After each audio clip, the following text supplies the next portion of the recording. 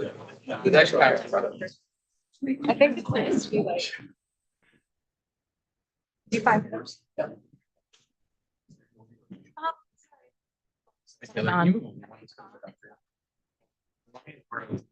Yeah. Okay. I think so. Yeah, we definitely. Oh, yeah, it's on right now.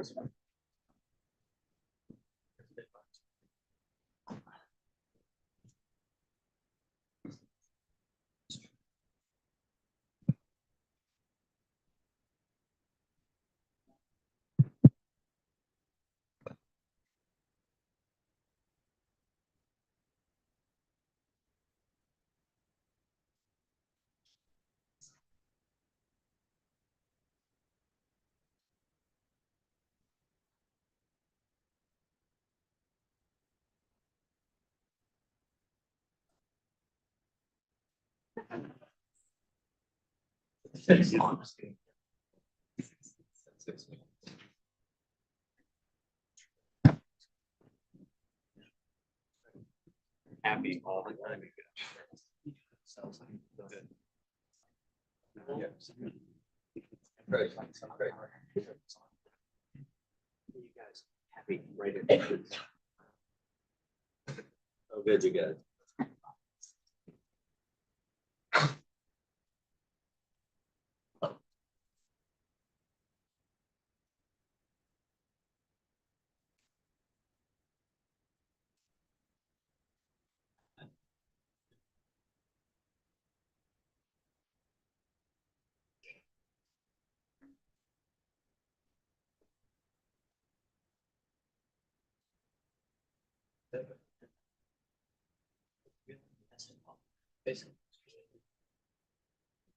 Recent. I think it's in the Google. Yeah.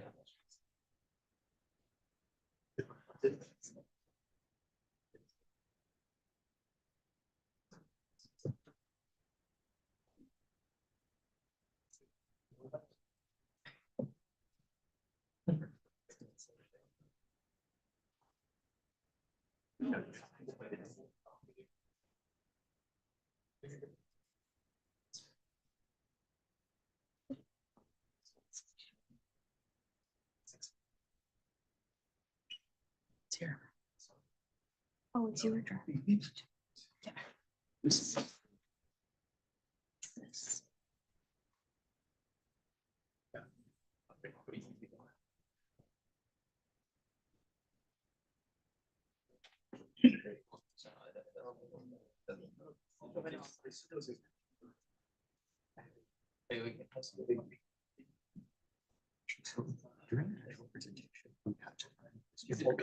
You can grab walk around. You can grab that one.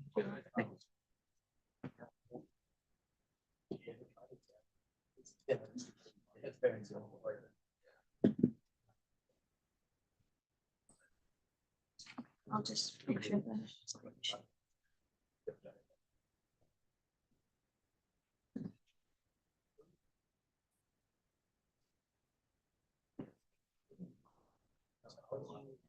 Oh, he doesn't.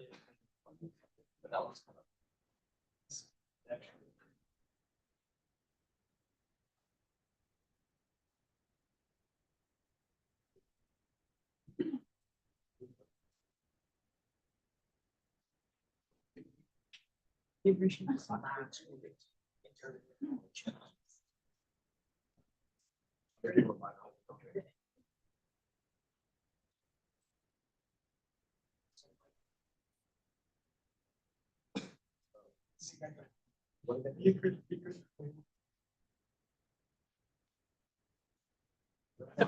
Sorry.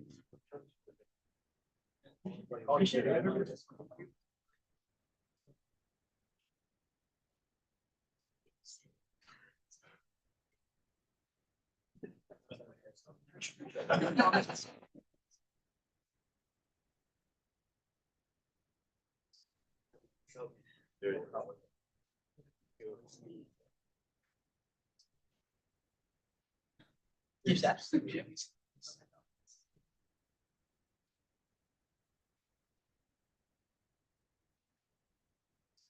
Get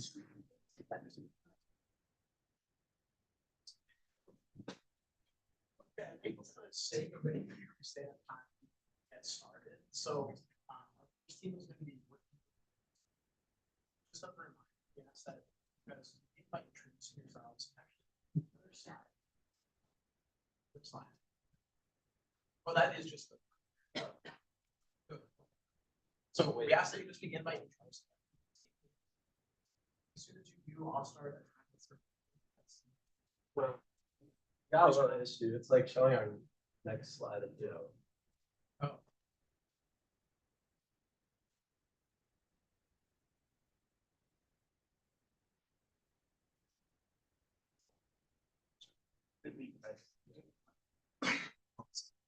Look at the next slide. See if it looks fine. Oh, it's like the next.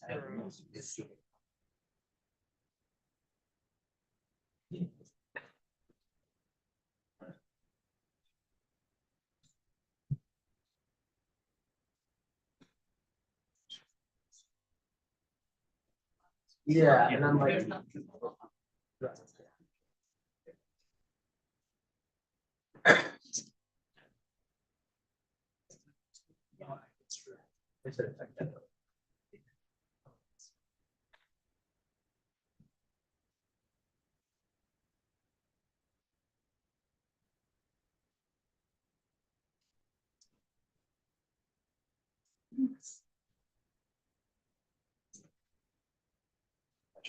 Yeah. Okay. We're good now.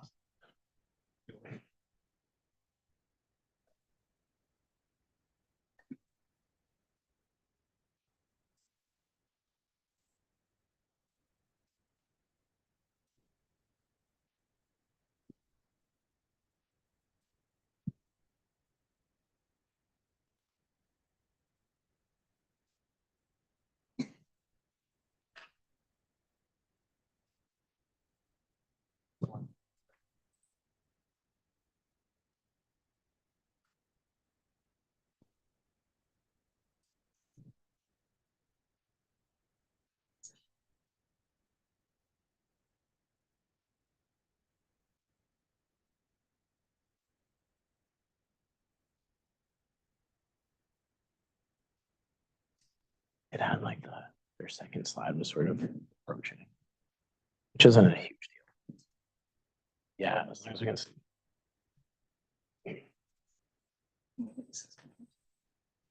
Yeah. Yeah, the PDF is just like that.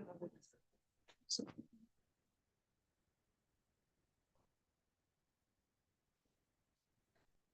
Does that look good, guys? Okay. Okay, thank you.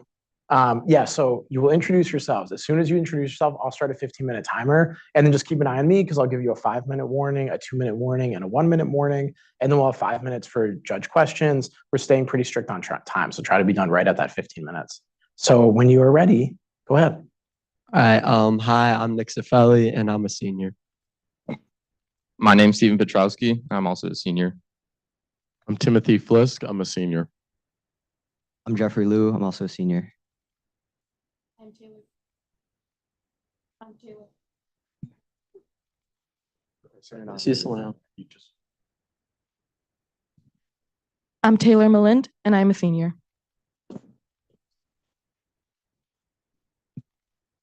All right. So, hello. We are York Community High School, and this is our solution to this year's M3 challenge.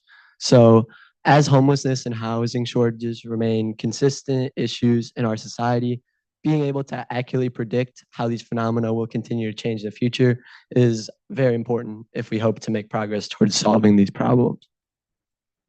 So to start, we had to make a couple of global assumptions. The first being that historical homelessness and housing data are going to be predictive of future trends. Assuming this is important because it allows us to assume that the things that caused homelessness and housing shortages in the past will continue to cause them in the future. Secondly, we assume that homelessness and housing are directly related to the economy. This allowed us to use economic wisdom to create and justify our models. And thirdly, we assume that the housing market won't reach some sort of theoretical limit during our time period. And this just allowed us to ignore any issues with growth towards a limit, which would make our models unnecessarily complex. So question one, our task was to predict changes in the housing supply in Seattle and Albuquerque over the next 50 years. So we also had to make some local assumptions for this question. The first, kind of reiterating what I just stated, is that usable space is not a significant constraint. And secondly, we had to assume that average longevity of housing will remain unchanged. And we did this so that we could assume that people will continue to move houses at the same rate as they do currently. So our approach for this question was to create a midline sinusoidal regression. And we came up with this idea based on the economic theory of the business cycle, which has two main features. The first being an overall linear increase. The economy generally trends up in the long run. And secondly, periodic deviations such as recessions and periods of growth. And a midline sinusoidal regression is optimal to model this question because it is not complex and it fits the data very well considering housing is related to the economy.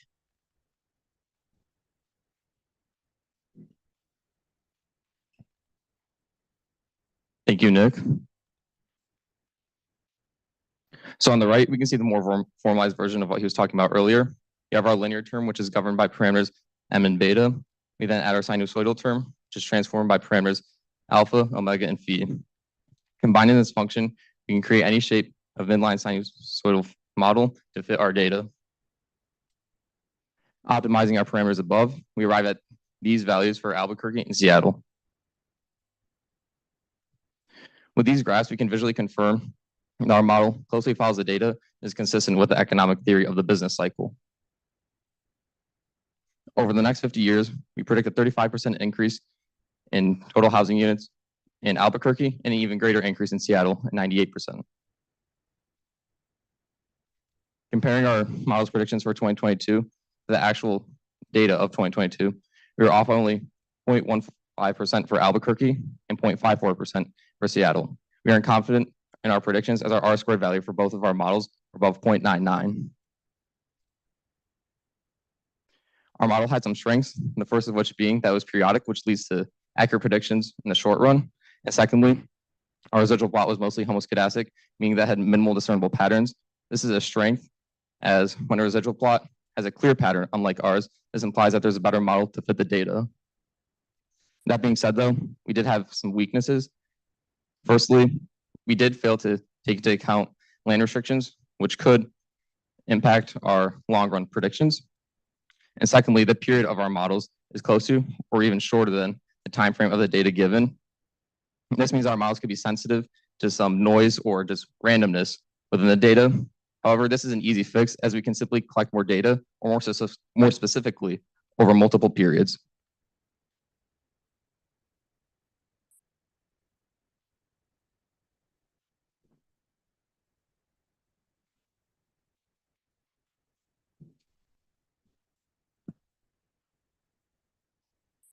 For question two, we were tasked with predicting changes in homeless population in Seattle and Albuquerque over the next 50 years. We made 4 local assumptions for our problem. Our first being that population, income, and median housing price are all well approximated by linear regressions. Our second being that income follows a normal distribution, with its mean being the median yearly income. For our third local assumption, we had to define a certain income cutoff for homelessness. We defined this to be the median housing price divided by 30, and we arrived at this conclusion based on the reasonable assumption that if an individual cannot afford a 30-year mortgage for a median priced home with their entire income at the cheapest possible financing rate, then they are most likely not able to afford housing. For our fourth assumption, we assumed that we were able to dismiss 2021 data points for homeless population due to a lack of point of contact counting for homeless population, unhoused population. We had 6 variables: time since 2010, our median income, our median housing price, our standard deviation of our normal curve, our total population, and our total homeless population. For a general overview of our model, we essentially constructed a normal curve of income for a given year defined by its mean and standard deviation. Our mean was our median income as we previously defined, and our standard deviation was computed from our previous data and linearly extrapolated through time. Once we had our normal curve, we could find a certain proportion of the population under a given income bracket by integrating under the curve up to a certain limit. This is where our homeless income cutoff comes in.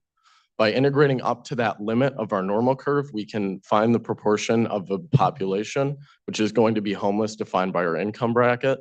And once we have that, we can multiply that by the total population, which we previously found, to find our total homeless population. For the computation of standard deviation, we essentially worked backwards from our already given data.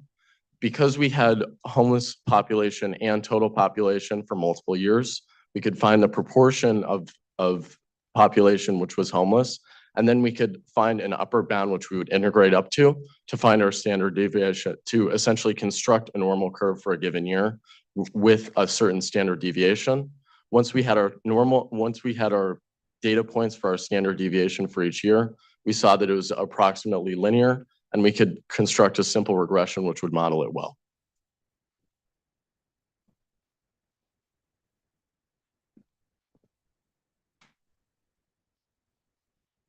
Thank you, Tim. So to look at a general overview of the way that our model works, we start with 3 sets of time series data. First, the population, second, the average income, and third, the housing price. And as Tim described earlier, we can take these 3 sets of data and create a 4th set, our estimated standard deviation, using the formula shown previously. Now, with our 4 sets of data, 3 given and 1 derived, we can convert all the economic data through inflation as needed and perform, as stated before, linear regressions for each of these. Now, you can see that some of these data points may not look as though they follow a linear regression. However, we know from economic theory and our general societal understanding that the overall trend is indeed linear. But we can see that because our data is of a small sample size and there is always noise in real world data, it may not look to be best linear here. So as we make these regressions, we can substitute them into our formula for the distribution model, and multiplying by the population with our proportion that we estimate to be homeless, we can get our predictions for the number of homeless people. Now, if we look at our results, we see that we predict that Albuquerque has an increase of about 96% of homeless people over the next 50 years, and Seattle has an even greater increase at 132%. And if you look at the error, it's extremely low. For Albuquerque, we only had a percent error of about 2.04%, and for Seattle, 3.54%.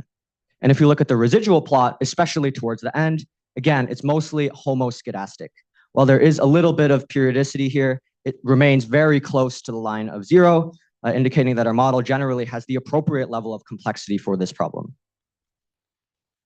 So our approach had a few strengths. Firstly, that it draws from multiple sources of data, meaning that if we were to try to predict in the future with data that we don't have right now and we collect later, even a little bit of noise wouldn't have an extremely large impact in the accuracy of our prediction.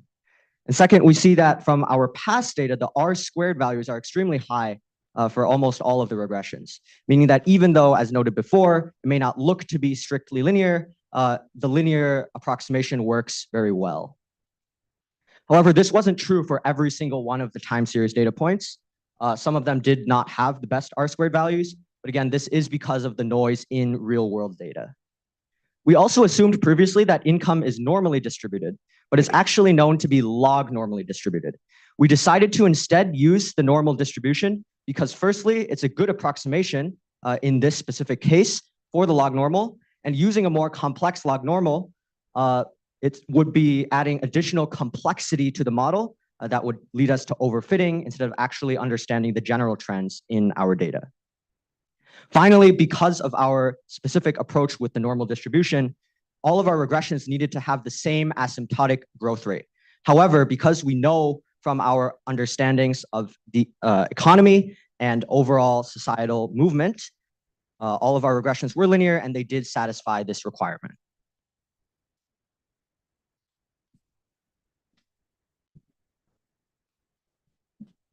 Question 3 asked us to find a plan to help a city address homelessness.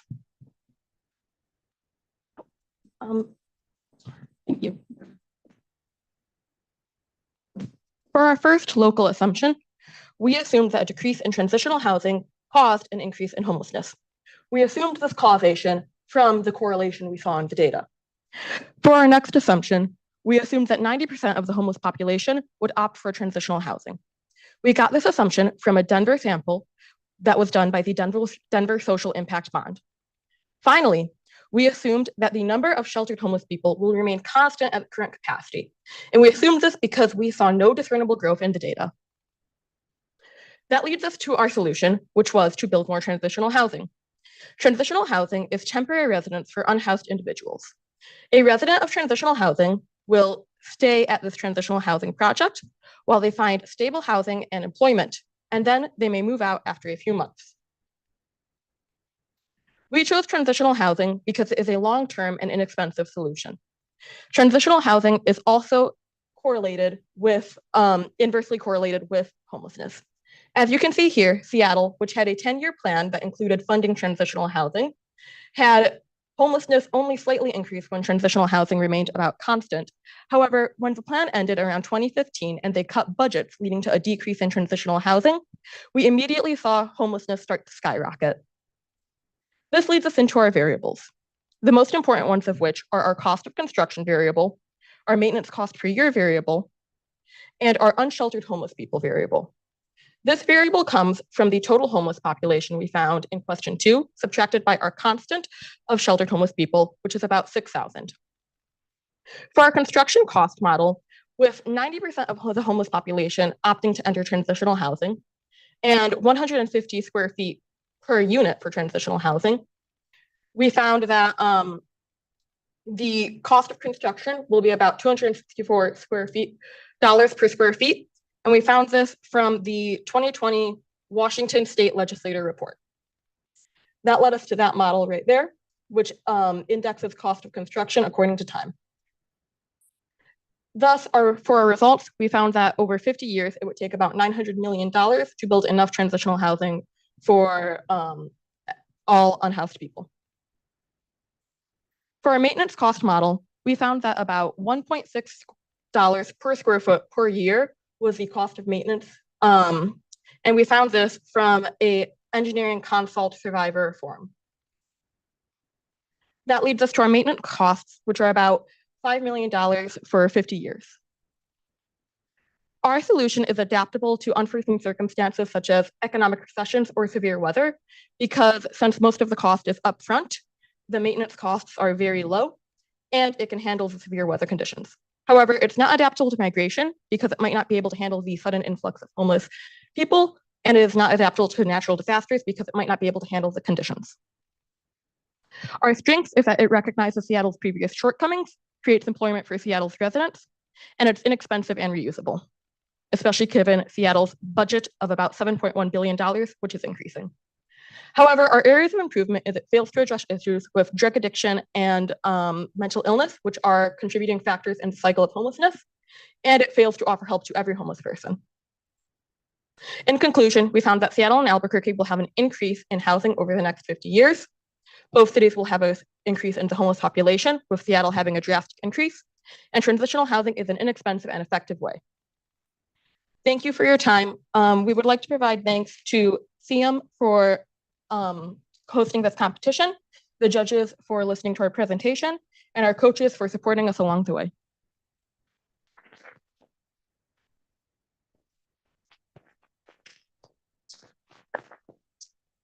Great, thanks everyone. So we can take some questions from the judging panel. One, can you hear me okay? All right. So I have a question. It's not even about the mathematics and the models. I'm curious as to how the COVID-19 pandemic showed up in your historical data, because you had a lot of data the past, I don't know, 10, 15 years. And did you see anything that indicated that there was a pandemic? And did you think about the effect on the pandemic and all these things on homelessness? So when we did start our initial visual exploration of the data, we did obviously see that there was a major shift in the trend, right? So for example, in the recorded number of homeless people, we saw that it was generally increasing. And then suddenly there was, I think it was in 2021, we had a sudden dip. And that led us to go research where there might have been errors in data measurement, which we did find. And that was part of our justification for throwing away one of the data points, which was very inaccurately measured. So that was one of the impacts. Second was, again, the economic impact, right? That cannot be ignored. But we do think that generally the economy continues moving in about the same direction. We saw across major economic events, such as like the 2008 recession, it still generally follows the same trend. So we used as much data as we could, given we only have a very small amount, including the pandemic data to model our. Thank you. Can you hear me too? Okay, good. In your first problem, in the first part, your linear trend is, you added sinusoidal trend. And you do show very high R squared, so the model is good. If you remove the sinusoidal correction, is the model any worse? Did you look at any numbers that say, okay, that addition is really making a difference? Wait, is this, yeah, okay. So without the sinusoidal term, it still models the general trend of the data very well. As we know that in the long run, as we stated in our presentation, the economy does tend to increase linearly. However, in the short run, which we would consider like, especially the 10 and 20-year data points, relatively short run, we know that housing can be very sensitive to economic recessions and growth periods. So we saw, first off in the data, we noticed that trend. And when we were doing our research, we noticed that sinusoidal methods are often used to model the economy. So the model wouldn't necessarily be bad without the sinusoidal term. It just makes it much better. And we thought it was a worthwhile inclusion that while it added some complexity and maybe some extra sensitivity to noise, it was still worthwhile. Okay, thank you. Thanks. I'll ask probably one final question, which was, I was also interested in your part one model. Correct me if I'm wrong, but I believe it didn't come into your part two model, which I wanted to ask about. So, like you're predicting where housing goes over time. You'd think this might have some impact on the homeless population. So can you talk about that decision? Was part one integrated in part two? If not, why not? And maybe given more time, would you do anything different? One thing about homelessness is that it takes into account your income, which we weren't entirely sure would actually fit that same like sinusoidal regression. This is one thing I'd like to add. We definitely were mainly looking at homelessness as an issue, like Steve said, of housing price. I think that our model two definitely brings in a lot of data, but housing availability was not exactly one of those that we thought should be our main focus for homelessness. You could see in the data from the 10 to 15 years that despite both homelessness and housing increasing, they didn't really seem to have much of an impact on each other. Mostly homelessness seems to be caused by a inflated housing price market in which people simply cannot afford houses, even though there are vacant houses existing for them. Okay, great. I think we'll wrap you guys up there, but thanks for the presentation. Thank you so much. Thank you. Okay, so we're having Buckholz High School come up, and then remember Livingston High School, if you're here, we'll leave the room just to be on deck for the next presentation.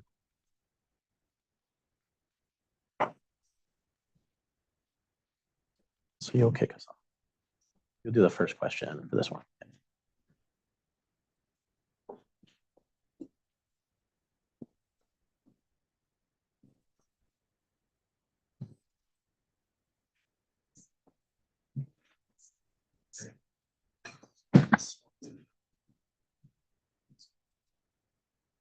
Good.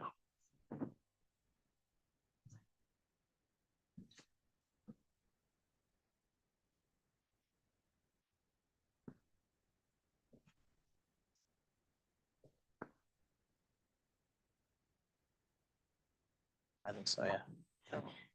Yeah. I think of them as loose guidance. Yeah.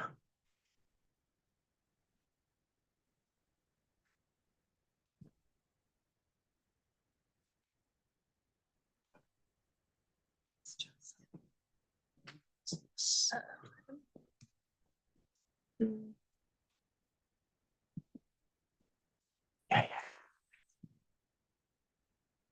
I think a few minutes, like inspiration. Oh, okay. Yeah, just-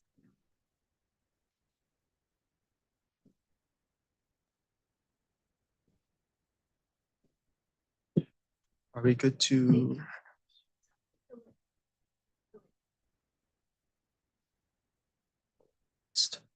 Okay.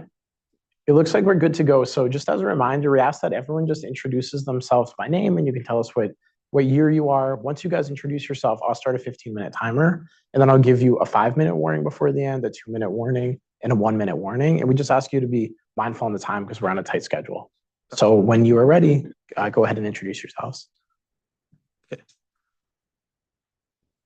Good morning, everyone. We are team 17497 from Buell's High School. My name is Nathan Wei. I'm a senior. My name is Luke Shui. I'm a junior. My name is Melissa Lee. I'm a senior. My name is Sophia Rong. I'm a junior. My name is Andrew Zing, and I'm also a junior. And we are presenting our solution to this year's M3 challenge, A Tale of Two Crises. In part one of this year's challenge, we were tasked with predicting the housing market in our two chosen regions of Seattle, Washington, and Albuquerque, New Mexico for the next 10, 20, and 50 years.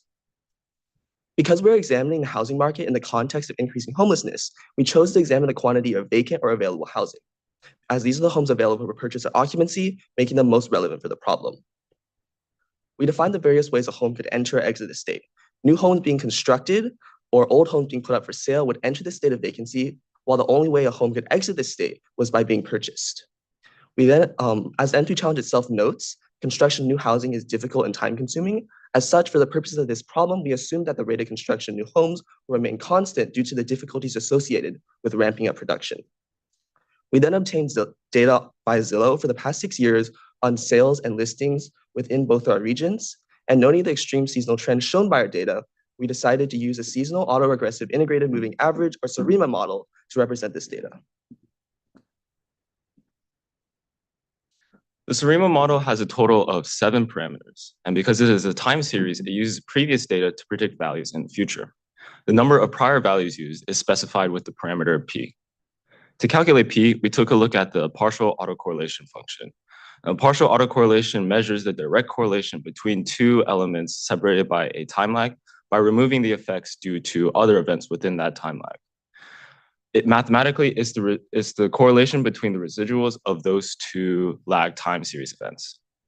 We use partial autocorrelation to calculate p because it has the ability to figure out which one of those previous events has the highest correlation with the current data value. Looking at our partial autocorrelation graph, we see that after the first month of lag, the autocorrelation decreases significantly, which means that we only have to use the previous month's data to predict values in the future. Our second model parameter is D, which specifies the number of finite differences required. One key assumption that SARIMA makes is that the time series has to be stationary. In other words, the mean of the data set has to be roughly constant throughout the time series. In order to make it stationary, we require the usage of finite differences. Below shown is a general model of the autoregressive model, which is the first part of the SARIMA model. The augmented Dickey-Fuller test tests whether or not alpha in this equation is 1, which would signify that we would have to take a finite difference as it is not stationary. After applying the test to Seattle and Albuquerque, we found that neither required any finite differences and both were actually stationary. Our third parameter is Q, which represents the number of white noise error terms used to predict current value. And to do this, we looked at the autocorrelation function. Now, the autocorrelation measures simply the correlation between the value and the lagged version of itself. And because this correlation includes the white noise error terms, we decided to use the autocorrelation to calculate Q. Similarly, with the partial autocorrelation, the autocorrelation decreases significantly after the first month of lag, which means we only have to use the previous month's white noise error term to predict values in the future. This constitutes the moving average portion of our SARIMA model. The next four parameters distinguish the SARIMA from the ARIMA model, as these parts incorporate seasonality. Big P, big D, and big Q represent the seasonal equivalents of P, D, and Q. And after analyzing our data set, we found that big P equals 4, big D equals 1, and big Q equals 1 produces the best fit, as this produces a graph that isn't too spiky, isn't too round, and also isn't too repetitive. Our final parameter is S, which represents the length of the seasonal cycle. Housing market analysis has showed that typically housing markets involve a seasonality of around 12 months. And this is shown in our partial autocorrelation and our autocorrelation graphs, as we see a very significant correlation in our 12th month lag. Once we determine all of these parameters, we still had to pre-process the data, as SARIMA makes another assumption that the variance is held roughly constant. In other words, the variance is stationary. To make the variance stationary, we use the Box-Cox transformation, and specifically the Box-Cox transformation with lambda equals 0, as this stabilized the variance the most out of all the other lambda functions. These are our two graphs. The first one is the Seattle sales. The second one is the new listings in Seattle. The orange represents the given data set, as in Zillow, and the blue represents the predicted data values. As we can see, the sales slightly outpaced new listings, but this is offset by the constant rate of production. The following two tables show our model's results for both Seattle and Albuquerque. In Albuquerque, we saw a 600% increase in the supply of vacant housing over the next 50 years, with a similarly large 500% increase in Seattle. Compared to the homeless populations in both of these regions, which number approximately 1,500 and 10,000 respectively, it is clear that the root cause of homelessness is not due to a lack of physical housing supply, but the increasing unaffordability of existing homes. ARIMA models allow us to capture both short-term seasonal variations in our time series data, while also capturing longer-term trends. Additionally, through the use of an augmented Dickey-Fuller test, as well as autocorrelation, we are able to objectively determine our model's parameters, providing a more accurate prediction. However, ARIMA models in general rely heavily on past data, which makes them less reliable to predict extremely long-term predictions. But in general, this is a problem with attempting to predict far into the future, as it's rather naive to assume the current status quo will remain constant over the next 50 years. Problem 2 tasks us with predicting the homeless population in Seattle and Albuquerque within the next 10, 20, and 50 years. To quantify homelessness, we must first define it.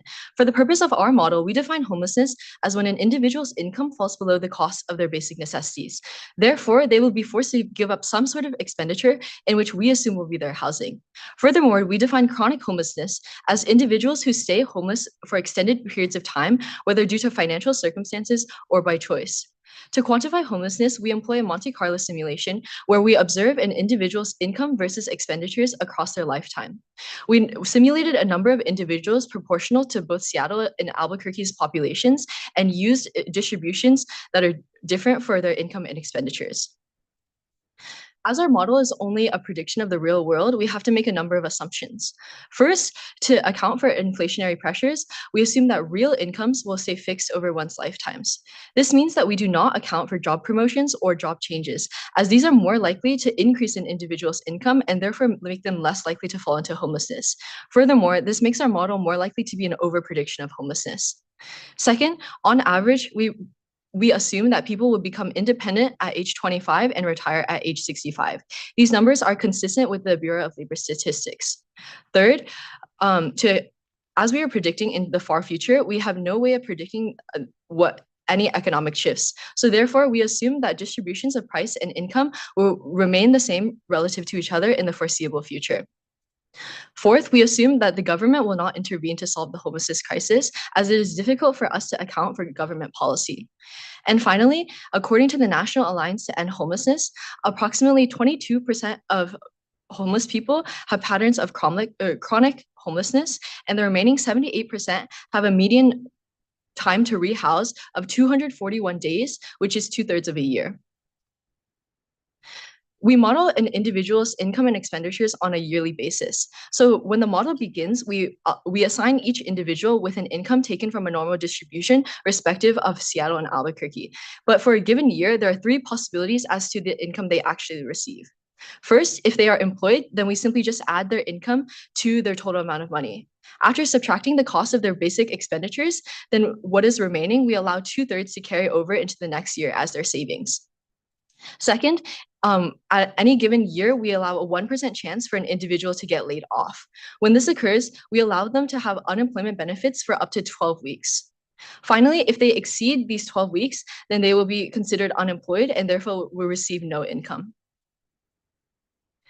We are only modeling the cost of basic expenditures, as even for individuals with high income, they will be able to, if they receive sudden price shocks, such as possibly losing their job or having medical emergencies, then they can simply reduce their other unnecessary expenditures. And therefore, the only costs that we necessarily need to consider are the costs of food, healthcare, housing, transportation, and clothing, which we have deemed to be the necessary expenditures that anyone must spend their money on. To calculate the average expenses, we multiplied the national average by a conversion ratio for each necessity. And we only considered the bottom 20% of the population, as this is the group most representative of those likely to become homeless. And this gives us the cost of living for each city, which gives us a standard to base our expenditure off of. Due to the particularly long time frame, we wanted to be able to accurately represent the changing population. So we decided to simulate each age group separately as they spend different amounts of time in the workforce. The number of years spent working is important because this determines the period of time for which they are vulnerable to homelessness, the time of independence between age 25 and 65. Shown above is our table for the 50-year time window, but we have similar ones for the 10 and 20-year distributions. From our Monte Carlo simulations, these are the projected increases in the homeless populations for the next 10, 20, and 50 years. And in order to validate our results, we calculated the real change in Seattle's homeless population over 10 years with different starting days, and the number varied from 2,500 to 4,500. Our prediction of 3,800 falls well within this range, so this validates the accuracy of our model. Our 10-year number for Albuquerque was similarly accurate, though because the city government has been slowing the growth of homelessness through intervention programs, our 20 and 50-year predictions will likely be over predictions if they continue to do this. Our model elucidates the importance of each factor since the cost is directly proportional to the burden felt by the individual. Additionally, because we use random selection in a normal distribution, this adds variability that is reflective of real-world situations. And we can also easily modify parameters or assumptions, which allows us to determine the sensitivity of our model with respect to different factors. However, this also means that we cannot capture the intricacies of real situations since we only have a limited set of variables. And as always, long-term prediction is always unreliable, especially over 50 years. So the final section of this year's challenge urged us to develop a model that could help local governments determine a long-term plan to address homelessness. So going back to the first section of our report, we determined that recent increases in homelessness have been due to a lack of affordability in current housing options, rather than a shortage in housing supply itself. So drawing inspiration from existing federal government subsidies, we decided that a potential solution was for local governments to offer a form of subsidy of their own, which would bring current housing to a more affordable price. Utilizing the Monte Carlo simulation in Model 2, we were able to implement these subsidies by decreasing the price of housing by varying subsidy amounts. So the results of certain subsidies are shown in the table here, with significant percentage reductions in Seattle's homeless population over the next 50 years. However, it is important to note that the efficiency of these subsidies tapers off from 20 to 50 years, which may indicate that the subsidy has reached its maximum efficacy or is now in a steady state. Still, it is clear from our model that these subsidies have great successfulness at decreasing the number of people experiencing homelessness, and we believe that this tool can be used to great effect by local governments in order to solve this crisis. Also, in the case of Seattle, we determined that the subsidy of value $2,500 may be the most worthwhile or cost-effective, with a 17% decrease in 50 years. However, this does depend on limitations such as the city's budget. So a strength of our model is that it is easily adjustable, as all we have to change are our input parameters, making it widely applicable to new cities. Additionally, we can account for further unforeseen circumstances, such as natural disasters, economic recessions, or increased migrant populations through changing our job loss factor. in our Monte Carlo simulation or by modifying additional variables as needed. However, we only examine homelessness from an economic perspective, which fails to account for some more personal intricacies, such as drug abuse or mental health issues that may affect increasing rates of chronic homelessness, especially in Seattle. And we also, with more time, we would like to have evaluated possible effectiveness of other incentives, such as food subsidies or tax credits, to determine the most effective combination of aid in order to combat homelessness. In summary, in Model 1, we were able to determine that although there is an excess in housing units, costly prices will continue to stop many from purchasing homes, with an estimated 500% and 600% increase in vacant homes in Seattle and Albuquerque over the next 50 years, respectively. And in Model 2, we were able to determine that without further government intervention, the homelessness crisis will only continue to worsen. And in Model 3, we decided that the most constructive solution for these problems is for local governments to offer a subsidy of their own. And this was shown to be a fairly cost-effective solution with a large percentage reduction in the number of people experiencing homelessness. As a whole, we believe that all three of our models are flexible enough to be generalized to further cities and can provide useful insights in order to alleviate the housing and homelessness crises. We would like to open the floor to any questions, and we would also like to thank our coach, Mr. Liu, and M3 and Jane Street for inviting us here.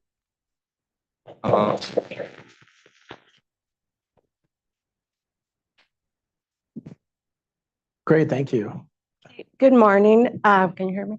Yeah. Okay. So I have a question about part one of your model predicted a very huge increase in the housing supply for both cities. Your numbers were higher than most teams predicted. So my question is, was there an aspect of your model that led to such a high increase? And do you think this is realistic? Well, it's obviously very hard to predict anything in the next 50 years. So there's a large variation in any sort of predictions. In our model, we noticed as we can see in the graphs here, the constant rate of production did overcome the deficit in sales and new listings, and that's what caused us to have a rather high change in the housing supply over the next 50 years. I think one thing to also consider. Oh, sorry. I think one thing to also I think one thing to also consider is the government permits, such as single house zoning. So, for example, if governments start to shift towards allowing multiple homes to be built on one plot, that would all create a way for much more housing to be available within these cities, and so that's potentially like something our model could predict. Okay, thank you. Again, a question about the Monte Carlo simulation. Can you go into a little more detail on how you estimated how people go from the unhoused to housed population and backwards? So you mean like how someone goes from being homeless to like getting a job again? Okay, so essentially what we did is like, obviously our definition of homelessness is when an individual's income falls below the cost of their basic necessities. So this is basically the factor that we used. So we used basically the biggest thing that would affect someone going from being homeless to getting a home again is their income. So when we look at how we calculate a yearly income, especially when we look at unemployment benefits, so essentially after an individual is like unemployed, they're more likely to become homeless. So this is where we were more likely to see numbers of homeless people. And so after they're unemployed for like a year, since we're modeling on a yearly basis, they have a fixed income, and basically we have like a probability of them like getting a job again. And then after they get a job, we compare their income versus their expenditures. And therefore, if they fall below like the basic necessities, then they'll fall back into homelessness. One quick follow-up on that. So when you did your Monte Carlo simulation, how many simulations did you do to estimate your future results?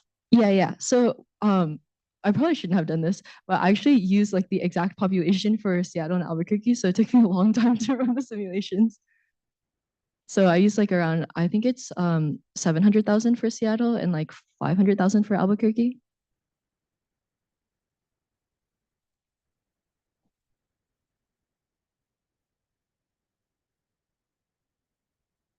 And do you have a question?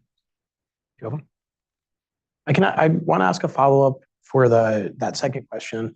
I think it's reasonable to choose the population seed as the number of simulations. How would you know if you chose enough? Like if you've done 10,000 or a billion, how do you know if you got an accurate answer? That's actually a really fair question. One thing, okay, so I'm actually not exactly sure how you would quantify it. I think it would be if your results are like necessarily too close to, like if you're overfitting your model, if you notice that like the data that you're getting is like very, very similar to the data that you expect. One thing I would be worried about is to not go maybe below like 10%. Like how much? Seen enough for like normal distribution to actually appear. Yeah, like as long as we have enough for a normal distribution to appear, which is 10,000. Yeah, around 10,000. And also we had a very limited time frame, and also computation resources were at a premium, so we couldn't simulate a whole lot of times. Any last questions? Okay, thank you.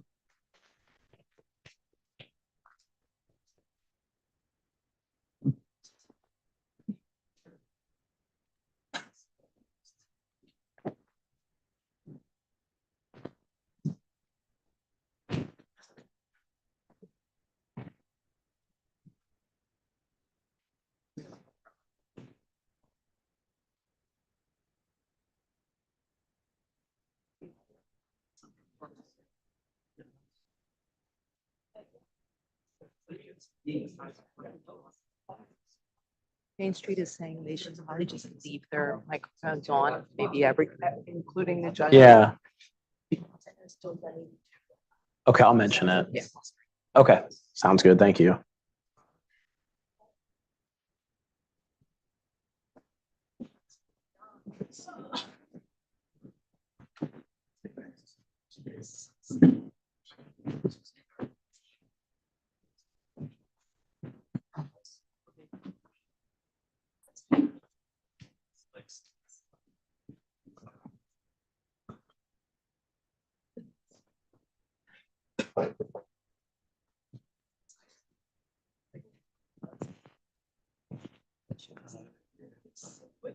Oh, I see. Okay. Yeah. Okay.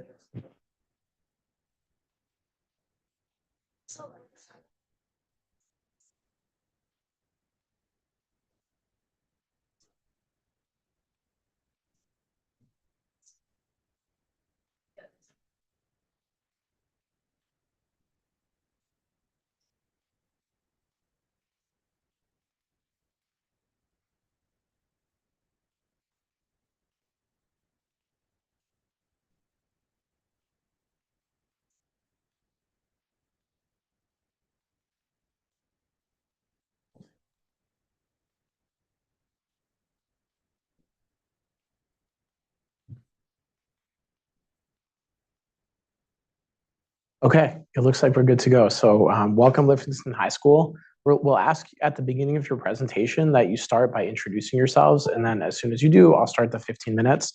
I'll give you a 5-minute warning, a 2-minute warning, and 1-minute warning. And we just ask that you stick pretty close to the time because we're on a tight schedule. One thing I was just told is that the microphones in front of you, they might be off or on.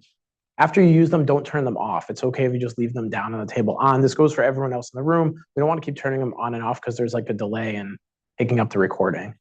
So yeah, leave them on. So whenever you're ready, introduce yourself, and then we'll begin the timer after you start. All right, my name is Harsh Akanuri, and I'm a senior. I'm Nathan Zhang. I'm also a senior. I'm Olivia May. I'm also a senior. I'm Timothy Wu, and I'm a senior.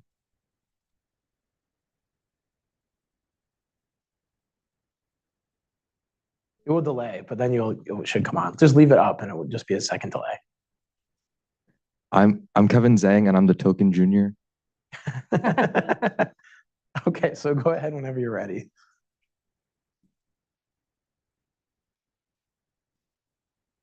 All right, so hello everyone. We're at Livingston High School, and we're here to present our solution to this year's M3 challenge problem.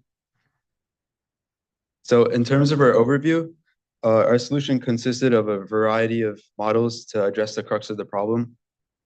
So in our first problem, we analyzed supply and demand factors of housing and developed a regression model to predict the number of housing housing units in Albuquerque, New Mexico, and Seattle, Washington over the next 50 years. And then in the second problem, we developed a state function that maps out the movement of individuals across various states of homelessness to predict the homeless populations in both cities over the next 5 decades. And finally, we developed a robust long-term plan to help combat homelessness through testing the plan under state function model of the homeless population. So for the first problem, we created random forest regression models, one for Albuquerque, New Mexico, and one for Seattle, Washington, that operate on 3 crucial features that predict the housing supply in both of these cities over the next 50 years. We made 4 key assumptions that allow our model to work.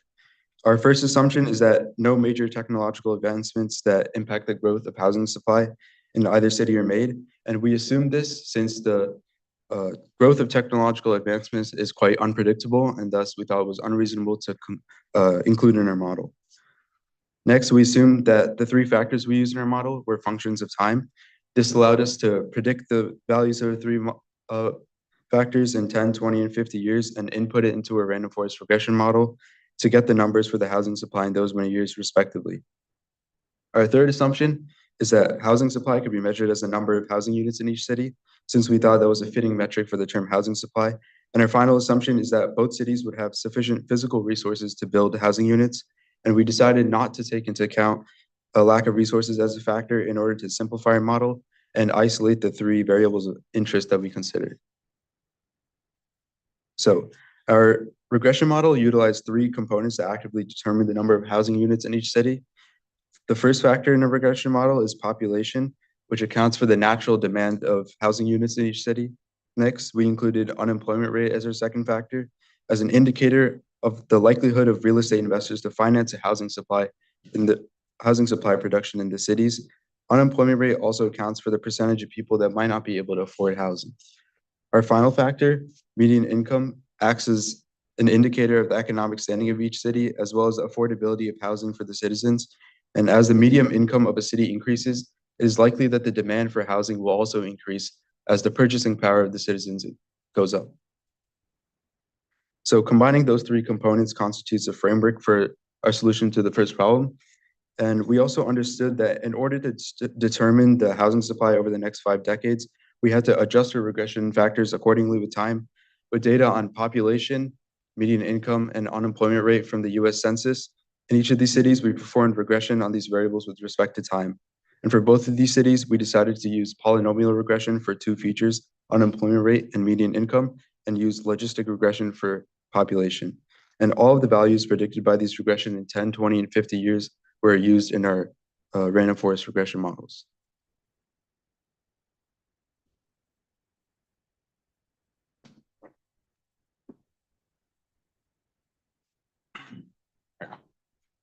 To model the housing supply over time, we trained a random forest regression model, a machine learning algorithm on a dataset of Albuquerque and Seattle with population, unemployment rate, and median income over 10 years.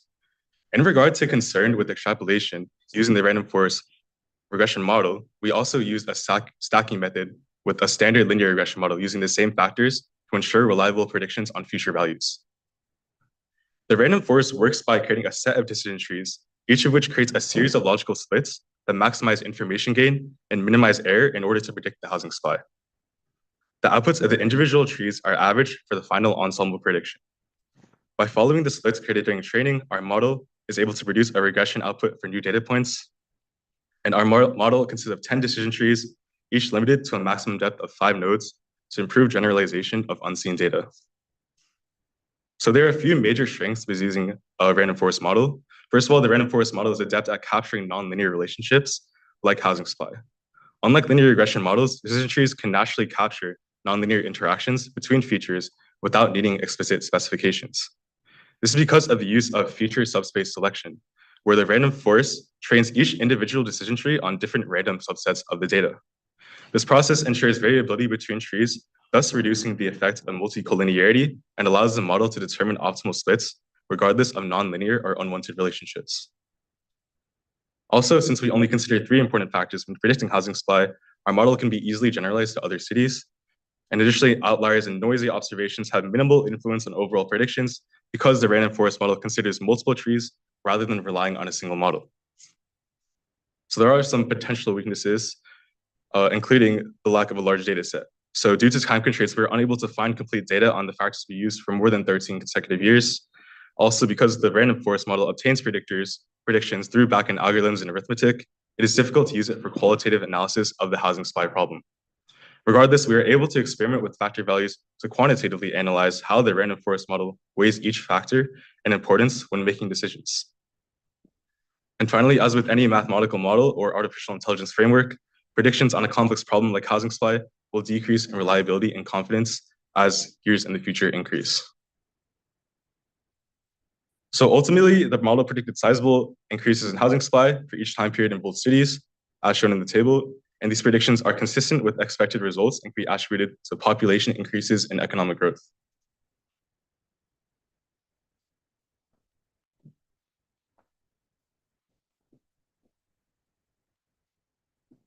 To determine the cause behind their homelessness, we use the following assumptions illustrated by our flowchart.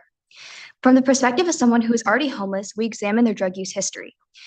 In the case that they have prior history with drug use, then we consider drug addiction to be the cause. If not, then we question whether or not they have a history of mental illness. If yes, then we consider mental illness the cause. If not, then we question if they have a history of domestic violence. If so, then we treat domestic violence as the cause. However, if all the following cases return false, then we default that the cause of homelessness was poverty.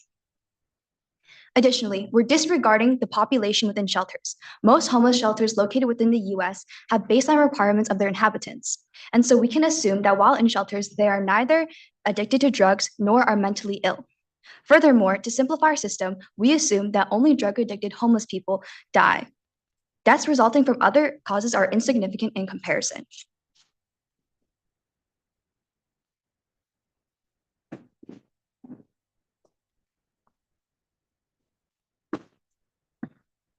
Given these assumptions, we're able to create a state function that accounts for 6 states of people: drug-addicted homeless people, mentally ill homeless people, unafflicted homeless people, victims of domestic violence, and poor people and dead people.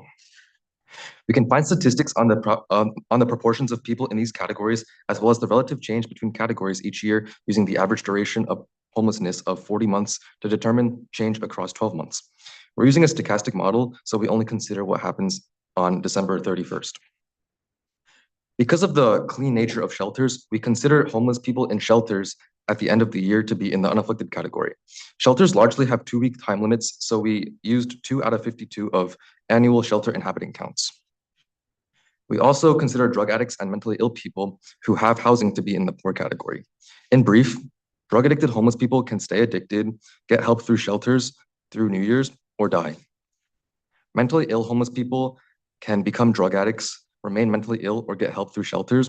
Unafflicted homeless people can become drug addicted, mentally ill, stay unafflicted, or get a home and become poor. Domestic violence victims will either escape to become unafflicted homeless people or remain victims of abuse, and the deceased will remain in the same state. We can pull statistics from online to then create a transition matrix, as well as a starting vector representing starting populations in each group. We then add a vector each year reflecting increases or decreases in the population. We subtract a number to reflect newly built affordable housing that unafflicted homeless people can move into. And we add homeless children who turn 18 over the year. And homeless children have a higher proportion of drug addiction than the general homeless population. And we then add migrant homeless people whom we assume to be in the same proportions as the existing population. And we account for population growth by multiplying the populations by a value reflecting the numbers found in the first question. After writing the code snippet in C++ for Albuquerque, we were easily able to change the numbers around to get one for Seattle as well and get results for Seattle. And from our state functions, we can get estimated headcounts in every category after any number of years. And we add the 3 homeless categories to get a total number, which we can see here. And notably, Seattle in our model is predicted to have a decrease in homeless population, largely thanks to its large sheltering programs.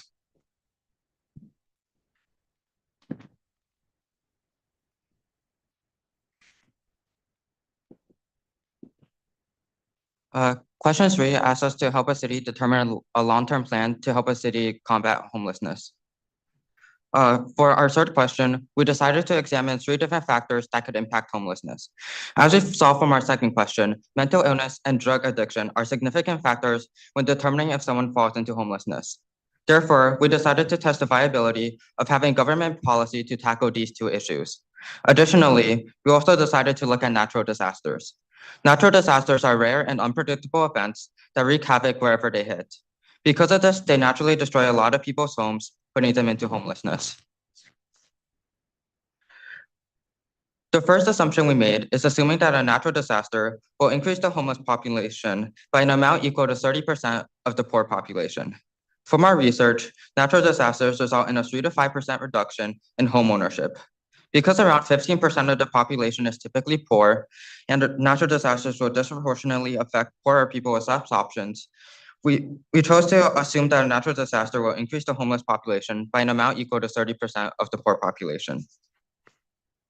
The next assumption we made is that for any government policy, the government can only help 20% of the homeless population per year. Pareto principle, a common rule that describes many systems, states that 80% of the outcomes result from 20% of the most important causes. In the context of government policy, this principle suggests that government effort should focus on improving 20% of the homeless population. Our third assumption is that a government policy to reduce mental illness would help 15% of the homeless population affected by mental illness per year. From our research, psychotherapy, one of the treatments that can help people with mental illness, helps 75% of the people that get it. By multiplying this with the 20% from our second assumption, we get that government policy would help 15% of the homeless population affected by mental illness per year. Our fourth and final assumption is that a government policy for drug addiction would help 8% of the homeless population affected by drug addiction per year. From our research, less than 42% of those that enter rehab for substance abuse complete the process. By multiplying this with the 20% from our second assumption, we get that government policy would help 8% of the homeless population affected by drug addiction per year. For our model, we will reuse the model from part 2, with the parameters adjusted to the impacts of the aforementioned circumstances. Since our model already deals with how these states of homelessness change over time, we thought this was a fitting model to use for this problem. Based on our assumptions, we already know that government policy provides positive changes to mental illness and drug addiction, while natural disasters will increase the rate of homelessness.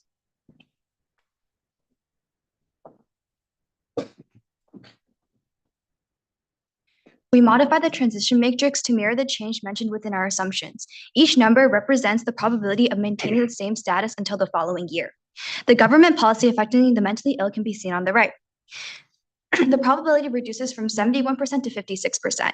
Additionally, there's a 15% increase in the chance that someone who is mentally ill can escape homelessness and enter a state of poverty instead. Similarly, a positive change can be seen on the left, reflecting government policy for drug addiction. The decrease from 71% chance of stagnation to 63% chance in conjunction with an 8% change of escaping homelessness.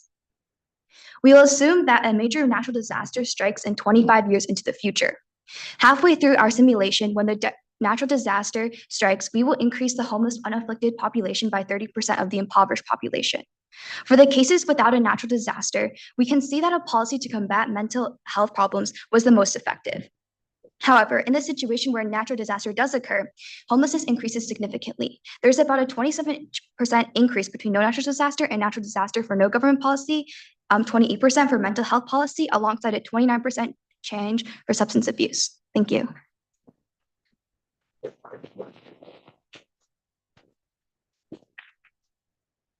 Great, thank you. So we have some questions from the judge panel. I have a question. Thank you very much for your presentation. You had your first state function model slide when you introduced, you had your various categories, and there was one that was, the one that had debt as one of the categories. Can you explain to me, unless I misunderstood, there was no category where people exited into being housed? Can you talk to me about that a little bit, or? So we consider homeless people who are able to afford housing. We put them into the poor category because while they do have housing, their income is still probably not very high, and they're still at a risk of losing their home. So, all right, people, okay, so they went into the P category. Okay, all right. Thanks. Question? Yeah, I do have a question. For your Markov chain, I did see one of the final slides was about the transition matrix, how you adjusted it. Could you explain one more time, how did you come up with the transition matrix probabilities before you adjusted this? So the probability before was based off our assumptions, and it's the same state function model that we used in the second assumption, and so the numbers that we got were reflected across. Where did you get those numbers from? So we found various sources that said things like the percentage of whatever demographic that becomes whatever other demographic. And some of them we found that the average duration of homelessness is 40 months. So for example, for the chance for an unafflicted homeless person to get housing, we used the number of unafflicted people who get housing, and then we multiplied it by 12 over 14 for the 1 year. So you compile different sources to get the transition matrix? Is that right? Yeah, so basically we looked through sources like SAMHSA was a big one, like psychiatry.org. Just curious, were there any inconsistencies? You have 6 different states and you're looking for, well, that many probabilities. Any inconsistencies in the data, because your probability should add up to 1. What if different sources have contradictory probabilities? Was that a case? Yeah, so we did have that happen, and so what we did was we found the average of all the sources, and so we tried to compile as many as we could. And okay. I had a question about part 1. So you guys use a random forest regression model, which we've seen some teams use, and you identified that one issue with these sorts of models is you typically need a lot of training data, which wasn't necessarily present in the data set we gave you. What would you do if you had more time and you could collect more data? How would you get more data for that type of model? Because one thing we found is there's not necessarily reliable homeless data going back, that many years. So is there anything you could do to make up for that? Right, so what we did was we took the previous 13 consecutive years. However, it's not necessarily a necessity for it to be consecutive. So for any year that we could find for data for Seattle or Albuquerque, we could take that data on homelessness, population, and median income, because we made sure that the factors we used were data that were commonly collected and stored on government websites. So did you use the same model? Is it the same model for Albuquerque and Seattle? It is the same model. However, we trained them on the respective data for each city. Okay. Because I could imagine one way of boosting data is you include more cities. Is there a reason to do a different model for different cities? Could you use data for other cities besides Albuquerque and Seattle to help with this data problem? We found that the patterns for each respective a factor, for example, population, median income, and unemployment rate had different effects on the housing supply for those cities. This could be effects of possibly like location, like region. However, we had to make sure that these models were like reliable for those cities specifically. Okay. Okay, makes sense. Any questions? Yeah. Yeah. So in question 2, you mentioned that you made predictions for Albuquerque and then you modified the numbers to make predictions for Seattle. Could you explain how that was done? So basically, we have our starting vector and our transition matrix, and we have like another vector that we add in each like stochastic step, and that's just like really like big ugly piles of numbers in the C++ thing, and we just like we like found a list of like data and sources first, and then we just like shifted the, like for example, in Albuquerque, there's a slightly higher drug addiction rate. So there would be like in Albuquerque, the probabilities of like an unafflicted homeless person becoming drug addicted would be higher. So we would shift it accordingly in the transition matrix for Seattle when we made like a new program. Thank you. Okay, maybe we'll wrap it there. Thanks, guys.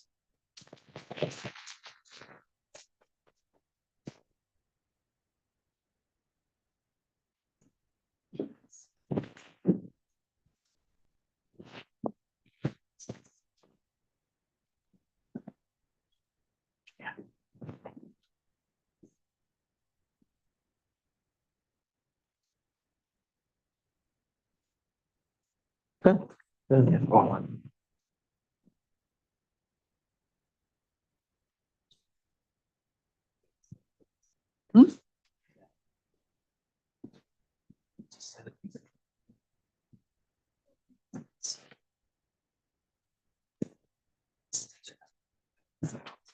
Yeah. Did you write questions? Sort of a mix. Oh, okay. I think you read. All right.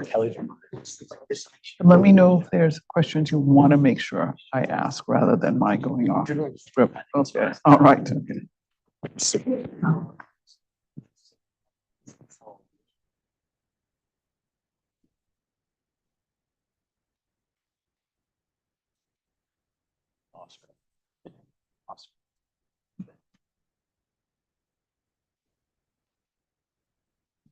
Yeah,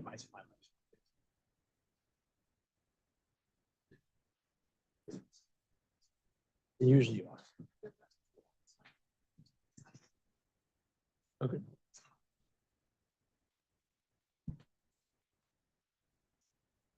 I'll let you know.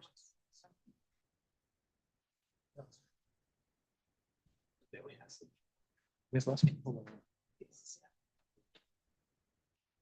Oh, they're going decompressing. Yeah, that makes sense. I see. Okay. Yeah.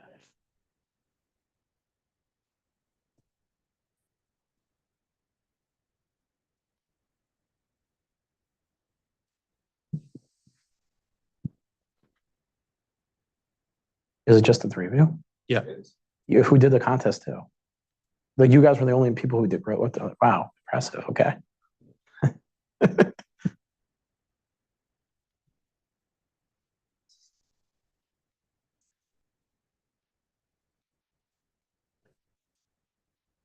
Yeah. They're thinking ahead to the scholarship money. Yeah.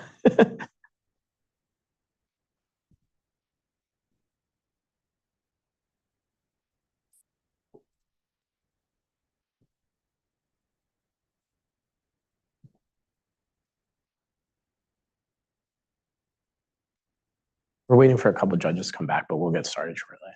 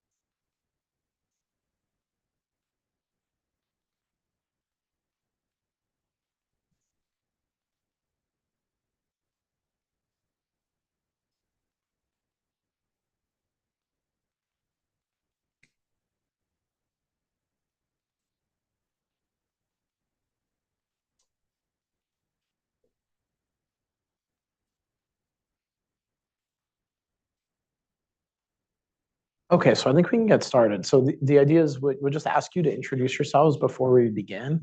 And then as soon as you, so give us your names, what year you are. Once you do that, I'll start the timer. You have 15 minutes. I'll give you like a 5-minute, 2-minute, and 1-minute warning. And we just ask that you're mindful about time. And then afterwards, we'll have questions from the judging panel. So whenever you're ready, begin by introducing yourselves. Sounds good. Thank you. My name is Karan Kara, and I'm a senior. Alex. I'm Alex Wu, and I'm a senior. I'm Curtis Ying, and I'm also a senior. Hello, distinguished judges, coaches, fellow teams, and everyone watching through the live stream. We are team 17570 from the Blake School in Minneapolis, Minnesota. Today, we will examine the evolution and current scale of housing in 2 US cities, Albuquerque, New Mexico, and Seattle, Washington. In this presentation, we will use statistical data and predictive models to understand housing instability and homelessness. For our team's global assumption, we concluded that there will not be significant policy shifts concerning housing or homelessness within the next 50 years. Despite the unrealistic nature of such an assumption, we felt as if the policy could introduce uncertainties impossible to predict. Instead, we offer our solution to question 3 as a launching point for solving homelessness. To ultimately understand the rising homeless issues and propose solutions, our team was first tasked with predicting the number of housing units in these US cities 10 years, 20 years, and 50 years after 2024. Besides our main global assumption, we assumed, based on collected data, that the average number of people living in a home will remain at 2 for Seattle and approach 2.07 for Albuquerque. This is important as our modeling method involves predicting population and dividing by these values to predict the total number of houses. Our method for this question combined 2 different population modeling techniques. First, our team used a simple logistic model, a function predicting population P as a function of time T years after 2010. The main reason for utilizing this model is to determine M sub P, the equilibrium point. As T approaches infinity, P of T returns MP. In this context, it is the maximum population of a given city. As it is unrealistic to assume population grows exponentially or even linearly, any population has a theoretical limit or equilibrium.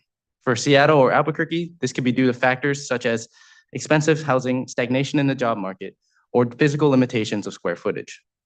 We derived this maximum number of housing units by dividing M sub P by the respective average people per household on the slide before. Our second model was the carrying capacity model, a differential equation that links the growth of housing units, dn dt, to how close the current amount of housing is to M sub h and M itself. The closer n is to n sub h, the slower the growth. If n is small, growth is also limited.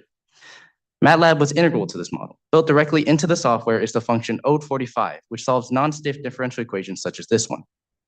With 2 lines of code, one setting up the differential equation and the other solving it, we can easily manipulate the code to solve for any t in any data set. This was incredibly important to save time in our modeling. We could also freely manipulate the k value to maximize the calculated Pearson correlation coefficient, a well-known measure of fit. This malleability also plays a significant role in our sensitivity analysis, which we will see after the results. Note here that the graphs are scaled down by 100 and 1,000 houses. Seattle experiences a large growth around 60,000 houses, tending towards 470,000, while Albuquerque has little growth to only around 270,000, with only 10,000 new houses in 40 years. Our team then utilized sensitivity analysis to determine how stable and valid our model is in different conditions. We changed 2 factors, the maximum housing population and the growth constant K. New M sub H's were arbitrarily chosen above and below our calculated value. The alternative K values, on the other hand, were calculated using the compound annual growth rate of each city. Albuquerque had a low growth rate of 0.0069, while Seattle had a growth rate of 0.0175. These were both compared to an arbitrarily high rate of 0.09. Sensitivity analysis corroborated our expectations, showing the model's robustness. Similarly, the carrying capacity shifted. The final values shift to match the capacity. Similarly, changing the K value increases and decreases housing growth as expected. Changing the carrying capacity has a larger effect than changing K, implying that our precise calculations of M sub H play a pivotal role in our final model. Reflectively, we found both limitations and strengths with our model. First, with both models only being one equation, this simplicity allows our team to fully trust the model and the results. The models are intuitive as well, as they are built for populations and provide rational results that make sense, not only for the requested 50 years, but hundreds of years in the future if necessary. We can precisely predict changes in population in both the short and the long term. Finally, having multiple factors such as population, carrying capacity, and people per household allowed us to tailor our model to each specific city, not just a general fit. However, one factor that we ran out of time to investigate was the city's relationship between median income and housing supply. Realistically, as prices continue to rise faster than median income, fewer people can afford a house. Quantifying this would have likely strengthened our results.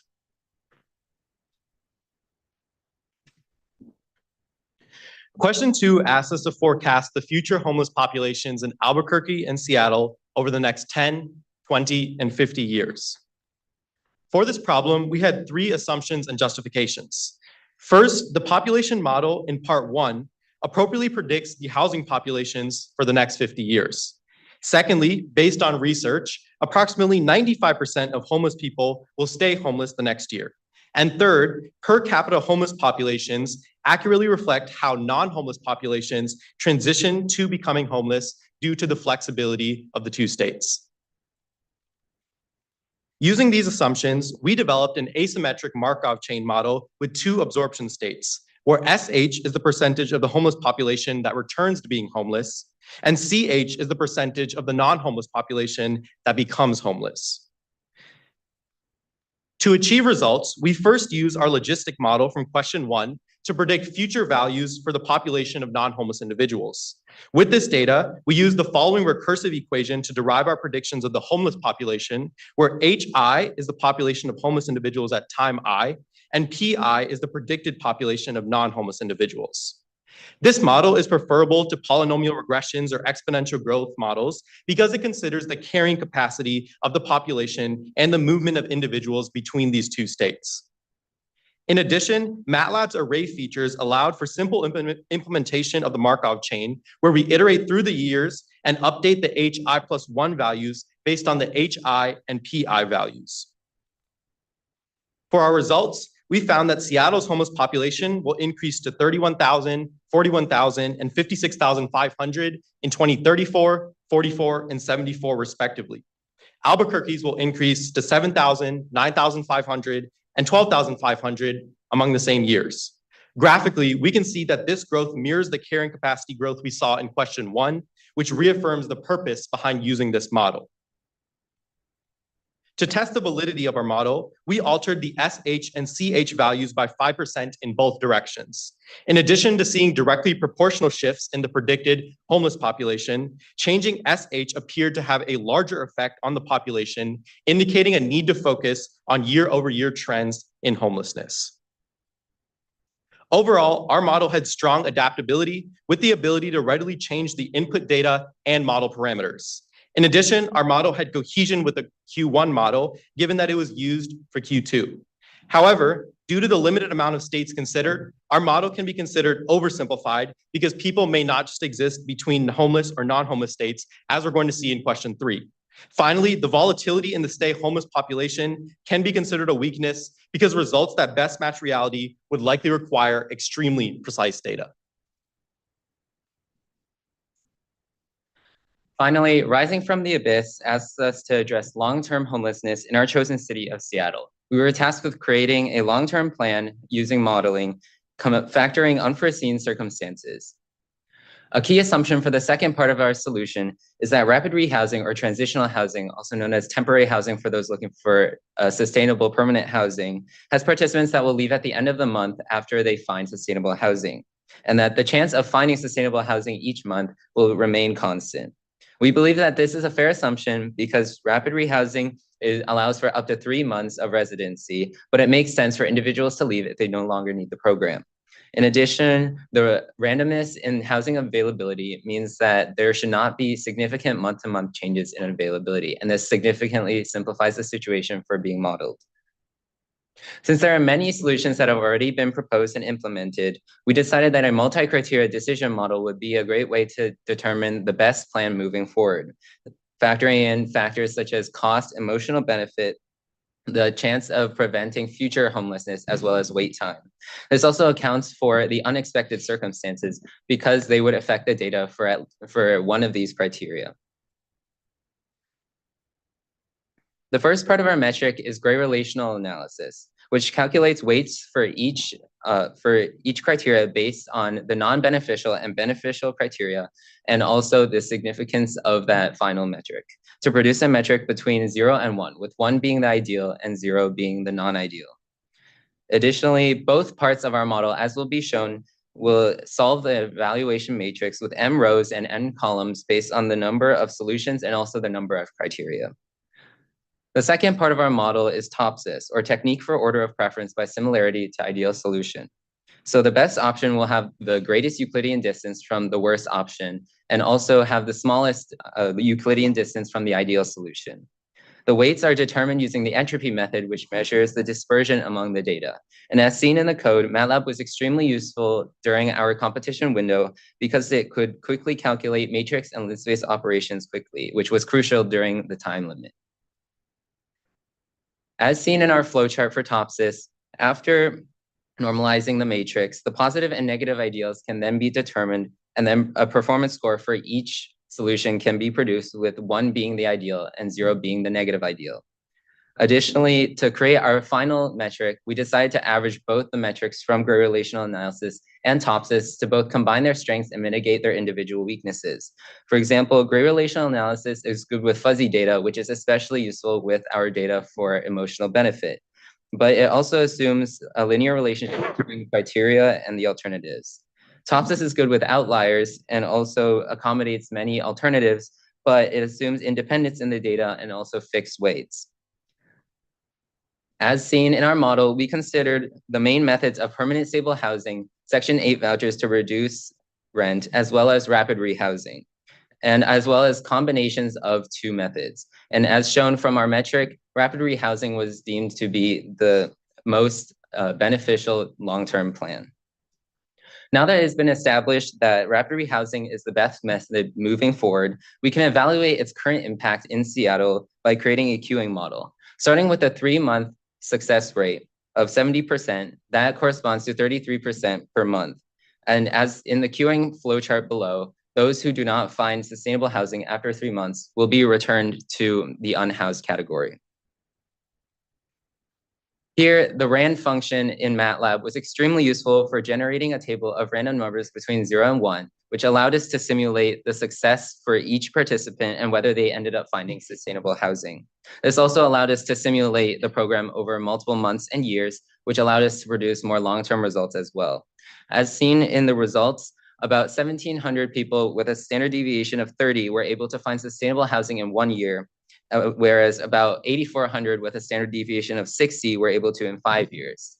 To test the sensitivity of our model, we varied both the capacity or the number of people who could use this program, as well as the 3-month success rate, each by 10%.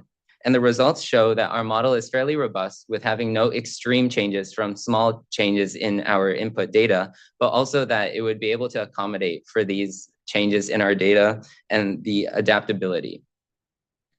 Some strengths of our methods were that we used multiple multi-criteria decision models and combined their strengths together by averaging them together, which allowed us to better represent the situation of the data. Additionally, we showed modeling depth because not only did we consider multiple important criteria from a range of different solutions, but we were also able to evaluate its impact using a decision model or using a queuing model for the best known solution. Finally, because the weights were objectively determined in gray relational analysis and TOPSIS, we introduced minimal bias into our final metric. Some limitations were that with more time, we would have liked to consider more data and criteria, and that our metric values do not stay constant because they depend on the number of criteria, the number of solutions, and the data for each of those solutions. Finally, we assume perfect time transitions in our queuing model, such as instantaneous time transitions.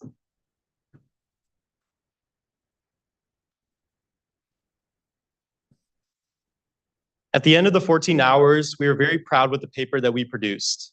We would like to thank our coach, Ms. Winkler, the Blake School, SIAM, Jane Street, and MathWorks for making this opportunity possible for all of us. Thank you for listening.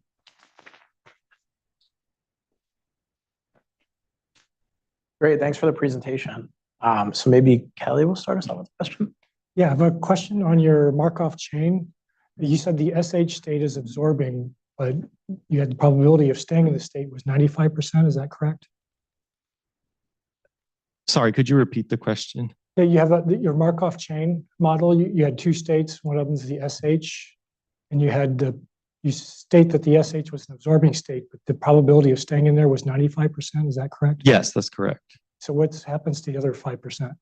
So the way that the asymmetric Markov chain works is that we use the logistic model from question 1 in order to fully flush out the population of non-homeless individuals.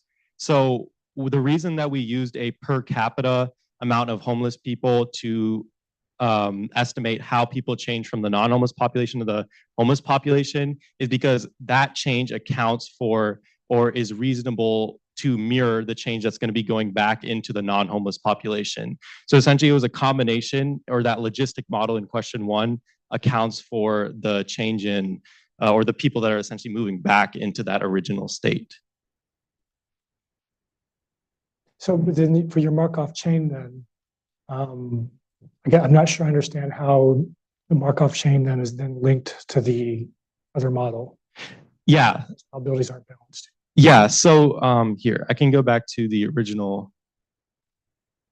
slide. So the idea of a asymmetric Markov chain is that the probabilities are not intended to be balanced in the first place because of the fact that when we had our logistic population model in the first question right here, we subtracted for 2010 to 2022 the homeless population data from the total population data, which gave us the population of basically non-homeless individuals, and then used this logistic population model to extend it all the way through 2074. So once we had that data, then we didn't necessarily need to be involved with how people were changing back to the non-homeless population, but instead simply how they were changing either from the homeless population back or from non-homeless to homeless.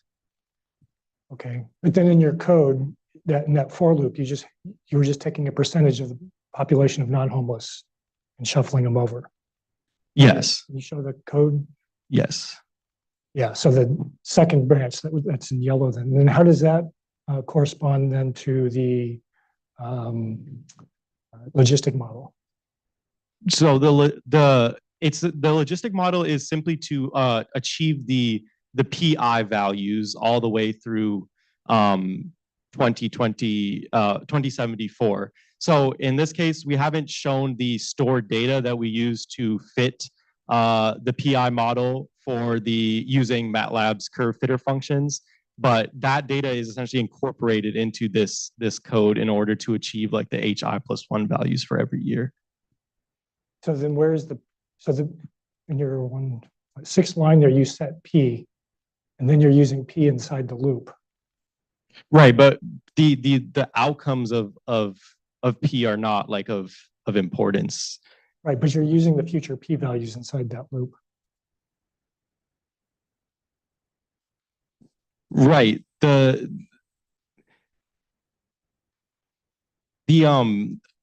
Okay, I think it's possible that I understand your point, but I think it's possible that this might have been maybe a slight misrepresentation of the actual code that was used in the to solve the problem. But I can assure you that what we did was extend the P all the way down and not like recursively use P to update the HI values.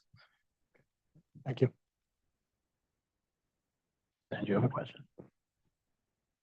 Hi, everybody. Thanks for a nice presentation. Can I just give you one little bit of feedback on the sensitivity slide?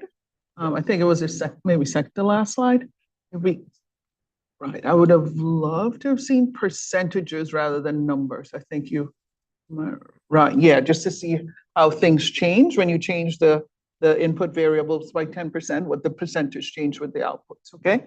Okay, so my question is, I think early on and maybe midway, you did different types of models. Like in the beginning, you did a logistic model, and then you did a differential equation, the carrying capacity model, maybe use OD45 and all that sort of stuff. With that, can you comment on, I don't know, maybe the different results or what you've felt with the outputs with regards to the different models, how they compared?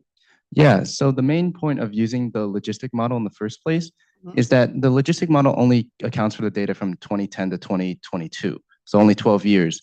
And that's what we use to figure out the equilibrium point, the M sub P. But we chose the carrying capacity as our final model to represent our results because it's iterative. It uses the years before number of housing and in its function to calculate the next years. So that's why we used it, because it allows us to kind of take the data that we have and extrapolate it and use the data predicted to calculate the next years. That's the logistic, right? And then the logistic was just the first part. The carrying capacity was the differential equation that allowed us to, it was reiterative. It allowed us to kind of move our data from being 12 years to all the way up. And then later on, you did, you used a MATLAB curve fitter for various things versus another approach for sensitivity. And, you've tried different techniques to come for the same results, right? Can you comment on those and how those, your results compared, which one you preferred over the next? Anything? Here, I can take that question. So one thing that we essentially kind of ran out of time to include in our paper was out of sample tests. So for when we're talking about why the carrying capacity model or why our multi-criteria decision-making model are preferable to other models like just an exponential model where we don't consider that there's a maximum limit to what Seattle and Albuquerque can house. That's based on the idea that when we conducted those out-of-sample tests, the difference between predicted values that we already had, such as in 2021 or 2022, were the most similar to their actual values themselves. Yes, yeah. It is about third part of the challenge.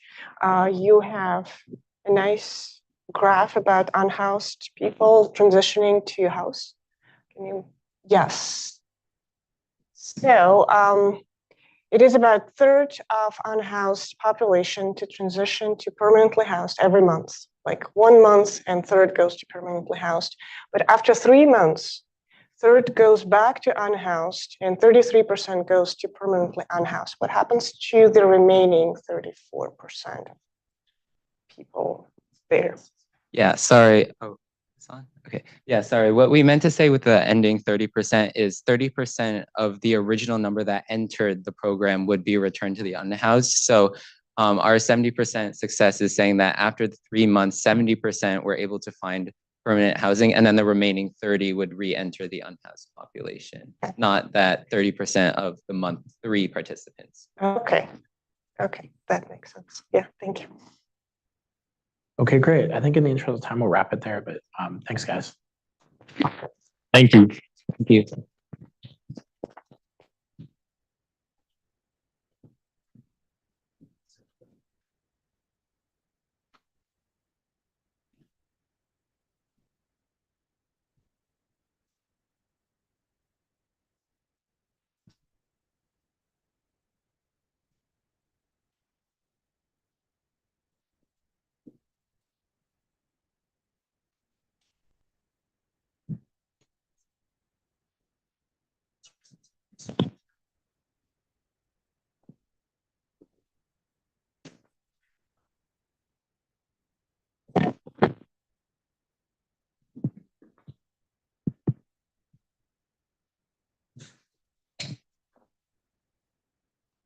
These on? Okay. They should all be on, and we ask that when you're done, just leave the mics on in the next switch. Okay. Good morning, everyone. Yeah, so I'll give you, I think what we ask is you'll introduce yourself, so everyone say their name and like your year, just so we know who you are before we get started. And then as soon as you're done with that, I'll start a 15-minute timer. So you have 15 minutes. I'll give like a 5-minute, 2-minute, and 1-minute warning. Just be mindful of the time because we're on a pretty tight schedule. And then we'll have questions from the judges afterwards. Okay. So whenever you're ready, you can get started. Yeah, we're Watford boys, and I'm Neil Nair. We're all year 13. I'm Luca. I'm Jakob Skop. I'm Kshitij Tyagi. I'm Dominic de Jong. Okay. In the UK, stagnant wages and high costs of living have contributed to the pertinent issues of housing supply and homelessness. We're grateful for being invited from the UK to come and speak on the matter. In part one, we were challenged to create a model that predicts the changes in housing supply in the cities of Manchester and Brighton over the next 10, 20, and 50 years. Our first assumption is that in order to forecast the growth of each house type, the only parameter we need is time. Secondly, we assume no major changes in housing laws are made in the UK over the time frame considered. It is unfeasible to predict such significant legislation on this front. Finally, to clean the data, we deem the contribution of certain features, such as the caravan type, to be negligible when considering their relatively low proportions. Initially, we plotted the graph of housing units against time. Noticing a fairly linear trend, we plotted the line of best fit. This was done by minimizing the sum of squared residuals represented by the purple square. Despite the model fitting the data quite well, when we examined the error against time, we noticed that the model exhibited a trait known as heteroskedasticity. This is a trait where the variance of the error is non-uniform, and its presence in our model suggests that the model may be inadequate at explaining the trend. Instead of this, we decided to consider a logistic regression of each individual house type. The logistic model, like housing supply, grows rapidly due to increasing demand, reaching a maximum growth rate at T0 before plateauing and reaching a carrying capacity of L due to factors like limited resources. This trend was observed in each of the house types for the UK. In our model, our point of inflection occurs before the time frame considered. This is because the UK is a developed country, hence the plateauing. The exception to this trend was in the house type for flats in the Brighton data. Noticing a change in trend from the 2003 point, we researched further and found that significant legislation favoring the construction of house type, the flat house type over other house types, was implemented in Brighton in 2003. Hence, the data points from before then held little predictive power, justifying their exclusion from our model. Similar trends were seen in 2009 in Manchester and warranted the same adjustment.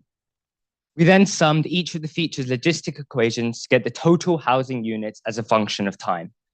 The yearly increase in housing supply is defined as the net additions to dwelling statistics per year, according to the UK government. To obtain this, we subtracted the total housing units in the previous year from that in the current, and that's represented by the formula shown here. Our models indicated that in both Brighton and in Manchester, there were a greater number of new accommodations being constructed than decommissioned. In Brighton, however, this trend diminished over time, whereas the opposite was observed in Manchester. This may potentially be due to Manchester's larger size and higher growth rates due to factors such as immigration. Sensitivity analysis was done by scaling each data point by a normally distributed factor lambda, such that the mean is 1 and the variance is 0.05. The model was then retrained on this artificial data 100 times, and a 95% confidence interval was plotted. Across the 50-year time spans that we were considering, the average percentage uncertainty remains under 7% for Brighton and under 15% for Manchester. Very reasonable, especially when considering Manchester's upwards trajectory. This demonstrates that our models are both flexible and are robust. So onto the advantages of our model. The discontinuity in our function adds to its realism. In reality, no growth model is purely logistic by nature, and random events like government legislation must be accounted for. Another touch of realism is the growth cap in each of our features. This makes our model more suited to extensive feature extrapolation. However, defining a piecewise function for flats can be seen as overfitting the data in the absence of real-world context. We aim to disprove this via our sensitivity analysis. Finally, over long enough time spans, new government legislation will be implemented, and that may inhibit the growth trends that we've seen, violating our assumptions. So for part 2, we were tasked with predicting changes in homelessness in our 2 British cities of Brighton and Manchester for the next 10, 20, and 50 years. Starting with the model development, we begin by defining our variables. We use 4 predictive variables of housing units, bottom 20th percentile income, average social rent, and total population of the 2 cities. And we combine these together using a Bayesian ridge regression. This is very similar to linear regression in that the dependent variable homelessness is a linear combination of our 4 predictive variables. However, it does differ in one key area, which is that of the loss function. Although the first term is the same as that in a basic linear regression, there's an additional term which sums the square coefficients of our model.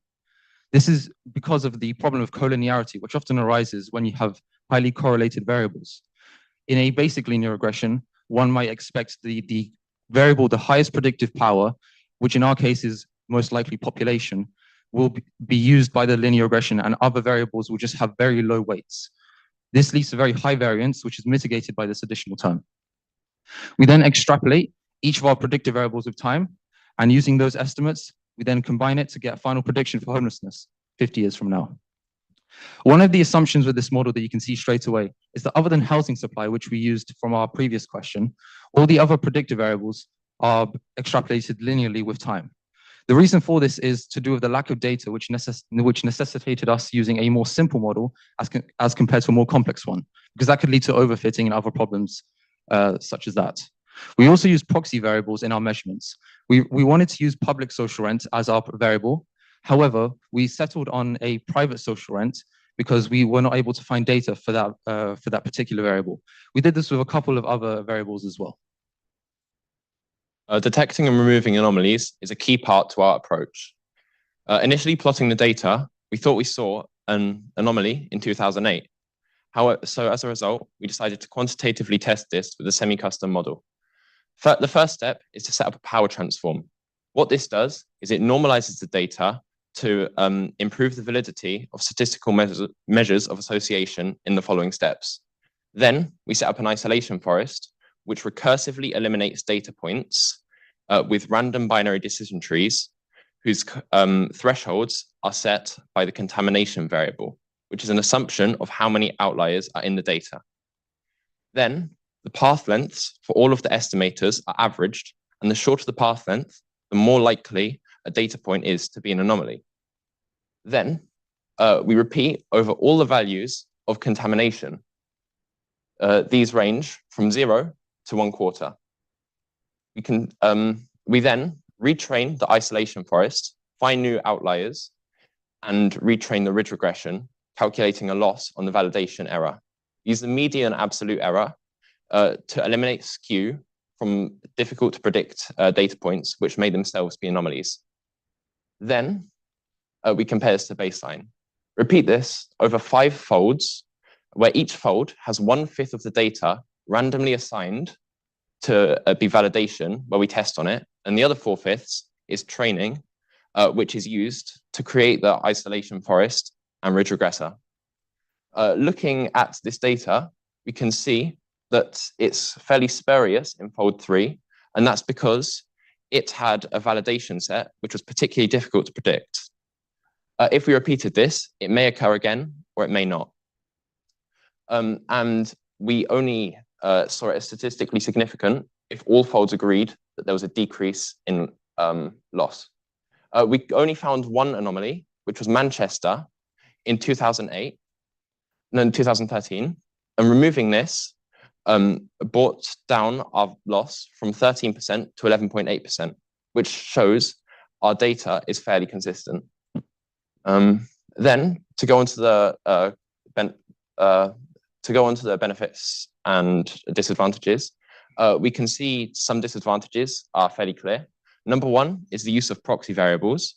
This isn't ideal because, for example, social housing works significantly differently in other regions or countries, such as the United States, which loses generality if we were to apply this to other places.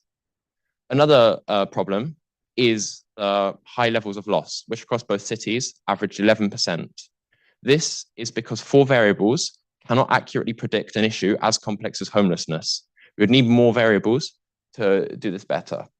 However, one major benefit to the model is the decoupling of the time domain and the homelessness predictions, because in light of new laws or any other information, we can rapidly swap in a new estimator and find new predictions.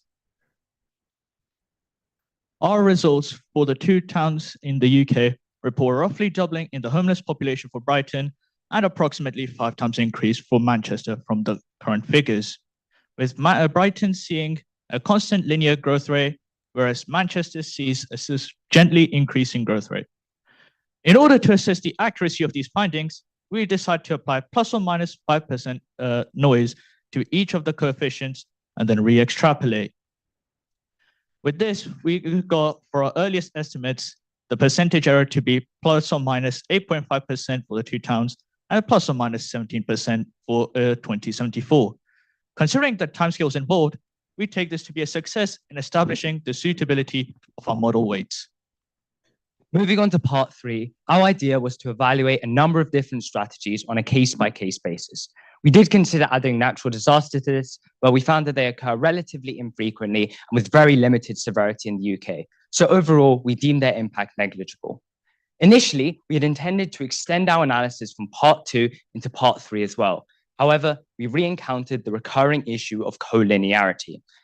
Our first approach was to select a group of strategies, see how they affected our predictive variables from part 2, before finally assessing the resulting changes in homelessness. However, the problem was that we couldn't vary the predictive variables independently. For instance, increasing housing units increased homelessness due to the high correlation between housing units and population. We demonstrated this collinearity a little bit more formally with the correlation matrix shown here. This is a symmetric matrix whereby each element is the squared value of the correlation coefficient of the variables at the intersection. As you can see, all the values are very high, indicating that we did have high levels of collinearity. This caused us to pivot to a series of smaller, more focused analyses, the first of which is increasing minimum wage. So starting with the assumptions for this smaller model, we first assume that people who are working minimum wage and people who are homeless and are working are going to be working minimum wage jobs. We tend to find that this is generally true, and we assume that this is a fairly reasonable assumption to make. Our second assumption is that if you have the means to exit homelessness, that is enough spare income to buy some housing, then you will do so as soon as possible. This is a simplifying assumption in order to make the model a bit easier to work with. Our final assumption is that cost is going to be the limiting factor for our model. Now looking at the model itself, we begin by defining a distribution of frequency density of homeless people against spare income per week. That is income after critical expenses in order to keep the homeless person alive, such as food. We expect this to have a high density around 0, as most homeless people are living day to day, and a decreasing density until you reach a figure of 82.4. This is the average social rent according to UK government statistics. And we assume by our second and third assumption that if you have the means to buy that housing, you will exit the category of homelessness.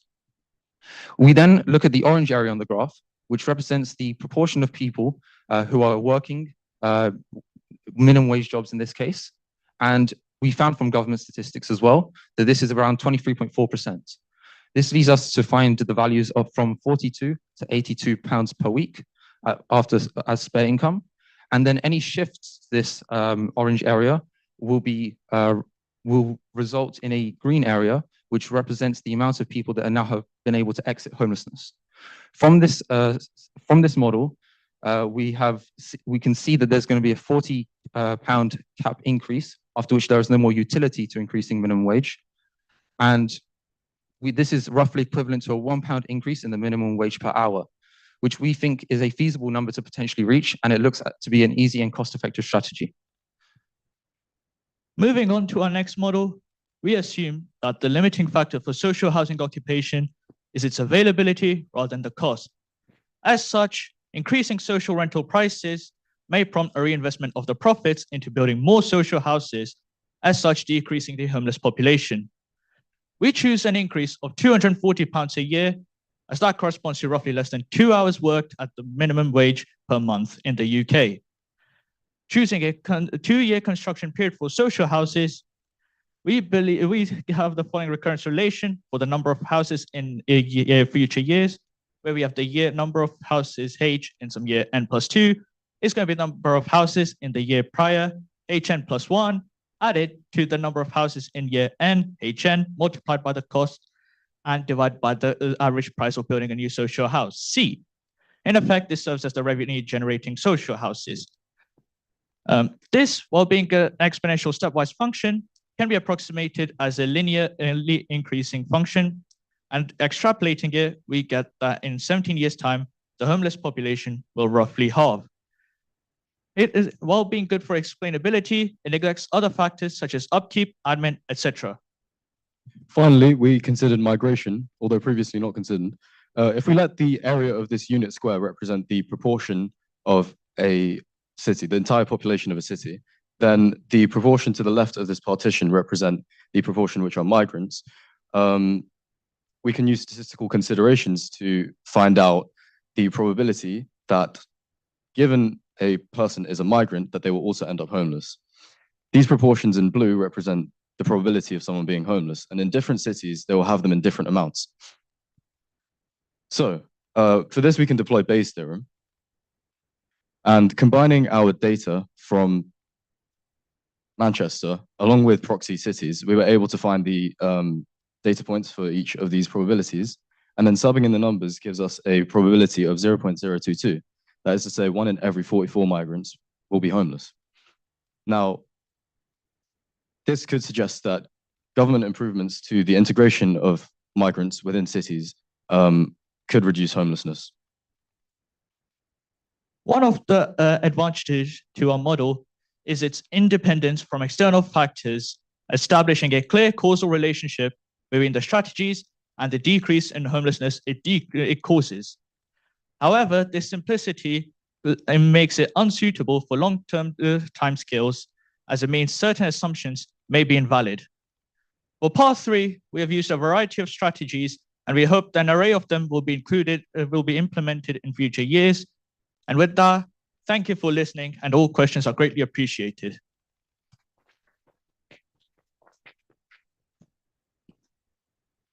Great, thank you. I'll start with a comment and a question. And the comment is just the animations are beautiful. Who did the? Thank you. Who did the animations? All of us. Oh, really? And what do you do them in? So we used programming with Manim, which is an animation software designed by Free Blue One Brown, which is a math YouTuber. And yeah. Well, yeah, really impressive. So I had, for part 1, I had a question. I like the sum of regression models that you did where you like broke out the housing types. I had a little bit of trouble interpreting the results. So you had a table that talked about like the final numbers, which were the quote housing supply. And those numbers looked like, I didn't know how to make sense of them. It said like 67 was the housing supply in Brighton Hove. What is that number 67 concretely? What are the units? What does it represent? So there are 2 things that we're considering in the part 1. The first one is housing units, and that's the total number of houses in that city. And the second is housing supply, which is the increase or decrease in the number of housing units, effectively the derivative of their function. Yeah. So these numbers represent the change in housing supply or the increase in houses subtracted by the number of houses being decommissioned. So that's this is like a change per year, per month, or? So yeah, this would be the change in housing units from 1 year to the next. This is, according to the UK government, the definition of housing supply, which we took for our approach to this problem. Okay, this makes sense because the numbers are coming down, which is saying the growth rate is slowing, not that the literal housing supply is going down. Yeah. Okay. Okay, perfect. That answers my question. Yeah. Question? Yeah, so also in question 1, the data seems to follow a linear trend, but you're not using a linear model. Could you explain why? So could we go back to the variance plot? Because upon further investigation, we saw that the variance of the error term was non-uniform, which implied that there could be some underlying factors at play here, which have crosstalk between each other. Furthermore, since we had data for each individual house feature, we thought it would be better to incorporate them into a more complicated model than just a reductive univariate time series linear regression. Okay, thank you. Animation takes a while. So when you did the logistic regression on that, how did you estimate the parameters? We use Python, the SciPy library, and it essentially takes in some kind of function and it optimizes the error term that you want. So for us, we use R squared, which was shown. Okay, and then when you did the sensitivity, you jittered all of the data? Yeah, so we scaled them by a normally distributed factor, so roughly 5% change. Thank you. So other than doing more cool animations, right? If you had more time during the challenge, what sort of things would you have liked to have done? There's 2 things. So this is primarily for question 2. What we would have done is we would have had more predictor variables because, as we've shown, 4 variables cannot predict such a complex issue. And another thing we would have done is trained the homelessness prediction on multiple cities, and that would allow us to independently vary the data points to get rid of this correlation. So essentially, if you have 2 cities which are almost identical, but one, for example, has a population that's significantly higher, that would instill in the model that higher population leads to higher or lower homelessness. And that would allow us to have a more complex analysis in question 3. I'm going to jump in really quickly there as well and say, for our final results in part 2, we saw a 5 times increase in the homeless population in Manchester in 2074. And we don't exactly know whether that's perfectly reasonable. I thought it was a little high.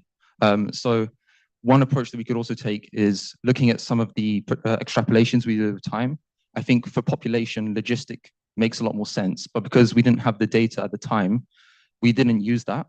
But I think we could have used, for example, cities that are very similar in size to Brighton or similar in its economy. So then try and predict stuff like the carrying capacity for those cities and then use that instead of the linear extrapolation.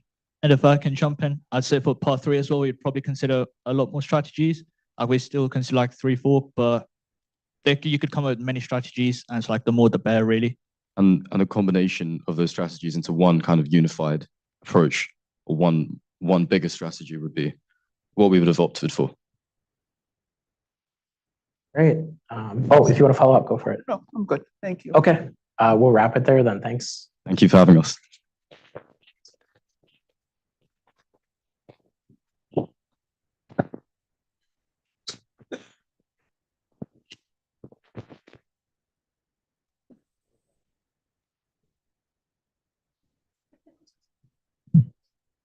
Sit on schedule. We have a 10-minute break, and then we'll resume presentations in about 10 minutes.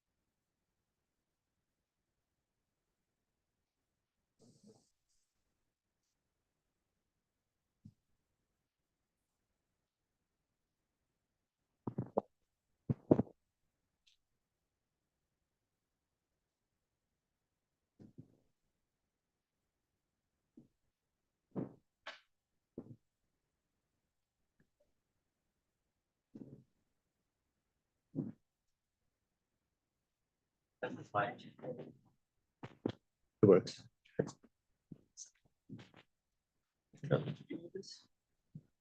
No. Try talking, try talking. That's fine.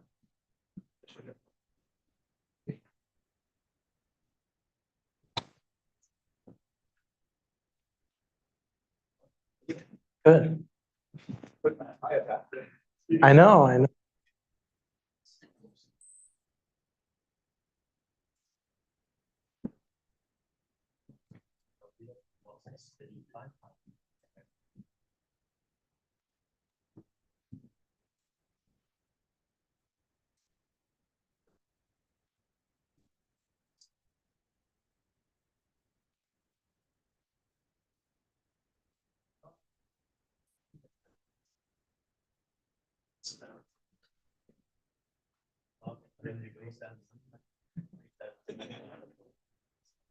And at the very end of your it's Excel. This is Excel. Okay.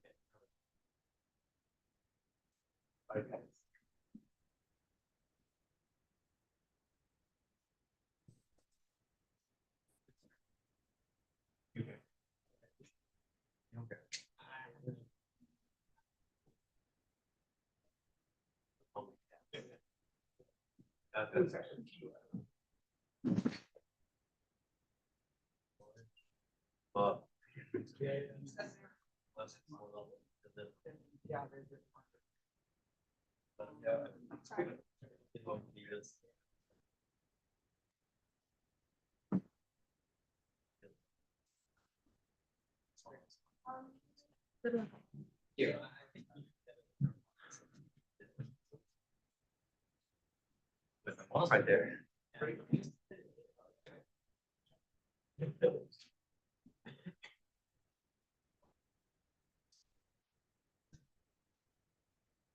Yeah.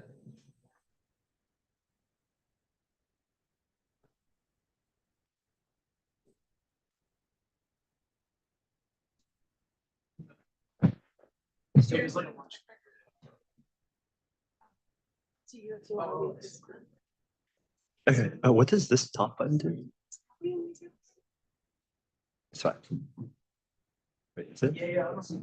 Oh, it is. Okay, but it's very thin. So.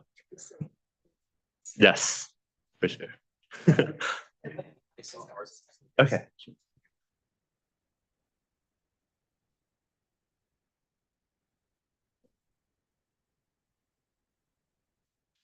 Okay, so we'll get started in a second. We'll just ask that before you actually start the presentation, everyone introduces themselves, say your name and what year you are.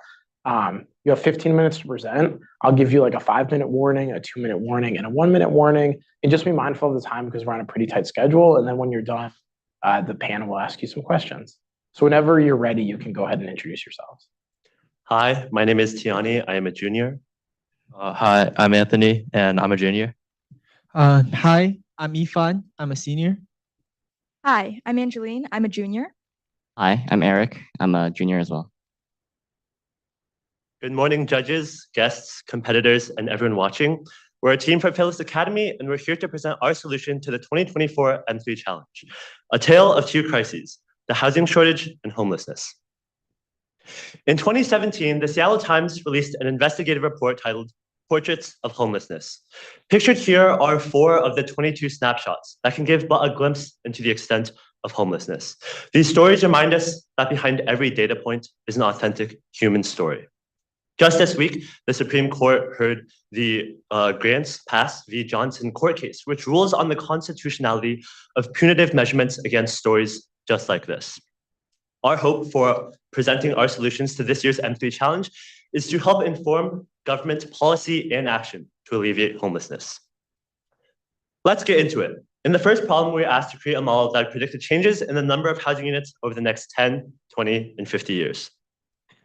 Beginning with our key assumptions, our first assumption is that the number of housing units that can be built in each city, Albuquerque and Seattle respectively, is finite, meaning it is limited by zoning laws and the amount of available developable land area.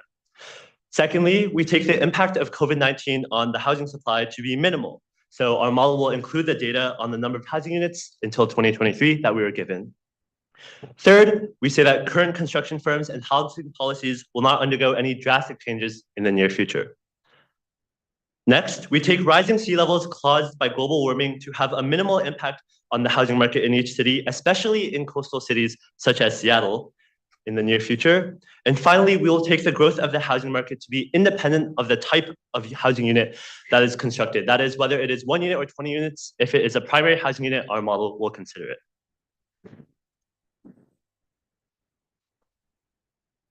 All right, so now let's get into our model. We used a logistic growth model, which measures the growth of a variable that starts exponential, but then becomes logarithmic as it approaches a carrying capacity, which in our case is the maximum number of housing units in a given city. And this carrying capacity is what allows logistic growth models to give accurate long-term forecasts. In addition, a linear regression model was considered, but our team ultimately decided not to use it, as for the later years, such as 2070, the predicted number of housing units greatly exceeded our estimated carrying capacity. So on this slide is our model formula and variables. The relative growth rate coefficient and the inflection point were found through our Python program, which utilized the curve fit function in the SciPy library, and the carrying capacity was found separately, and I'll talk about how we did that on the next slide. So for Seattle, our team found a city report that utilized data on vacant and developed land to estimate a housing unit carrying capacity of around 531,770 housing units. In Albuquerque, we utilized land use data from 2017, shown in this table here, and coupled that with a given number of housing units in 2017, and linearly scaled that number up based on land use to estimate a housing unit carrying capacity of around 309,038 housing units. So let's get into our model results. Our graphs for both cities are shown here, and the numbers are shown in the table below. So for Seattle, our model predicted that the number of housing units would grow from around 372,000 to 513,000 in 2070. In Albuquerque, our model predicted that it would increase from around 255,000 to 291,000 in 2070. And so after running our model, we then performed sensitivity analysis. This entailed rerunning our model for each city 5 times and randomly adjusting each data point by up to 5% for each rerun. We then averaged the resulting percent errors, which are shown in this table. So for Seattle, all our average percent errors were less than 3%, and for Albuquerque, all our average percent errors were at or less than 5%. And this demonstrates our model's resilience to random error.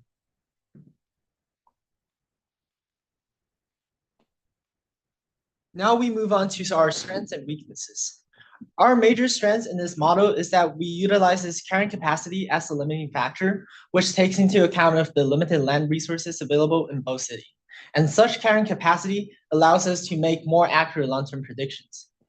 On the other hand, the carrying capacity in our model is only an estimate, which could be affected by future policy changes for zoning laws. Now we move on to the second question. It was the worst of times, which asks us to create a model to predict homeless population in the next 10, 20, and 50 years. So here are our key assumptions. First, we assume that there will be no natural disasters or other anomalies that affected the homeless population in the future, for it is hard for us to predict such things happening.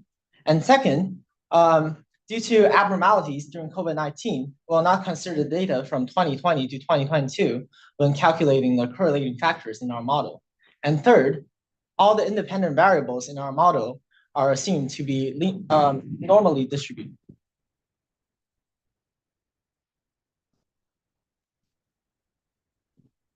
Now we'll talk about the details of our model. Given that homelessness likely varies based on a number of different factors, we chose to use a multiple linear regression model. And so to start, we ran multivariate linear analysis and produced the following 2 correlative heat maps for Seattle and Albuquerque, where darker colors indicate higher linear correlation between variables. And from these 2 heat maps, we were able to select 4 factors that had high correlation to total homelessness in each city. And so moving forward, one important thing to keep in mind when running a multiple linear regression model is that the factors we select should be independent in order to create an accurate model with the most simplicity. And so we start by looking at 2 of our selected factors, total housing units and occupied housing units. We notice that we can test their linear correlation as an indicator of linear dependence. And so as shown, Seattle has a very high R-squared value of 0.9954, indicating linear dependence. On the other hand, Albuquerque has a slightly lower linear correlation, but we justify that this is due to the nature of Albuquerque as a less highly developed city, but this will change as it grows and becomes more like Seattle. And so we conclude that these two factors are not independent in either city, and so we choose to use only total housing units in our final model. Next, we do the same thing for our other two selected factors, which were median household income and median listing price. And so as shown, we have R-squared values of 0.9579 and 0.8734 respectively, meaning that these two factors are also not independent in either city. And so we conclude that we can use only median listing price in our final model. Now, before we can run our multiple linear regression model, we first need to project these two factors until 2070. And so we already have from question 1 our results for total housing units. For median listing price, we use a linear model as it's predicted to increase linearly in the near future and received the following results. For Seattle, the median listing price increases from around 651,000 now to 1.8 million by 2070. And for Albuquerque, it increases from 328,000 now to around 699,000 by 2070.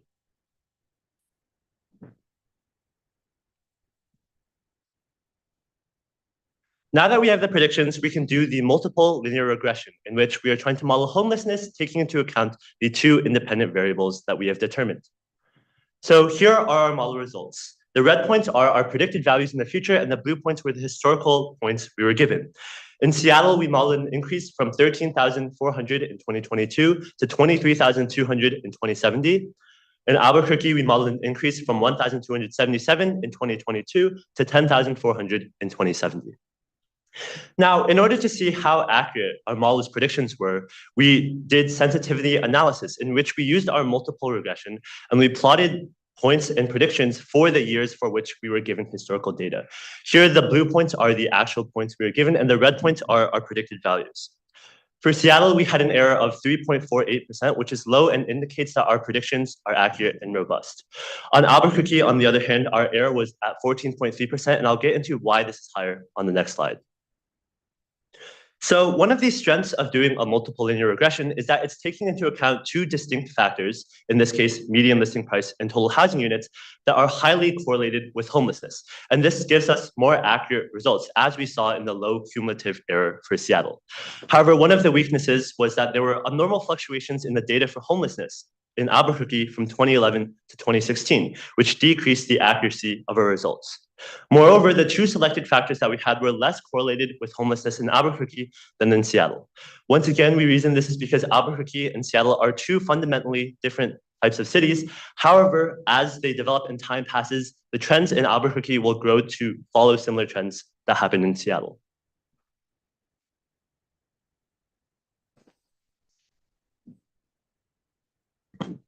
Finally, we get into problem 3, rising from this abyss. This problem asks us to create a model to help a city determine a long-term plan to help address homelessness. We chose Seattle as our model city and make the following key assumptions. First, we assume that certain factors in our model, such as household units and housing unit prices, can model the result of unforeseen circumstances in the future, such as economic downturns and natural disasters, as these circumstances are bound to occur in the future and must be addressed in a long-term model. Second, we assume that government agencies and social services are capable of adjusting the variables in our model through various programs and initiatives. And third, as we had some outside data that was collected monthly, but we only look at homelessness yearly for our model, we assume that monthly data can be adjusted to reflect yearly data, for example, through averaging or aggregating. For our model, we chose to use a Granger causality test. A Granger causality test determines if one time series forecasts another and provides evidence for predictive causality between the two. We use a Granger causality test to determine the critical causal factors that impact homelessness, and therefore the factors that the government should target when trying to reduce homelessness. A few other key characteristics of the Granger causality test are the lag parameter, which indicates the time period over which causality is measured, and the F statistic, which is used to determine significance. We chose to test lag parameters of 1 year and 2 years. Here's our model formula and the 4 factors that we chose to test. We chose to test unemployment rate as it is correlated with income. We chose to test opioid-related deaths in Washington as a proxy for drug use in Seattle. And finally, we chose to test median household price and number of housing units, as these 2 factors were already shown to be correlated with homelessness in question 2.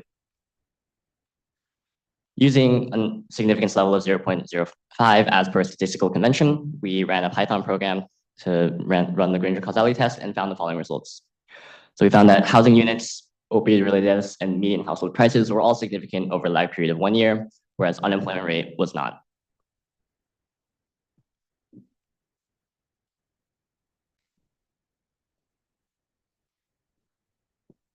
Next, we quantify the influence that adjusting any of these three causal factors might have in reducing homelessness through a multiple linear regression model. And so in 2019, one by one, we adjust the data points for each of these three factors by 5%. So housing units would increase by 5%, whereas the other two would decrease by 5%. We can then test the resulting predicted decrease in homelessness 1 year later in 2020. And so as shown on the graph and in the table, we have the following reduction in homelessness. For housing units, median listing prices, and deaths by opioid use, it reduces homelessness by 2,284, 85, and 360 individuals. As a result, our model is able to provide recommendations to governments for future action in two main ways.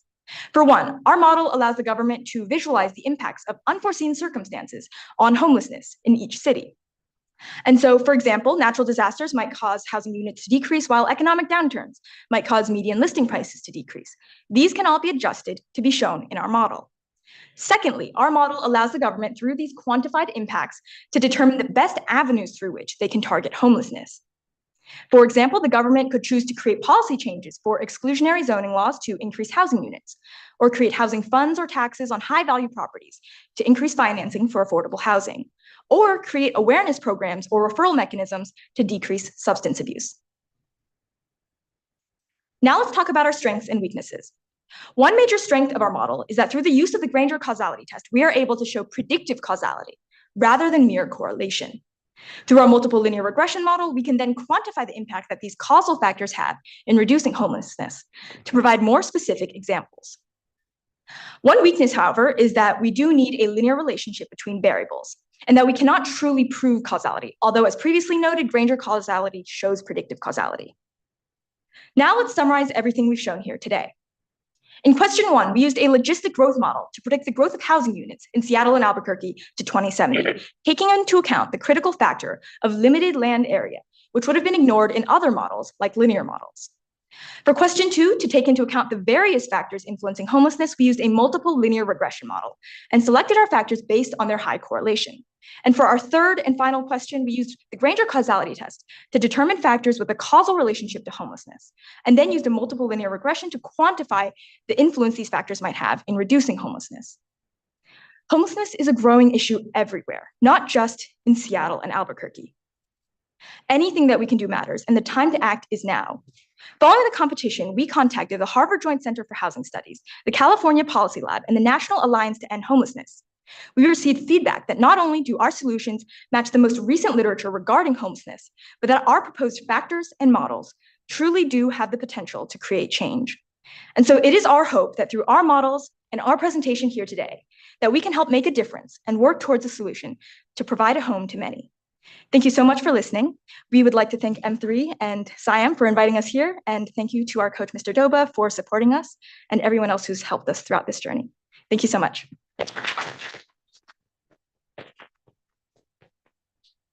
Great, thank you. Vera, do you want to start us off with a question?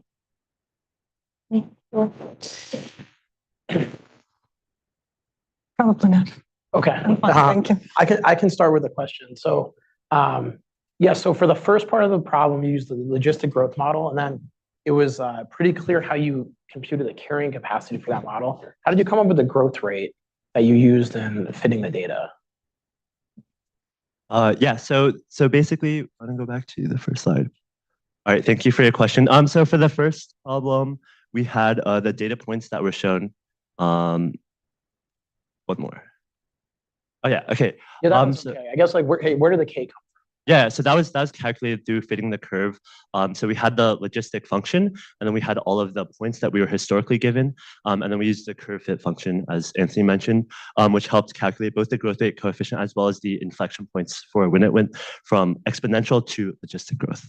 And what is that? So what behind the scenes, is that growth fitting function something that was in like a software library or? Yeah, so the curve fitting function is a function within Python which helps fit the curve. And maybe just as a question, like, can you explain to us a bit what is going on in that function? Like, what does it do to choose these numbers? Yeah, so we're given, do you want to go to the graph? Yeah, so we're given the blue points here, and based off of those points, essentially, we're trying to draw like the line that follows the logistic function, and then by looking for the best fit, it's essentially looking for the curve that has the least error of the curve from the points that we were plotted, and then we simply looked at the projections in the future years. Okay, great, awesome. That answers my question. Just a comment. Also, it's great that 4 of you are juniors. Go ahead. No. Yeah, give it a sec. Yeah. Sorry about that. We're supposed to keep our mics on. So a couple of times you mentioned that Albuquerque and Seattle behaved differently, and you ascribed that difference to Seattle being a more highly developed city, right? So can you explain what you mean when you say a more highly developed city and how that did show up in the modeling results, please? Yeah, so when we're saying that Seattle is a more highly developed city, on one hand, we're talking about the fact that Seattle is simply a larger city that has a larger population and also a larger homelessness population. And so that means that the trends in Seattle tend to be more stable. And also the government in Seattle has been working towards policies to reduce homelessness more consistently than it has been in Albuquerque. And that's also part of why the data for homelessness in Seattle was found to be a lot more consistent and had a lot less random variation. So you're thinking a larger population gives a more steady, so you're saying the larger population and then some government policies. I still need you to say a little bit more if you could. Yeah. So tell me again how that factors into the different results and one model being working well for Seattle, but not so well for Albuquerque. What is it? Is there some sort of parameter that you're using that is, I don't know, better modeled or better represented in one versus the next? Right. So Seattle really just has better established trends than Albuquerque has, as shown in our graphs for the correlation. So we attribute this to the fact that because Seattle has a larger population and has more established trends that. Yeah, so part of it is because Albuquerque is like kind of a smaller city than Seattle, and because since it's a smaller city, there's less of a population. Then when there are kind of smaller shifts that might not influence as large of a population, such as in Seattle, it has kind of more of an like percentage-wise impact. So for example, like part of the reason why we saw fluctuations in the data for homelessness is we did some research and we saw that, for example, at that point in time, Albuquerque was trying to make some policy changes. And because it's kind of a smaller city, those policy changes tend to kind of enact more easily, which also tend to have those fluctuations, which might not be present when you have a much larger population, which has a lot more stuff kind of going on in that city. So a little bit more sensitive, maybe. Yes. Okay, beautiful. Thank you. Also in question 1, you have a table showing the results for the sensitivity analysis. The numbers for Albuquerque are much higher than the numbers for Seattle. Why do you think this happened? And what does this say about your model? Yeah, so kind of for a similar reason, like because Seattle is kind of already has some of these more established trends.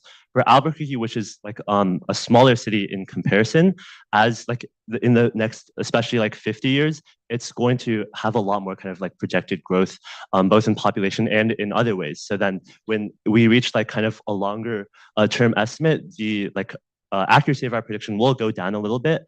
Another potential reason for this is because our estimate for the carrying capacity for this was kind of derived through our own method, which mirrored the report that we found for Seattle. However, the report that we used for the carrying capacity of Seattle was through like a Seattle development report, which also took into account more factors than we did when we calculated our carrying capacity for Albuquerque. So also the carrying capacity for Seattle would be more accurate, which helps with the long-term estimates. Question? Yeah, so in part 3, in your paper, you talked about cleaning your data. Could you talk a little bit about that and explain more what happened there? Okay, yeah. So in the part 3, we took into account multiple different factors, some of which we weren't given data by the M3 challenge for. So for example, like the opioid related deaths wasn't one that we had, as well as the unemployment rate. And so actually, like for the opioid related deaths, the way that we initially got the data was through like government websites. However, on the websites, the data was, for example, split into like monthly intervals. And that was part of one of our assumptions, is we wanted to look at kind of year to year. So we, like, for example, aggregated that also with unemployment rate. I believe that was monthly as well. Okay, I think that wraps us up. So thanks for the presentation.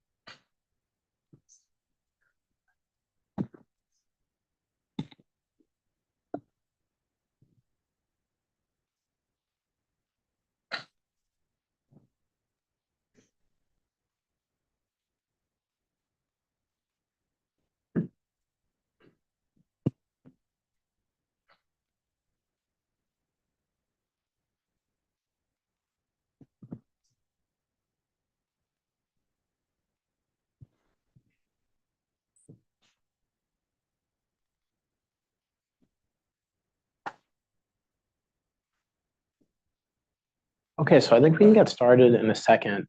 We asked that before you start your presentation, you all just quickly introduce yourselves with your name and what year you are.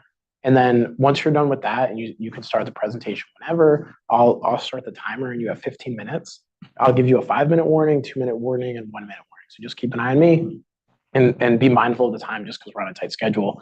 And then after the presentation, the judges will ask you some questions. So whenever you're ready, you can go ahead and introduce yourselves.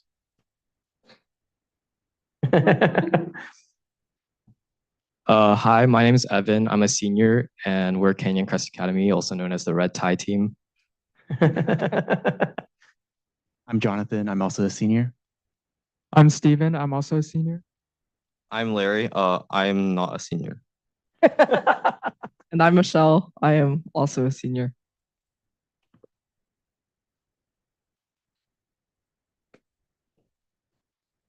Okay, does this work?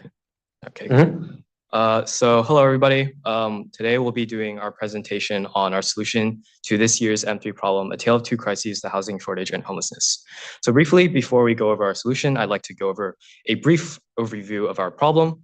So we were to use math modeling to provide insights into the housing shortage and homelessness crisis in various cities. For us specifically, we focused on Seattle, Washington, and Albuquerque, New Mexico. And in the first 2 parts, we were to predict the housing supply and homeless population in those 2 cities. And in the final part, we were to construct a model that would help cities develop a solution. And one thing we assumed throughout this problem is that the economy will remain roughly stable as it has in the past, where it follows a business cycle of around 6 years. In this assumption, we pretty much assumed that real GDP will grow roughly linearly. And now I'll pass it off to Jonathan, who will present Q1. It was the best of times.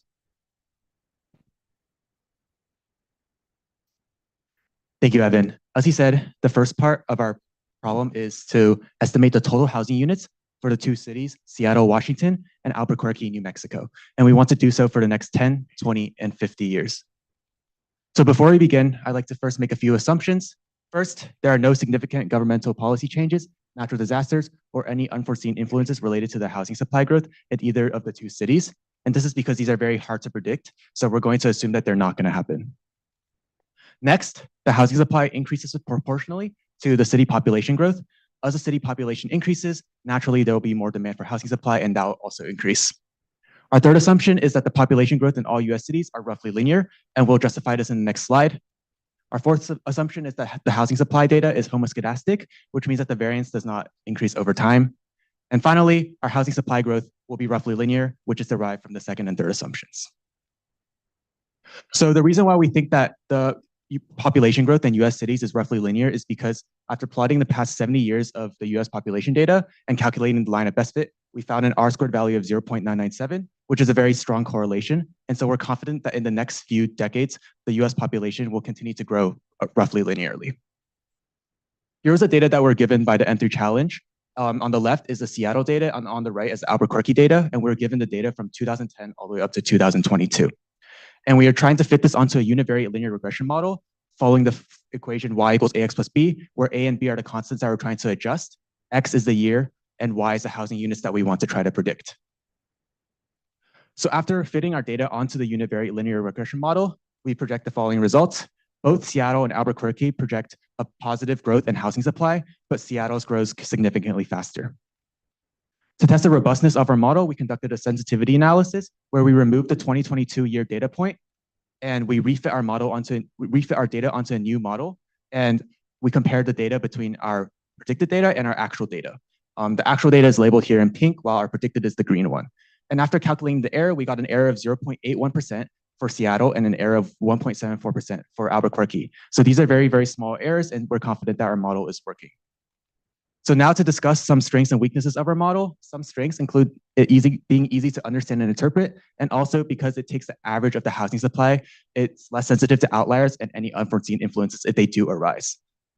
However, it is less sensitive to the more complex relationships between housing supply and population growth. And because we're also assuming that the housing supply grows roughly linearly, that could also not be true, even though it has shown that trend in the past 70 years. And finally, recent data has been affected by a one-off event, which is COVID, and that could have skewed our data one way or another.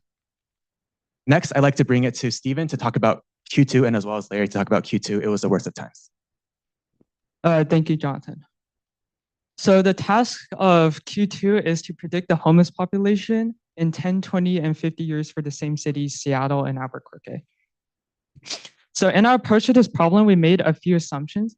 The first is similar to Q1, where we assume there are no sudden external influences on homelessness. And this is because it is difficult to predict, and thus we will not account for them. The second assumption is that out of all factors of homelessness, we only consider the following four, which are housing price, real GDP, poverty rates, and the city's current population. This is because it is very difficult to try and account for every single factor of homelessness. So we identified these four as the major ones. Finally, we assume that each of these factors have a constant weight of influence. This means, for example, if we consider housing price, its impact on homelessness, relatively, it does not change between like 1 to 5 or 10 years. So with these assumptions, we have two parts in our model. The first is that for each of the factors, we make a linear model to predict their value for a given year Y. And the only adjustment is on poverty rates because its unit is a percentage. So it makes sense for it to not change as much within a short period of time.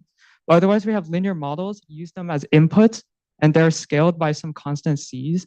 And then we combine them in a multivariate model in order to predict the homeless population. So now I invite Larry Wu to explain model results. Okay, so after modeling the independent variables, we see that we get these four graphs for Albuquerque. Notice that 3 of the trends are increasing, and the only one that's decreasing is poverty percentage by year, which is decreasing and notably not linear. And for Seattle, we see a very similar thing happening, except the scales are different and the curve for the poverty percentage is different.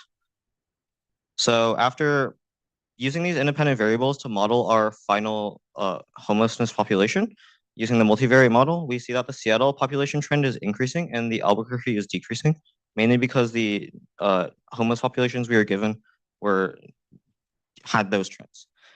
So we can see that in 10, 20, and 50 years, we have these populations predicted.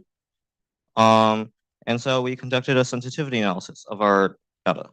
So we removed the last year's data point that we used in our data. Note that some of the data points are missing because we noted that they had bad data collection as noted by other people. And so in the end, we remove the data point, and then we refit the line. So we see that we get an error of 4.46% and 17.31%. So to discuss the strengths and weaknesses of our model. So for our strengths, we note that the multivariate linear regression satisfies our assumptions pretty well because each factor has a roughly constant weight that affects the homelessness population, which is what we assume to be true. And in addition, in the long term, since it's a linear model, the predictions won't grow exponentially or even like quadratically. They'll stay roughly the same order of magnitude as what the homeless population will probably be. And also, since it's a multivariate linear regression, it's very easy to interpret and understand the results. For our weaknesses, it's limited to the defined factors that we chose, the 4 major ones. And in addition, it potentially oversimplifies each factor's effects by assuming that each factor impacts the homelessness population linearly. However, this is most definitely not the case, but we can still model it linearly as a rough approximation. And in addition, similar to Jonathan's data, the recent data is affected by a one-off event called COVID. Yeah. So next, I will bring it to Michelle and Evan to discuss Q3.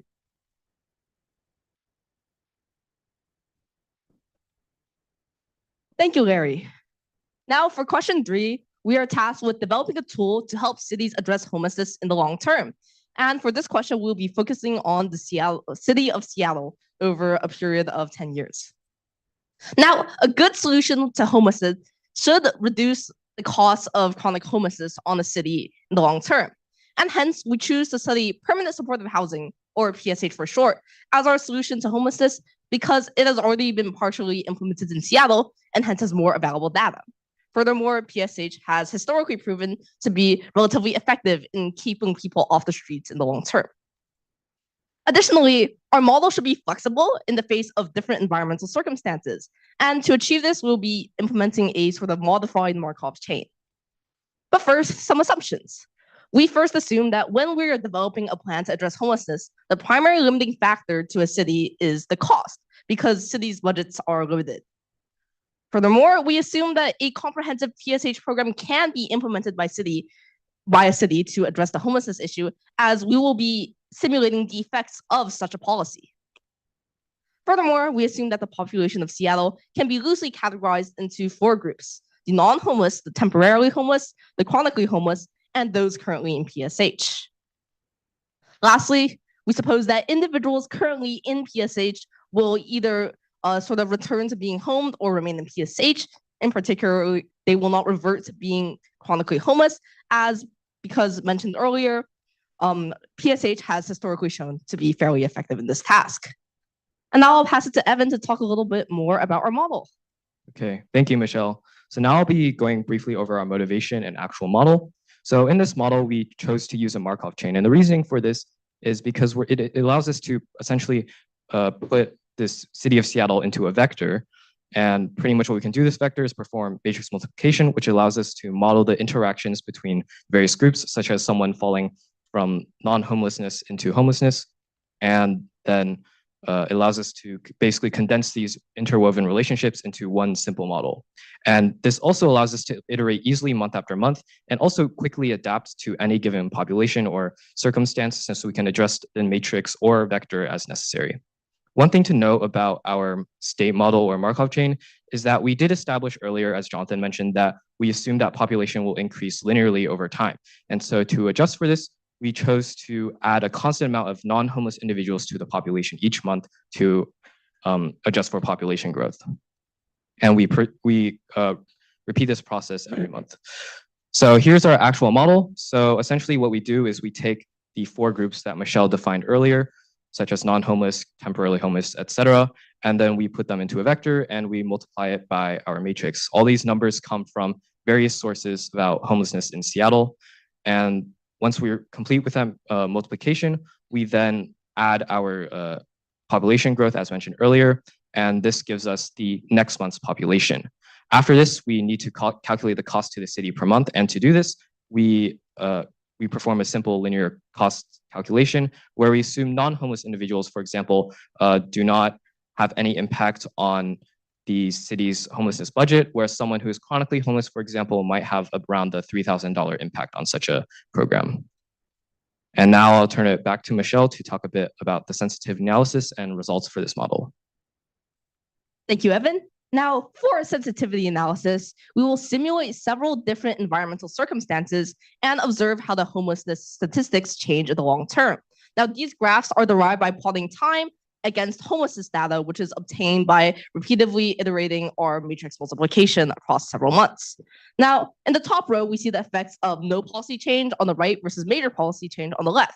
And in the former, we see that homelessness continues to grow along with the population of Seattle, while in the latter, we see that homelessness is greatly reduced, coming with a reduced cost as well. Now, in the bottom right here, we see the effects of a major recession in which temporary homelessness and chronic homelessness briefly spike for a while before dropping back to an equilibrium level. And we see that this results in a lot more net cost, but is still vastly better than no policy. Furthermore, in the bottom left, we simulate the effects of a natural disaster, in which case we have a surge of temporarily homeless individuals, but this once again quickly drops to reasonable levels. And this makes sense, as those who are temporarily displaced by a natural disaster are likely to have support infrastructure in place that can help them quickly reclaim a residence. Now, we see that PSH is a generally effective solution across a variety of scenarios, and we see that PSH has the potential within 10 years to save hundreds of millions of dollars based on our graphs. And so regarding our model, some strengths of it include that it is robust in the long term and across a variety of circumstances. Furthermore, it is customizable and versatile, as city leaders can tweak the variables to suit their own situation. And though in our case, we only test PSH, the same model framework can be adapted to test other solutions to homelessness as well. Some weaknesses, however, are that there are a lot of unforeseen logistical issues that can arise when trying to implement a policy like PSH in the real world that we do not account for. Furthermore, homelessness is not the best documented, so some of our concepts may be sort of inaccurate to the real situation. And finally, I'll pass it off to Evan to finish us off. Okay, so now I'll briefly be going over a summary of what we've explained so far. So in Q1, we were tasked with predicting housing supply for both Seattle and Albuquerque. And so for this, we predicted that in both cities, it would exhibit linear growth. And therefore, we found that in Seattle, housing supply, both Seattle and Albuquerque have housing supplies expected to increase, but Seattle's will grow at a much more rapid pace. In Q2, we were tasked with doing much the same thing, just with homeless populations, and using a multivariate model based on linear, single variable linear models. We found that Seattle's homeless population was expected to increase, whereas Albuquerque's is expected to decrease. And finally, for Q3, we constructed a foundational model and a foundational easily adjustable model for the movement in and out of homelessness. And for this, we used a custom Markov chain to identify the cost of homelessness in any given month, as well as the impacts of certain policy changes, as well as events like natural disasters. And we determined that permanent supportive housing is a potentially viable and cost-effective solution. Thank you all for listening.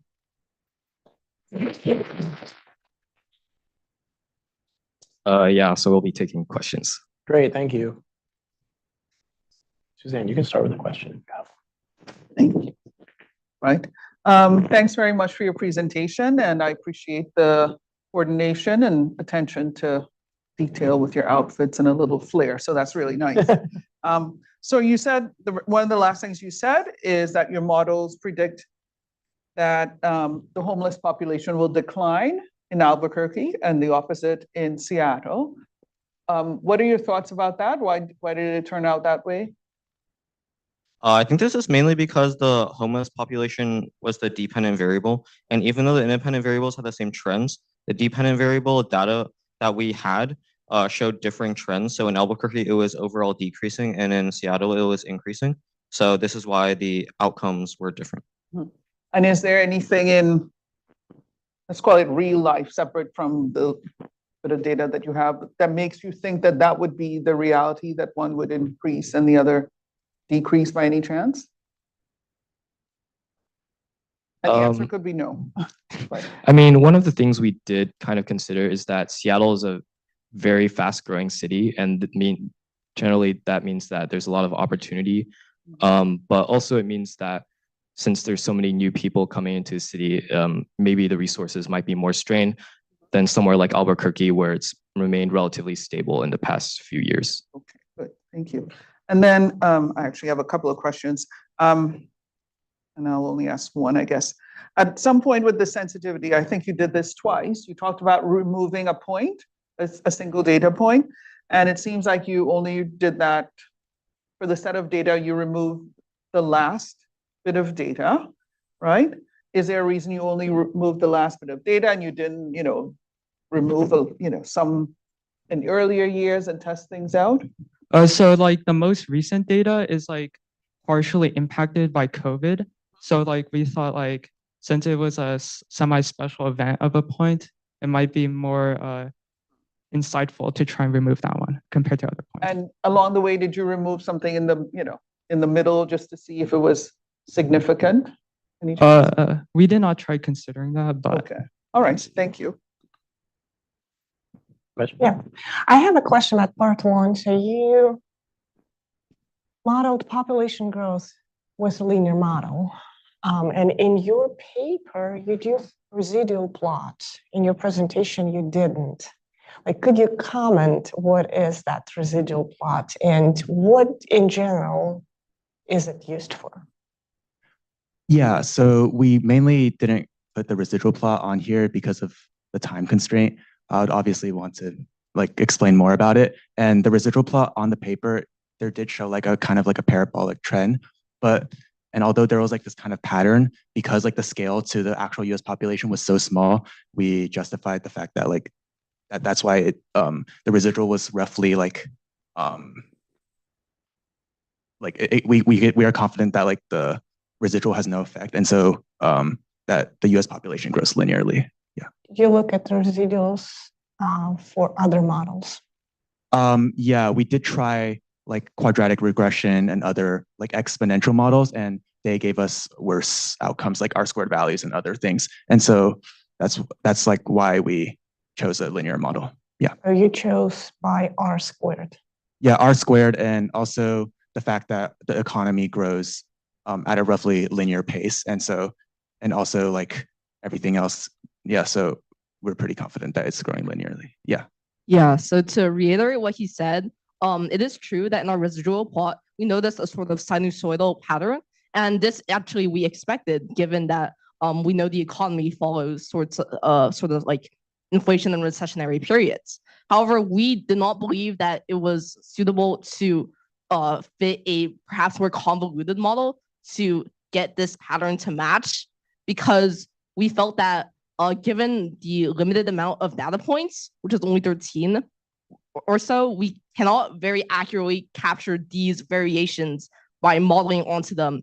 And like fitting our model onto these variations would just make it more likely to be inaccurate in the long term as the phase gets shifted. And so we believe that, yeah, as we said earlier, a linear model is generally accurate and less sensitive. Yes, there is a pattern, but this pattern is sort of inevitable, and we do not have enough data to accurately predict the seasonality. Thank you. I have a follow-up question on Suzanne's first question. So we saw the downward trend for Albuquerque, downward predictions for Albuquerque, and the upward ones for Seattle. And I buy your explanation that this is because the dependent variable is going down for Albuquerque, but it's a small amount of data. It's like, I don't know, 15 years or something. And if you look at it, it's sort of like a U shape. So I get a little concerned that I would be concerned if the model is too sensitive to that negative linear trend in Albuquerque, because yeah, that's a great picture exactly on the right. It's sort of iffy whether this is actually going down. So I guess you have a limited amount of time. So I think what you did is reasonable. Given more time, how could you incorporate more data into the model to reduce the sensitivity? So I think, as you can see, the first few years have like a pretty strong downwards trend, and then after that, it seems to be increasing. So if we had more time, we would probably like split up the data and try to analyze it that way. Yeah, so like, I think for our model, we analyzed the effects of different factors on the homelessness population of Albuquerque. we can possibly also experiment more with using past statistics to analyze it and do perhaps something similar to Q3 where we model how these sort of groups interchange and affect each other. Follow up on that. Yeah. So the variables used were housing prices and poverty rates. I was wondering if you looked at the relationship between those variables or thought about if there's something else that's impacting those variables. Yeah, so as you mentioned, we did only look at these 4 factors. The main reason we kind of didn't really focus on anything else is 1, the time restraint, and 2, as we mentioned, we can't really consider every factor, or that makes our model kind of too convoluted. If we had more time, we definitely would have considered how these factors would have impacted each other. I think that's very important. And it's kind of one of the reasons we didn't focus on, we didn't use like our model for Q1 as an example, is because we believe that housing price is kind of also based on housing supply, and considering housing supply as well might have been like double counting that effect. Yeah, this is also one of the reasons why we didn't include income, because we thought that poverty percentage would have covered that. Any further questions? Any other questions? May I ask a question? Absolutely. I would like to say thank you for flying the UGA colors. So Anyway, do you guys have a favorite bird? A favorite bird? Yes. Favorite what? Favorite bird? Yeah, birds. Like, I like canaries because I had a canary when I was a kid. Any other favorite birds, judges? They just don't like birds. It's hard to know guys. Hummingbird. Hummingbird. That's a good would be my answer. Okay, thanks, guys. Thank you.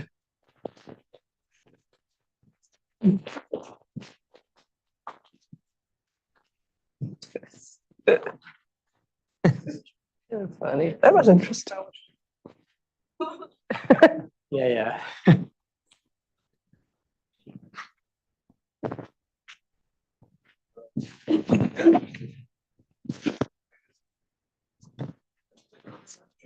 Yeah.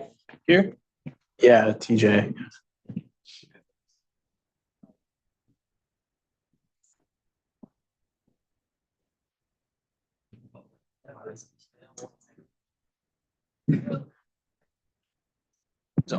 Yep.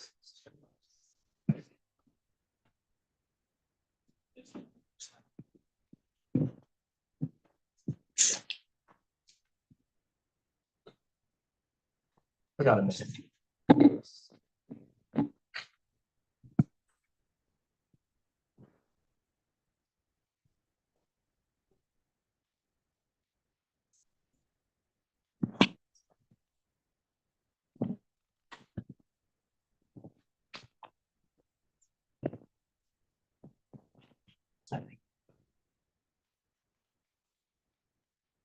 We're waiting on one judge, and then we'll get started in a second.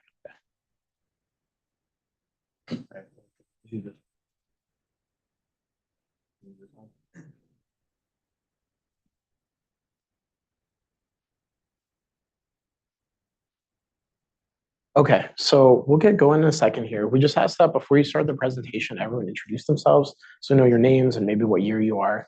And then as soon as you're done, you can start whenever, and I'll start the timer once you begin presenting.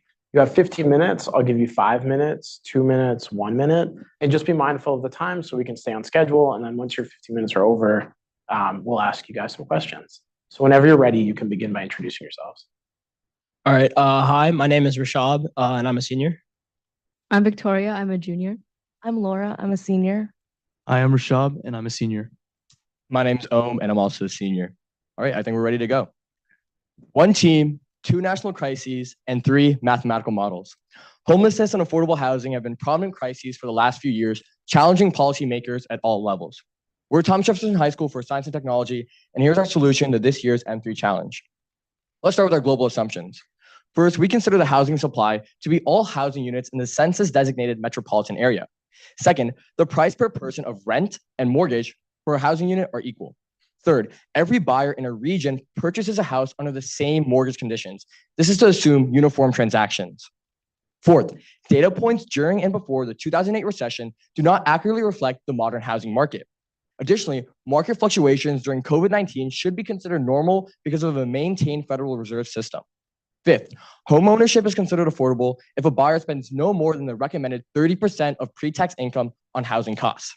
And finally, homeless individuals are unable to purchase vacant housing. So let's move on to question 1 with Laura.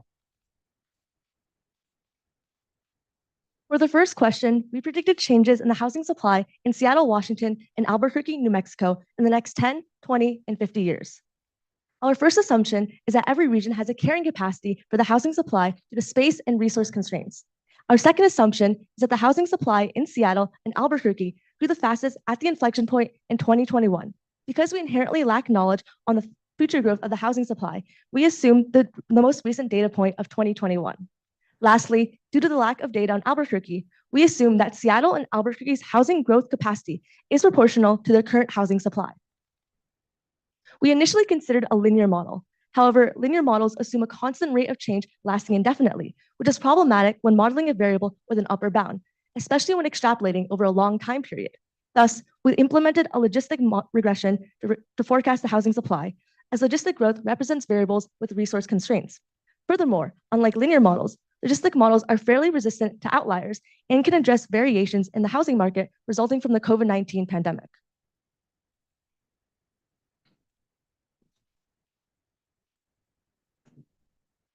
Our model used the following logistic growth function. Here, L is the carrying capacity, T is the year being modeled, and T naught is the year corresponding to the inflection point. Finally, K is a growth constant of the logistic function that dictates how fast each city reaches its carrying capacity. Using a Seattle government report, we found that Seattle's projected housing growth and then added it to its current housing supply to get a carrying capacity of around 535,000 housing units. We then used the ratio defined in our third assumption to calculate Albuquerque's future housing growth, added it to its current housing supply, and got a carrying capacity of around 373,000 housing units. Could you hold the microphone closer, please? Or to determine the growth rate K, we iterated to find the values minimizing the mean squared error for both Seattle and Albuquerque. The best K values were 0.064 for Seattle and 0.068 for Albuquerque.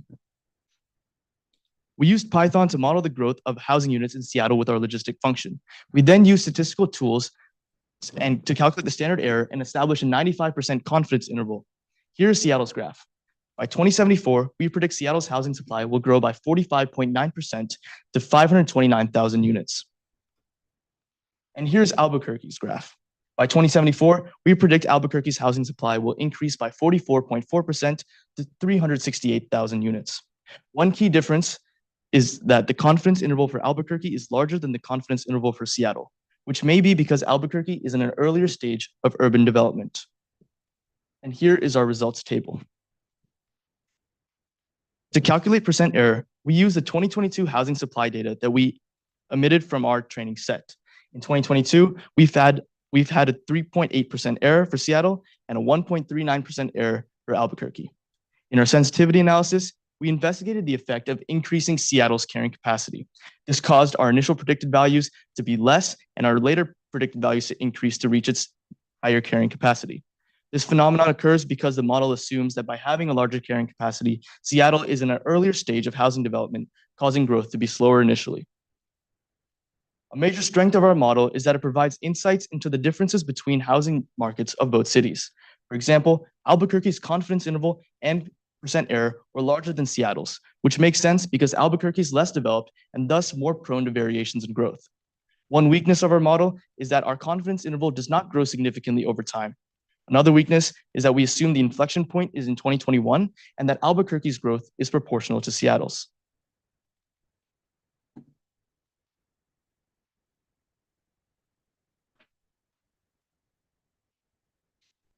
In question 2, we forecasted changes in the homeless population in the next 10, 20, and 50 years for Seattle and Albuquerque.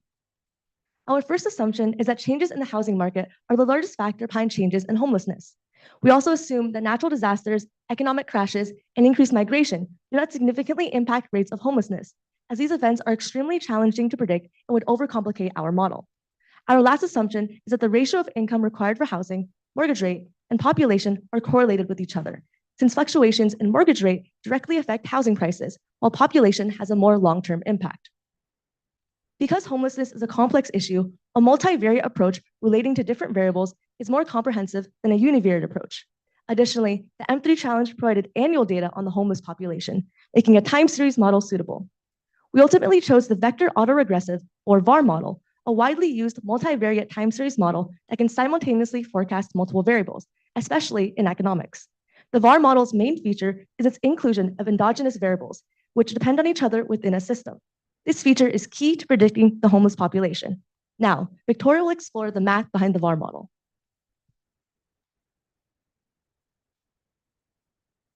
Thanks, Laura. In the VAR model, at each time step, each variable is modeled as a linear combination of past values of itself and of other variables in the system.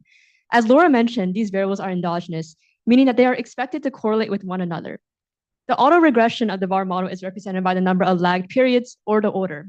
In our case, an order of one best fit our data, meaning that our model predicts variables as a linear combination of past variables and their relationships exactly one time step or 1 year prior. Following the earlier assumption of correlation, we chose the endogenous variables to be mortgage rate, the average ratio of income needed to finance housing, which formula is shown on the screen where P is the average mortgage payment and M is the average median income, meaning that our model predicts variables as a linear combination of past variables. We chose endogenous variables to be as shown there. However, we could not find adequate mortgage rate data for Albuquerque, so we only used the variables of racial income and population. Meanwhile, Seattle's model used the original variables of mortgage rate and average racial income. As the vector autoregressive model analyzes time series data, it requires all time series to be either stationary, meaning statistically constant, or co-integrated, where all time series would have a long-term relationship. After finding that the time series were not stationary through the augmented Dickey-Fuller test, we tested co-integration by the Angle-Granger two-step method, which cast the ADF test for stationarity on the residuals of the time series and found that all series were indeed co-integrated. Thus, we can proceed. Altogether, our model predicted the following trend for Seattle's homeless population in the next 50 years, where the orange is extrapolation. Similarly, this is the graph for Albuquerque. Homeless population growth appears more logarithmic, though initial growth is more rapid. This different trend makes sense as Seattle has a greater initial percentage of homeless people. Finally, these tables show our exact predictions for the homeless population in Seattle and Albuquerque over the next 10, 20, and 50 years. Relative to 2022, in 50 years, we predict a 63.2% increase in the homeless population for Seattle and 54.3% increase in Albuquerque. The VAR model's major strength is its ability to account for endogeneity or dynamic relationships between variables. This is especially important when addressing the issue as multifaceted as homelessness. However, the VAR model also represents correlation between time series variables rather than simple causation, which was an assumption that we had to make. Regardless, the VAR model is effective in modeling financial trends and in aiding policymaking, which Ohm will now discuss. Thanks, Victoria. For the last question, we created a model to help a city tackle homelessness. Because of more available data, we chose Seattle. Our first assumption is that building one housing unit in Seattle has a uniform cost of around $373,000. This is based on a 2023 Seattle Metro report. Our second assumption is that sheltered and unsheltered homeless individuals are considered homeless. Let's look at the model. For our model, we first found Seattle's current and previous affordable housing budgets, as well as the revenue expected from such properties. We then included natural disasters, economic recessions, and migration influx into our model. Using both of these measures, we calculated the relationship between budget, externalities, revenue, and homeless populations. Finally, we leveraged these models to optimize budget suggestions based on time constraints for the policy and homeless population goals set by the city. We had three assumptions for our externalities. First, migrants purchase vacant housing. If they're not able to, they're considered homeless. Second, during economic recessions, the city will have less money to spend on affordable housing projects. And third, Seattle's affordable housing units will decrease during natural disasters. Let's look at the model from a wider scale. The inputs for a model are the intended timeline set by the city, the target homeless population, and the data from our projections and externalities. Concerning the timeline goal and the homeless target, our model then suggests an affordable housing budget, which is optimized for the city. So to increase transparency, let's look at it more with Rashad. Thanks, Ohm. So the bread and butter of our optimization model is the iterative budget formula, which starts with Seattle's housing budget of $339 million. Tenants in our plan pay an increasing percentage of their income as rent. starting at 5%, increasing by 5% annually until 25%, and then by 1% until the recommended 30%. Rent return is calculated using a formula involving an array of occupied units per year, rent proportions, and the average income of a homeless individual in Seattle. To account for externalities, we considered additional variables. For natural disasters, the primary consequence is the destruction of existing affordable housing. We incorporated ND loss, the percentage of houses lost to natural disasters, in each of the years of the model. We employed a similar strategy for economic recessions, which would most affect the overall budget. The variable ER loss removes a fraction of the budget for each year of an economic recession. Next, we created a linear regression model for vacant housing and determined that if the number of migrants exceeds the number of vacant housing units, the remaining migrants will be added permanently to the homeless population until more affordable housing is built. So the model iterates through each year, adding affordable housing developments until one of three stopping cases is reached. First, the ideal case is when the total affordable housing exceeds the number of homeless people, including migrants, minus the threshold that was given.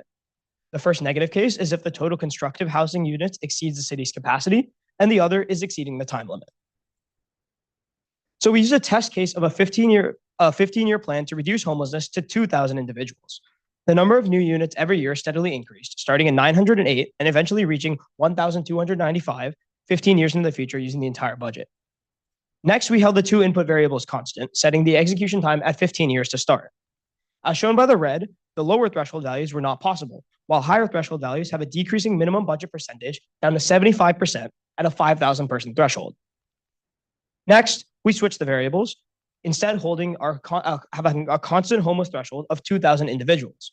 As shown by the red, the lower times are not possible, while higher times have a decreasing minimum budget percentage down to only 40% at a 40-year execution period. For our sensitivity analysis, we began with a baseline scenario of an 800-person threshold over a 20-year plan, which resulted in a 75% minimum budget utilization. A natural disaster and economic recession 5 years into the future with a 40% loss increased the minimum budget to 85% and 80% respectively. A migrant influx of 30,000 individuals in the same year raised the minimum budget up all the way up to 95%. So our simulation in question 3 stands out for simplicity, relying on mathematical calculations rather than any sort of complex machine learning algorithm. It's highly reproducible and it's based on mainly straightforward arithmetic. However, due to limited data, we can only consider surface level factors, and additionally, using predictions from previous problems can increase our error. Nevertheless, our approach offers an intuitive tool for policymakers to use effectively.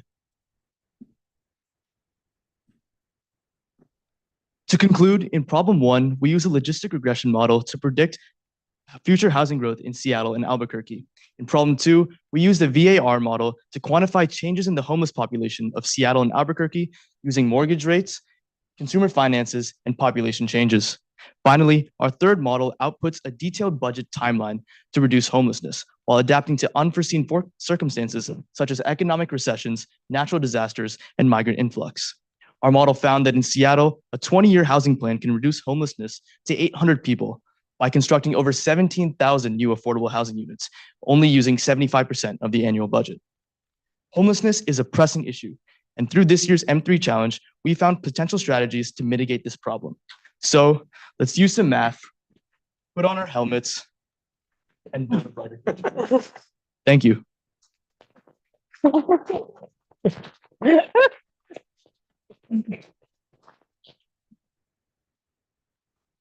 Thank you.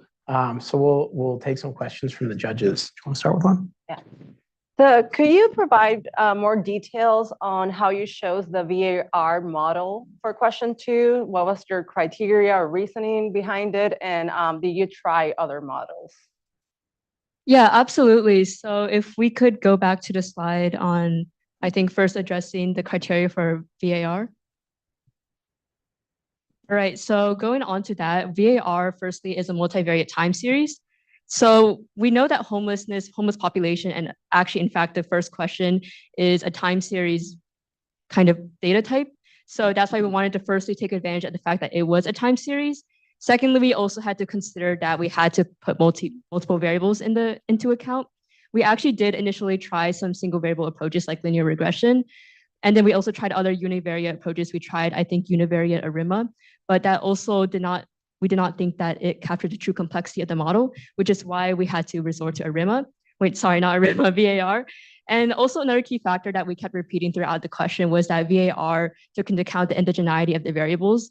So we thought that since the homeless population took into account so many factors, the economy, mortgage rate, population, and we also noticed that all of these factors should inherently have some kind of correlation with each other because, for example, if housing market goes down, then prices would increase, homelessness would go up, things like that, relationships like that. So we wanted to take advantage of the indigeneity, which is why we chose VAR specifically as the multivariate time series that we wanted to use. Also, I think another part of your question was the criteria. So the main criteria for the VAR model was stationarity and co-integration. And if we could go to a slide about stationarity, whoever has the clicker, right? So stationarity. So stationarity and co-integration basically ensured that when we look at a time series data, statistically constant means that not literally constant, but that the mean and the variance are constant over time. This is just to ensure that there's no crazy fluctuation in the data so that our results can actually be accurate. So in fact, we saw that the data was not stationary. So we instead tested for co-integration, which is basically that all the time series would vary with respect to each other. So they are independent. However, we would look at the differences or the residuals. And if those are stationary, which they were, then we could continue with our model. Okay, thank you.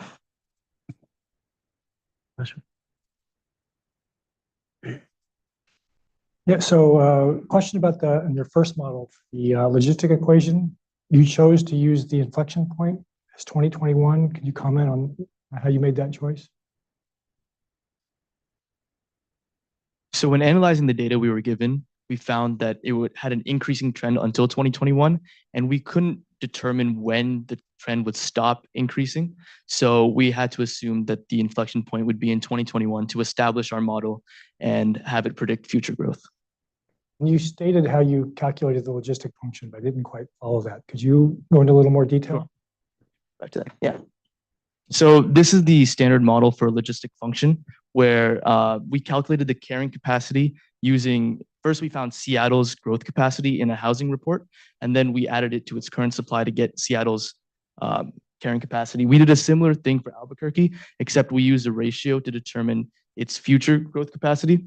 For the K value, what we did is we iterated from different values between 0.001 and 0.999 to find the K value that had our logistic function best fit our data and minimize the mean squared error. Okay. So this is how we modeled our functions. And then how did you gave a confidence interval? How did you calculate that? Yeah, so we use statistical tools such as finding the standard deviation and the standard error and then added it plus or minus to the actual prediction. And then we used Python to create this confidence interval shown here. Thank you. The standard deviation, when you say standard deviation there, of what random variable do you mean? Of the predictions, yeah. Of those, yeah, so what's, I guess what's random there? Like, we use the, we use like the prediction has like a certain like sample size, and we use the standard error formula to calculate the standard deviation. The standard deviation was given based off the 95% confidence interval. The standard error was found by multiplying the standard deviation times the error. What data did you use to make that calculation? The data given before.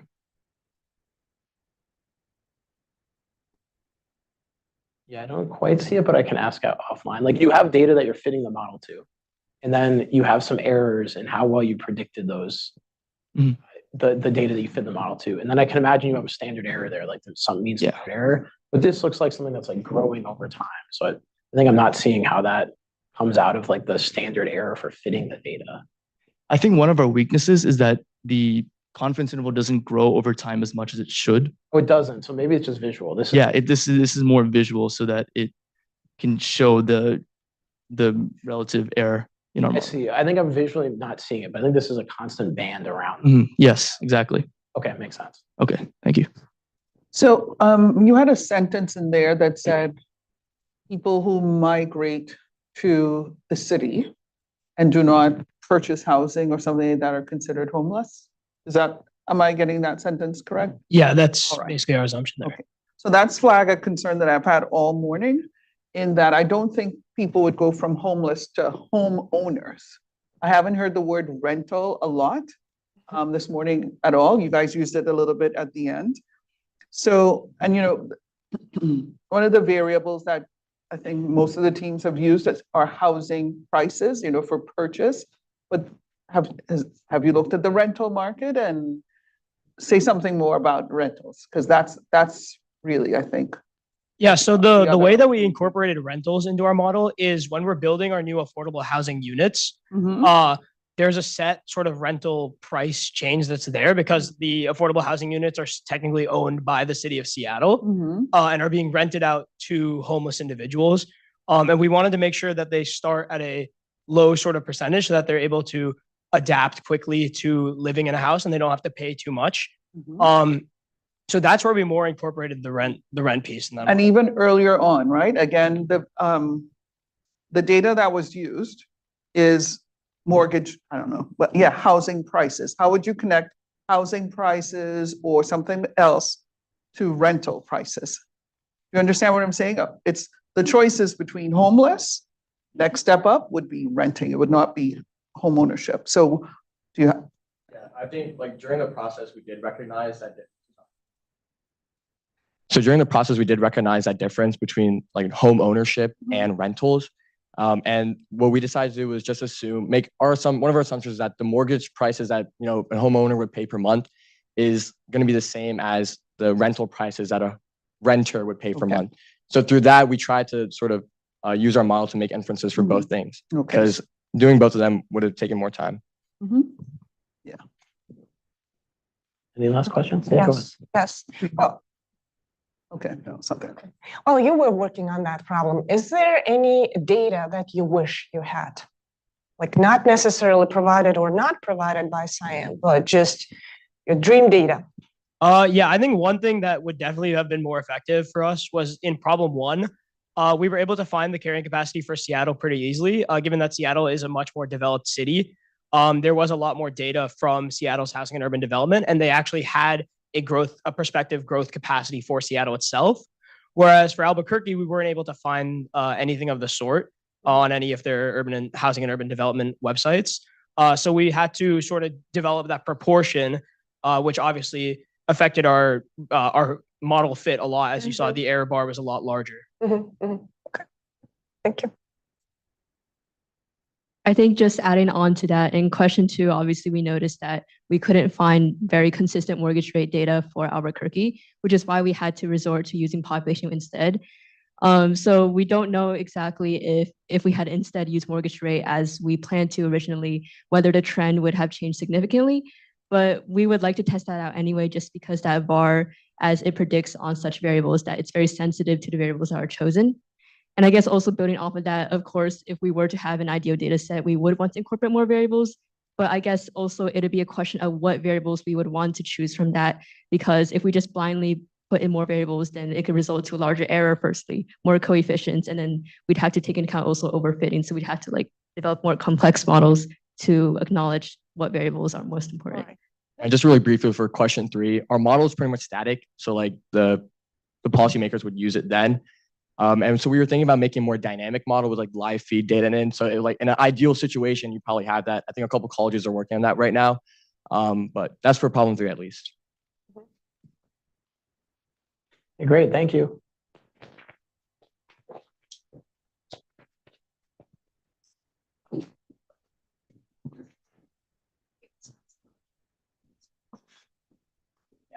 We're good.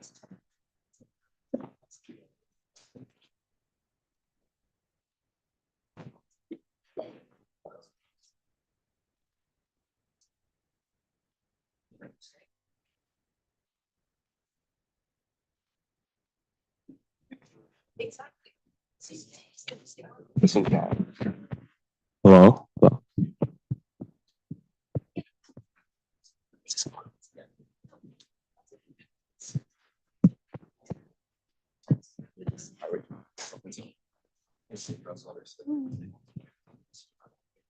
Pretty good time. We made pretty good time. Oh, sorry, we're good.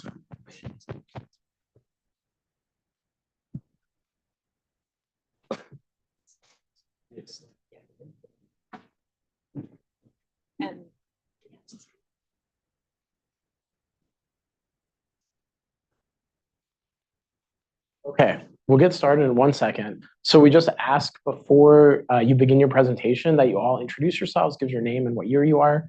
And then once you're done with that, you can start whenever. I'll start the timer. You have 15 minutes. I'll give you 5-minute warning, 2-minute warning, 1-minute warning. So just keep an eye out for that. But we just ask that you're conscious of the time so we can stay on schedule. And once you're done presenting, we'll ask you some questions.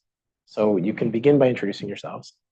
Hello, everyone. Thank you for having us today. My name is Annabelle Schilling. I'm a senior, and I'm part of the Pingree School team.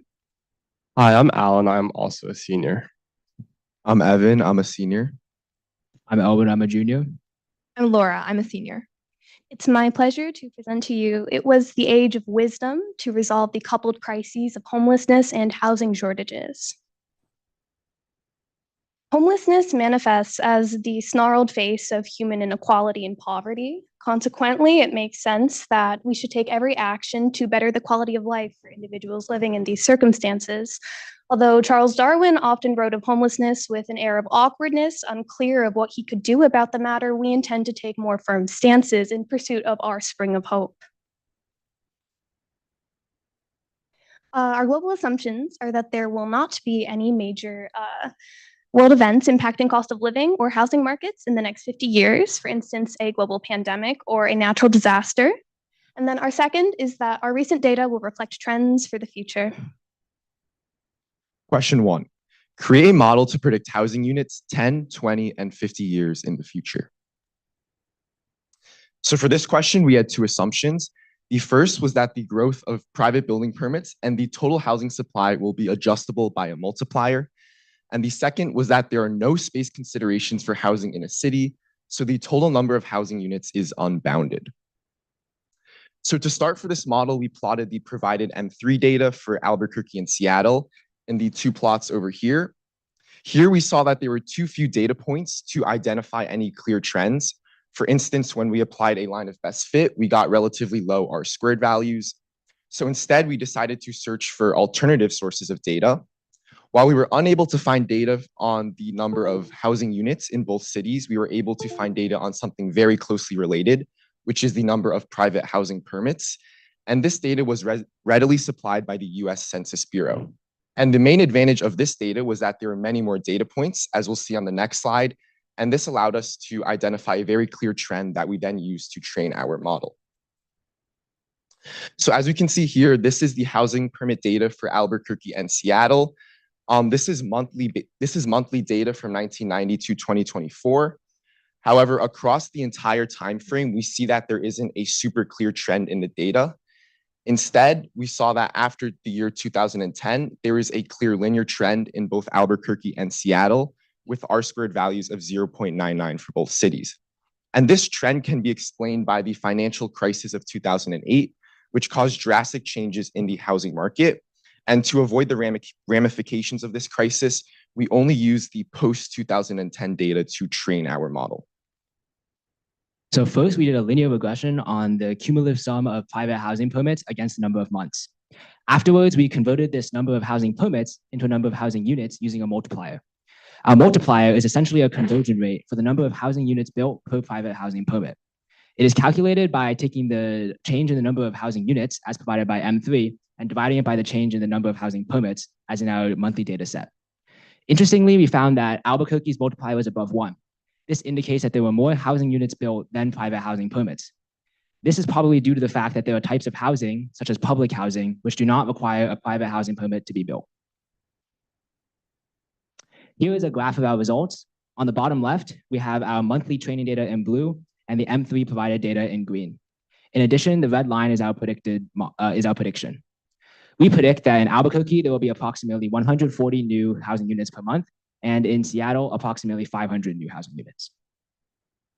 Here is a table of our predictions for 10, 20, and 50 years. We predict that in Albuquerque, there will be an approximately 30% increase in housing units in the next 50 years, and in Seattle, an approximately 80% increase. Here, additionally, we also performed a sensitivity analysis to test our model's robustness. To do this, we jittered our original data by 5%. Afterwards, we recomputed our predictions for 10, 20, and 50 years, and we found that using our monthly data was much more robust, as the mean absolute deviation was much lower compared to using just the M3 data. Finally, our model was strong because we were able to easily integrate more data. And in addition, our model is easily understandable, as the slope of the linear regression is simply the number of new housing units per month. On the other hand, our model has a few potential sources of error. In particular, we have to rely on using the number of housing permits, and we're also assuming that the linear trend will continue into the future. Finally, we are using 15 years of data to extrapolate to 50 years. This may not always be accurate.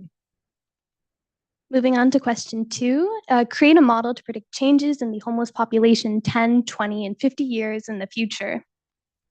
So our assumptions, firstly, that the total homeless population follows a generally cyclic trend and will not rise to unreasonable levels, for instance, above 5% of the total population.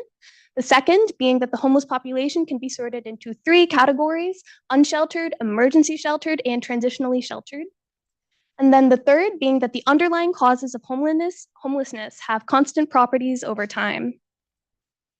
So the justification for our model, as you can see with the graphs to my left, the overall homeless population data did not seem to follow any clear cyclical trend or pattern. However, the individual components, being unsheltered, transitional housing, and emergency sheltered, did. So we chose to analyze and predict these individual components and then sum them to predict the total homeless population. We also chose to truncate our data before 2011 to account for the 2008 financial crisis, and after 2019 to account for the COVID-19 pandemic. Our model was an ARIMA model, which means autoregressive integrated moving average. We use this because it's a time series model and our data was collected at regular intervals, that being annually. We also use this instead of simpler models, for instance, just linear regression, because it would be able to capture the more cyclical nature of our trends. We also used previous data points to forecast the future data. Our data was all stationary as determined by the Dickey-Fuller test. And the moving average means that we used a linear combination of our previous errors to represent our current error. Okay, thanks, Annabelle. So now I'm going to talk a little bit about the different variables and equations that we use for our ARIMA model. So on the left here, we have a table with all of our variables, the most important of which you want to know are P, D, and Q at the top. So P represents the lag order, which kind of represents how many variables from the past you take in order to make a prediction for a certain time step.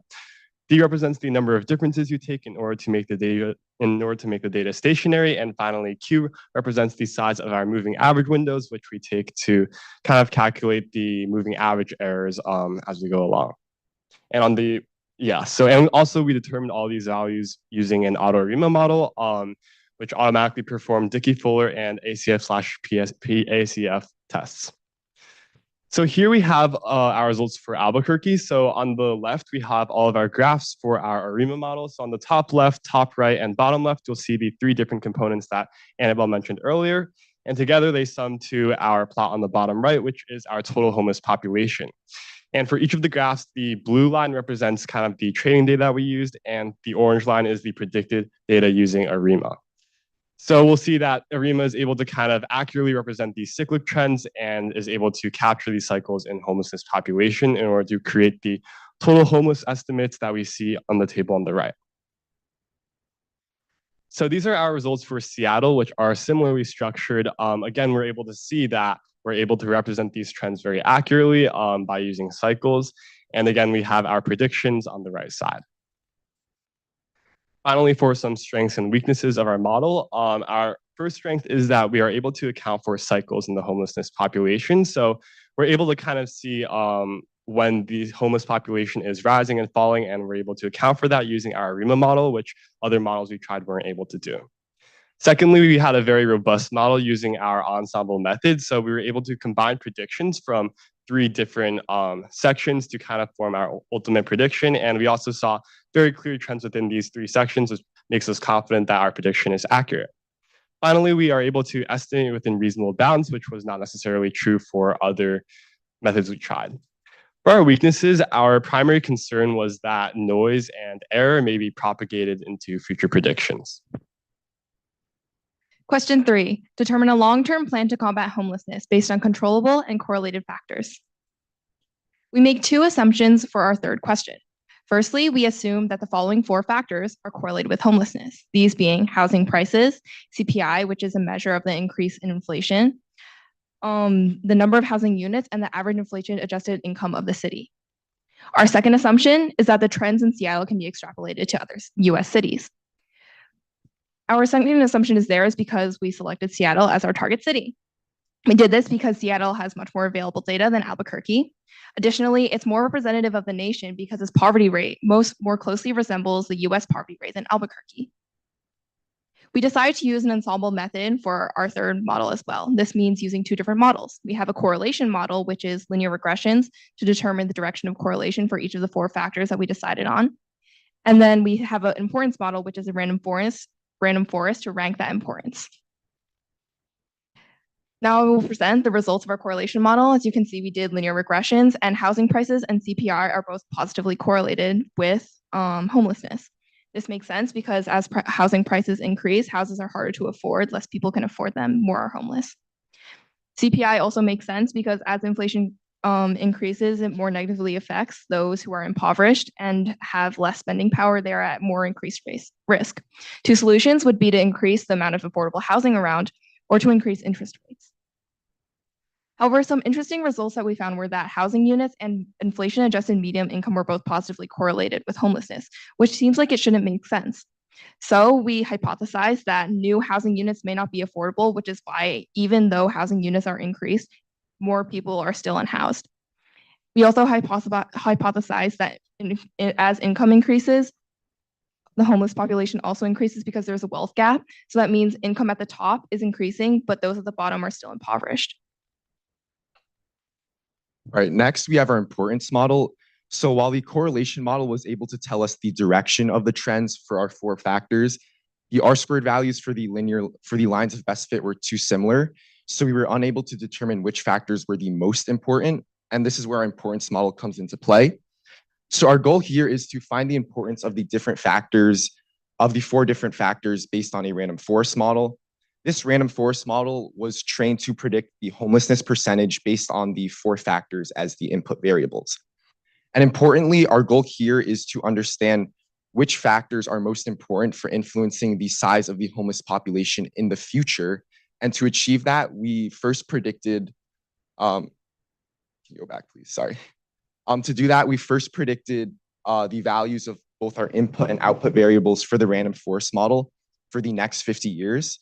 To achieve this prediction, we used the linear regression models seen in the previous 2 slides to predict housing prices, CPI, inflation-adjusted income, and total population size. And then we used our models previously developed from questions 1 and 2 to predict the number of housing units and the homeless population size. And then the last thing we did before training our model was to normalize our data by dividing the homeless population size by the total population size to get our output metric, which is homelessness percentage. And then finally, once we trained our random forest model on this data, it was able to output this metric called Gini importance for each factor. And then if we move on to the next slide, in this table, we can see these Gini importance results. And from this, we can conclude that housing prices are the most important factor for influencing the size of the homeless population in the future. Second to that, we have inflation adjusted income, and then CPI closely followed by the number of housing units. So using our results from both the correlation and importance model, we proposed a 2-step plan of action to inform policymakers on how to combat the crisis of homelessness in both Seattle and similar cities across the US. So our first step is to increase the availability of affordable housing, and our second step is to reduce the wage gap. And then finally, for some strengths and weaknesses of this third model, the primary strength is that the importance model is very robust. External factors in the next 50 years, like any crises, they'll influence the values of our 4 input factors by a similar magnitude, meaning that the overall ranking order of their importance will be preserved. On the other hand, one weakness of our model is that the correlation model is not very robust. Because it's just a linear regression, it can't predict any outliers in the next 50 years, so it can't account for any crises like natural disasters.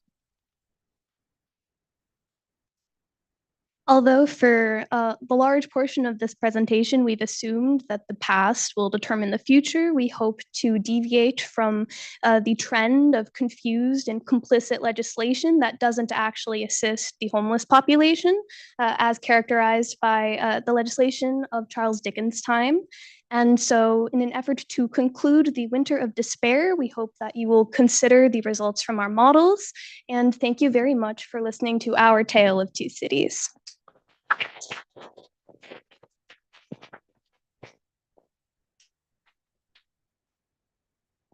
Great, thank you. I can start with the question. So I understand you use this like Gini importance in the last problem, and I understand it's a metric that comes out of the random forest model. Can you be a little bit more concrete about like what is that model and what is this actual Gini metric? Yeah, so I guess I'll start with the Gini importance metric. So basically, within our random forest model, we're using our 4 input factors to predict homelessness percentage. And Gini importance measures how much each metric contributes to the accuracy of the model's prediction for homelessness percentage. So we're saying that the more a metric contributes to the accuracy of the model's predictions of homelessness percentage, the more important that factor is for influencing the homelessness percentage. And then that's how we derive our importance ranking. Yeah, that makes sense. I guess maybe I'm asking for a more mathematical answer. Like I know what an importance metric is, but what is a metric is like some number that gets computed. So where does that number come from? So the Gini importance is calculated from the gain in purity from each node in a decision tree. And decision trees you have multiple decision trees within a random forest. And the way the random forest works is the output from those decision trees are averaged to get your final random forest prediction. And then going back to those decision trees, they're a tree structure with a bunch of nodes, and each node is a decision. So for instance, one example of a decision could be, are housing prices greater than X or less than X? If it's greater, you go one direction to one output node. If it's less than X, you go another direction to another output node. And so at each node, you're examining a specific factor, and the Gini importance measures how much that node is able to correctly filter out the data. So how much that decision helps you get to your final prediction. Okay, thanks. Part of the reason I'm asking is because you showed a nice plot which said like, I think it was housing units like correlated positively with homelessness, and you said both of this one, exactly. Housing units and median income correlated positively with homelessness is a bit counterintuitive.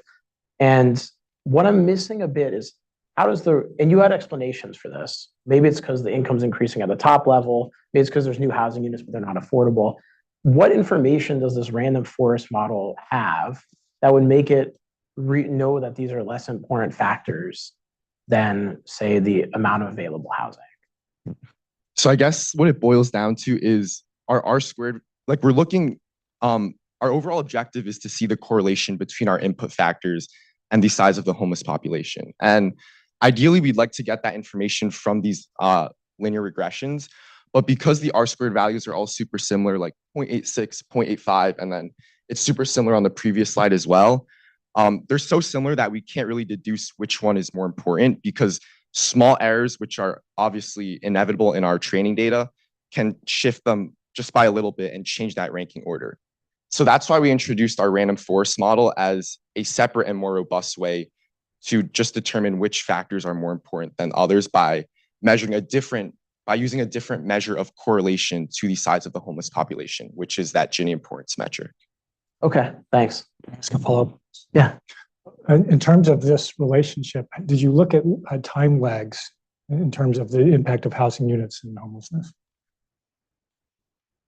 So basically we did normalize by like population to get rid of the like time correlation, but we still saw that there was like positive correlations with very similar R squared values. So for ease of like reporting and how intuitive it is, we just said it's the homeless population to these factors. You have one? Yeah. So in question 1, you looked at housing permits. Were you able to separate the types of permits? So for example, in my town, if I wanted to make any alterations to my house, I would need to get a permit, which is an existing house. Do you consider that not all housing permits are for new constructions? We actually filtered our data based on private housing permits to build a new house, not for like any maintenance or construction. Okay. question? Yes, I do have a question. In part 2, from a relatively short period of time, you censored 2 data points for very understandable reasons. There was economic crisis, and then we had global pandemic.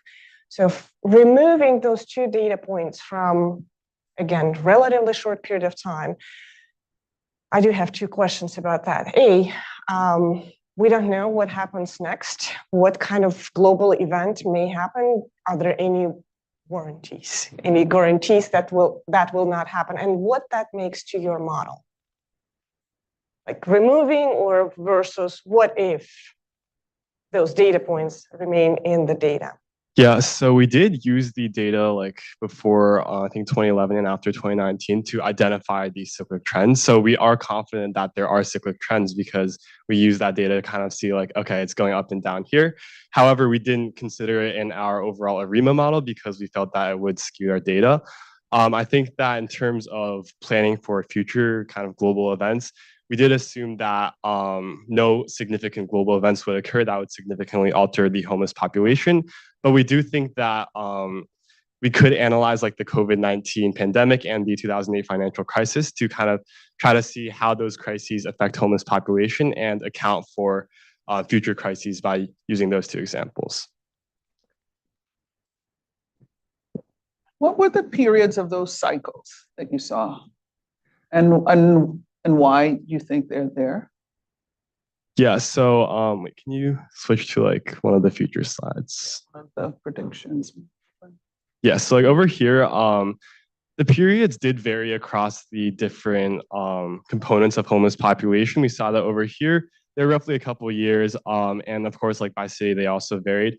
We did, however, see that for some of the components, I think like the cycles kind of averaged out over time. So we're hopeful that over time, our policies will become more stable and as such, they won't be as responsive to overall homeless population because part of the reason we thought there were cycles were because we were analyzing kind of like policy changes and their effects on homeless population. And we saw that the reason there are cycles is partly due to the fact that policy kind of responds to homeless population. So when there's more of a crisis, policy kind of responds, kicks in to reduce that back to a normal level. So you're saying these cycles here are based on cycles in homelessness, or is that what you're saying? Yeah. Why were there? Do we have any sense of why there were cycles in the homelessness to start with? Yeah, so that's kind of what I was saying before. But yeah, so we were thinking that policy is responsive to homeless population. So when homeless population reaches a certain critical level, policy is going to kick into response. Yeah. So it's just a feedback. Okay. Yeah. Sorry. I have a follow-up question on this slide. So like you're training these ARIMA models based on the first part outline, which is colored differently? Yeah. So that's the blue part, which is the training data, which is like the data that we were provided. And then the orange is our ARIMA's prediction. So like just in terms of sanity checking, like if we look at the bottom left plot, right?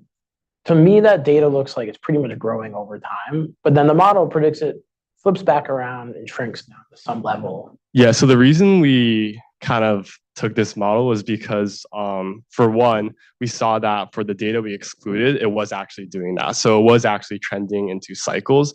So we didn't want to just like fit a linear curve, even though we could have. And secondly, we also thought that, say, for example, the top right graph, if we fit a linear curve to that, it would just go straight to like negative populations, which is not possible. So we thought there must be some reason that there are actually cycles. And it's kind of what I was talking about earlier, but we did see that also in the data. Yeah, I mean, it makes sense as a justification. I worry, like, say you presented these plots to, I don't know, someone who is trying to make a decision based on this issue. I think they would have a hard time buying that, like, those trends would suddenly turn around and increase. Like, you could say, okay, the data told us that, but from like a sanity check perspective, you know what I mean? So yeah. Yeah, so I think that like given more time, we could try to account for the different crises that we remove data points because of. So say like the 2008 financial crisis and the COVID-19 pandemic. So say we were to include those points and scale them in order to kind of reduce the impact that the crises had on the populations, we would still see those cycles. So I think that given more time, we could try to implement something in order to include more data points and make our model more robust. Yeah. Okay, great. Any last questions? Okay. Thank you. Thank you. Thank you.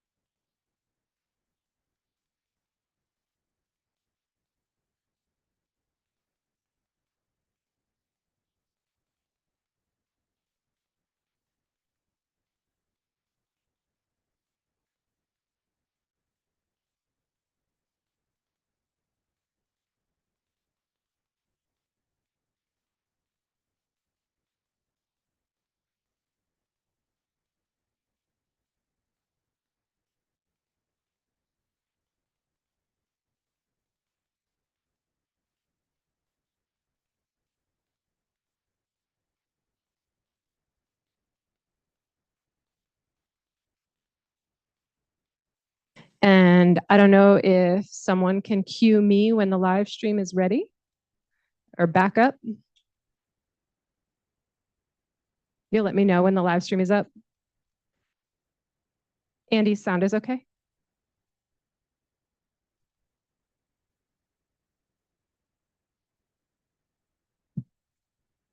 All right.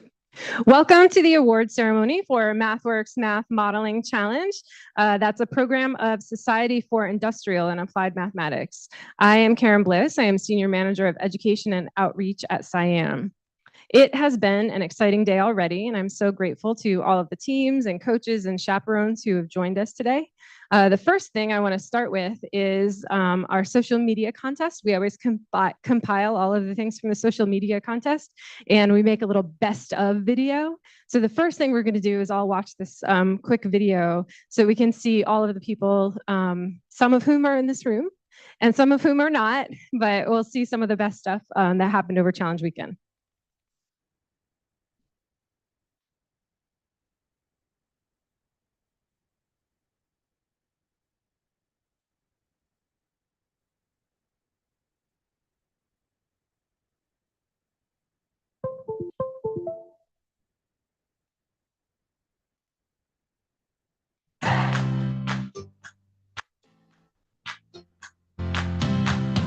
Countdown. 3, 2, 1, press. 13 hours, 59 minutes, 52 seconds. Let's go. Tale of two crises. Housing shortage and homelessness. Okay. That haiku didn't tell us anything about this.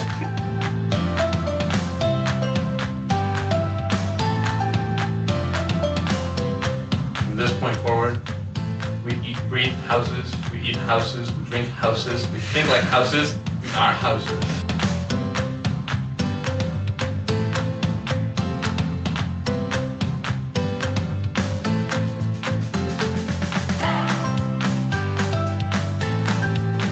One hour mark. How's everyone feeling? Really good. Where are we at right now in this process? We're concluding number 1. Okay. Question number 1. Question number 2 is done. We started on intro. So we're going to department.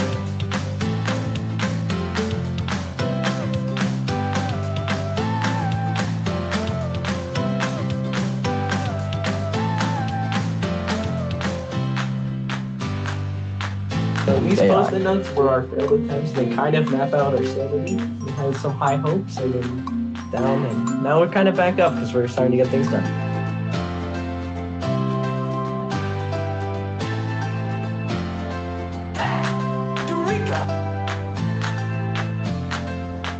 It's linear! Yay! I love linear things!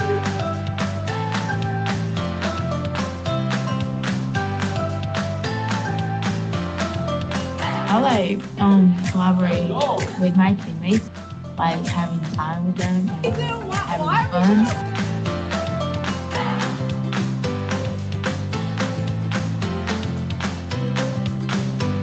We have included code. Please consider for the technical computing award, submit solution. Your solution has been received. We did it. My favorite part with the MD challenge was watching all of our talents come together, because I didn't know how to do percents as well, but then someone else on the team had to do percents, so we were able to make it work out as a team. Yeah, just go, go, go, go, go. Bro. Oh my God. This is so much more stressful than last year. Okay, one more.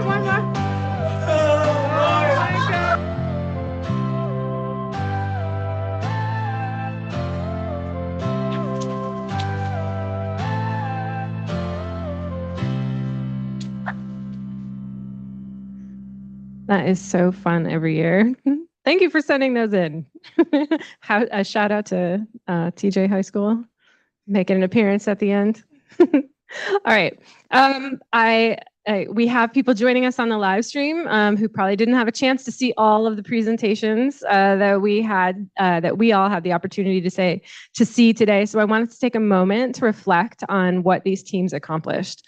So each year, M3 Challenge poses a big, open-ended, real-world problem for teams to tackle over the span of 14 hours. This year, we asked teams to address issues around homelessness and affordable housing. And these are huge issues facing the world today. And if you've tuned into the news, you might note that the Supreme Court here in the US is addressing issues around homelessness right now. So this could not be more timely topic for you all to be thinking about.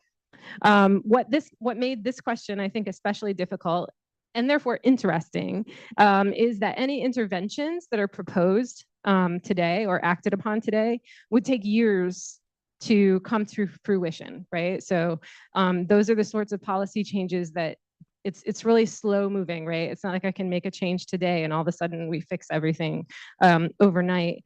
And I think what's really important about that is that for policymakers to understand how math modeling could help them make data-driven projections and feel confident that the interventions will actually work. And so the teams here excelled today both in their modeling, but also in their exposition, right? Also in helping someone understand how that would work so that policymakers, could feel confident in those decisions. And they did it in 14 hours, which is still just mind-blowing every year. They represent the top teams among the 655 teams that uploaded solutions this year, and they are all truly exceptional. So I would first like to introduce the Chief Executive Officer of Society for Industrial and Applied Mathematics, who earned her PhD in mathematics and scientific computing from the University of Michigan. Please join me in welcoming Dr. Suzanne Weeks.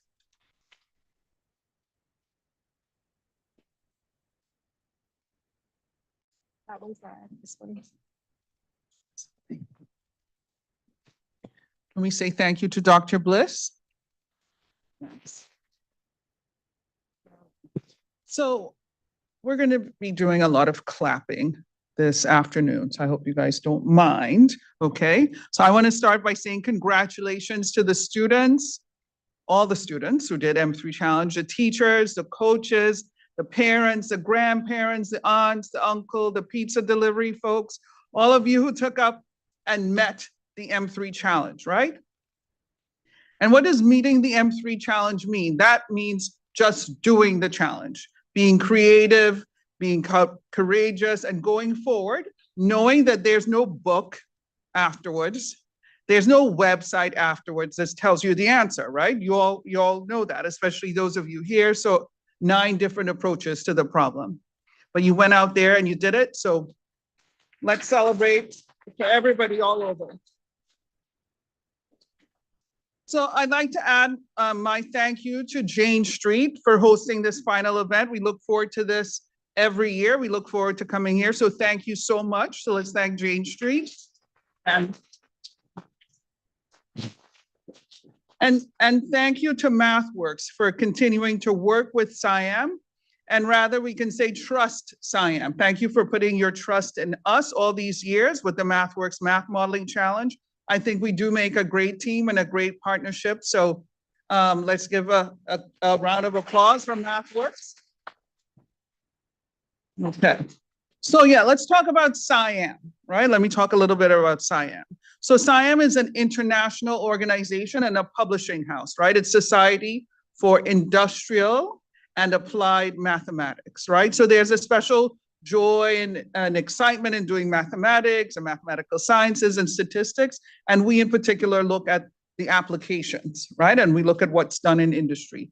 We are headquartered in the US, right, in Philadelphia. And we're an organization made up of students and professionals in applied math, computational science, and data science. And our goals have been for almost 75 years to advance the application of mathematics and computational science to engineering, industry, science, and society. Sound familiar, right? To promote research that will lead to effective new mathematical and computational methods and techniques for science, engineering, industry, and society. To provide media, we're a publishing house, We do the SIAM news every month. We do send out emails. We publish peer-reviewed journals and books to provide media for the exchange of information and ideas among our community. We also function as a source of information for both public and private agencies regarding the state of applied mathematics and computational science, right? We speak for the profession and those of you, and that includes those of us, and that includes you here, who do this sort of work. So as I said, we publish books, journals, we put on conferences. We put on several conferences each year where people who do research and educate in these fields get together and share what's going on. We're the voice of computational science and applied mathematics as well. We have over 13,000 official members globally, and thousands more who engage with SIAM and come to our conferences or submit to be published in our world-class research journals, and who buy our journals, read our journals and books, and as I said, attend our conference. SIAM runs exciting programs to foster development of our people, and you guys are our people, so welcome. Welcome to our planet. Can we say welcome to our planet? All our M3 challengers, welcome to our planet. And I hope you have seen, and you know by now, after those 14 hours and those many months after that, that math is important for making decisions and for making choices, and that's what we're about. Math is important for understanding the world. And you can say there's almost nothing that is worth doing, or there's nothing that needs to be done that does not include mathematics. And there's so many things for which mathematics is absolutely fundamental and intrinsic. And we had a panel earlier, and not everybody may be pulling out their linear algebra or their calculus, but still the mathematical state of mind, that logic, that reaching for knowledge, that understanding and framework is so important. So M3 Challenge started, we may have mentioned this earlier, was conceived as a program in 2005. And the first place, thanks to the great effort and love and commitment of, I'm going to say, Michelle Montgomery. You met her this morning. She gave some wonderful remarks. That first contest took place in March 2006. Can we all pivot and wave to Michelle right? And she got this program going, right? Working with teachers, working with students. And what we want to do in this challenge experience is to engage more people in doing applied math, to engage more people in doing technical computing, right? Playing a part, and we want to play a part and develop and shore up a community and a workforce that is quantitatively capable, and even for you all to become experts. Okay, so let's give some numbers. As I said, since our first challenge in 2006, we've had roughly 12,000 teams. We're talking over 50,000 students who have submitted a paper, right? Who actually finished the challenge. Over 5,000 different math teachers have coached teams. Over $1.85 million in scholarships have been awarded. And I'm looking forward to seeing some checks going out this evening. And in 2024, we had 120 judges reading papers, reading all your papers, with 13 of those specifically focused on the technical computing aspect. Only about 20% of the submissions made it through the triage judging, and the papers of the teams sitting in this room, the 9 teams in this room, were read by about 15 to 18 professional mathematicians. And all your work was subject to intense and sometimes heated evaluations. And I heard there were some blows thrown, but that's just a rumor. I don't know. Of the 650 submissions overall, and more than 300 submissions asking to be considered for the Technical Computing Award, the 9 teams in this, the 9 teams in this room have risen to the highest levels. And I would like to give you all, on behalf of SIAM and behalf of the staff and our members, a hearty congratulations. So thank you.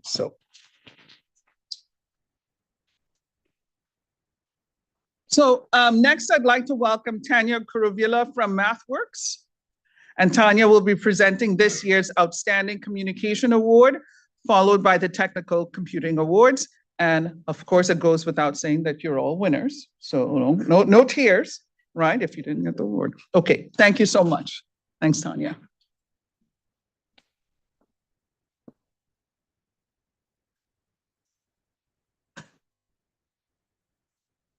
Hello, everyone. How's it going? So I have a bunch of awards to announce now, so bear with me. We're going to start off with the M3 Outstanding Communication of Results Award. And so MathWorks is struck by the extraordinary clarity, presence, and polish of students talking about their solutions at the final event. In 2019, a prize was created for what the audience saw and experienced today.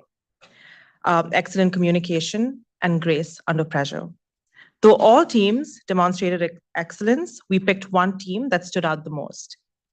The M3 Challenge Outstanding Communication of Results Award goes to the best overall presentation of the day and adds $500 to your overall team prize amount. So this year, the award goes to Team 17870, Watford from England.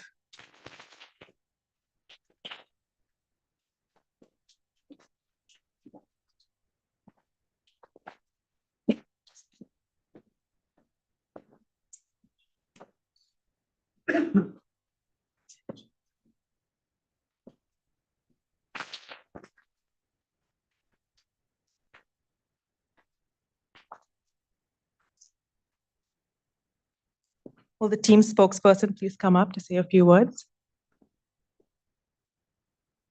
I mean, wow, first of all, I'm really glad we could have, we've won this. I couldn't have done it without my amazing team. I mean, we all really worked together and yeah, so I'm just, lost for words. Obviously, thank you to all the organizers in the events, Siam, MathWorks, Jane Street for helping us get here. And special thanks to our chaperone and our coach, Dr. Chanchi and Miss Taylor. Without them, we wouldn't have been able to hone our presentation to the level it was, and they obviously organized the entire trip for us. So thank you very much to them. Yeah, thank you so much.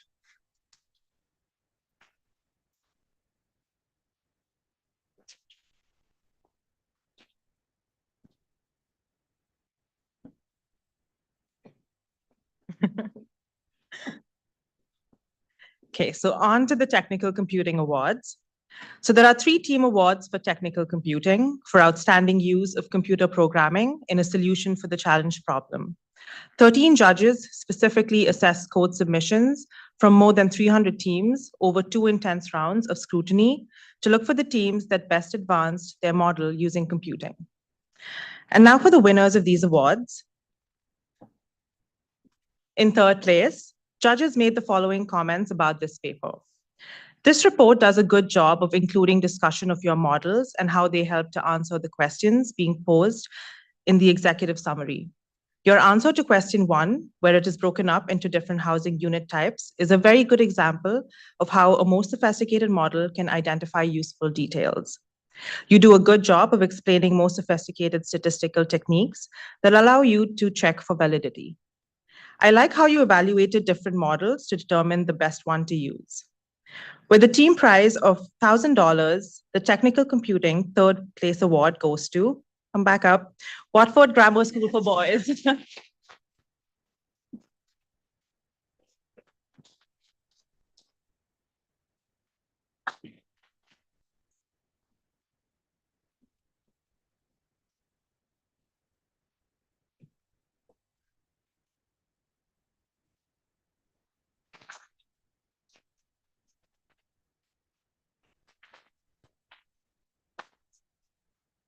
The team, you want to come back and say something?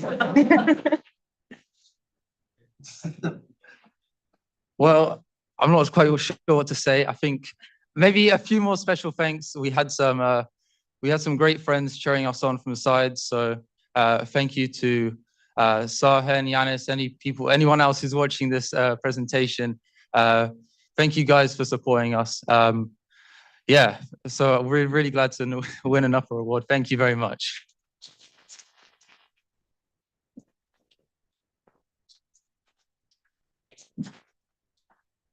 And now for the runner-up. Here's what the judges said about this submission. Your executive summary is well written and provides results and recommendations. The models chosen are creative and well justified throughout the paper. The sensitivity analysis and the analysis of strengths and weaknesses of the model are thoughtful and thorough. I appreciated the modeling and descriptions of the mitigation plans for the unhoused included in Q3. There's a lot of depth into the work you have done.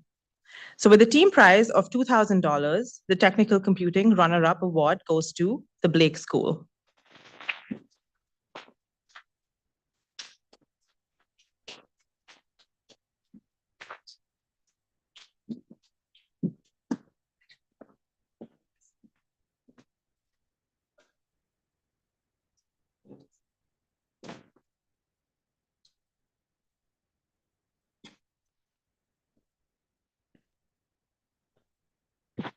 First of all, just to reiterate what we said in our presentation, we want to give a big thank you to Jane Street for hosting us today, MathWorks and SIAM, as well as our coach, Ms. Winkler, and our chaperone with us, Mr. Osters. And to my wonderful teammates here, to do this competition in 14 hours with just 3 people is a very, very difficult task. But I think what more than just the math models that I've learned, I've made lifelong friends out of this competition with these 2 people. And I also want to give a big thank you to Curtis's dad, Mr. Ying, who taught us all of the models that we applied for this paper, as well as for the competition last year. And I couldn't have asked better people to compete with.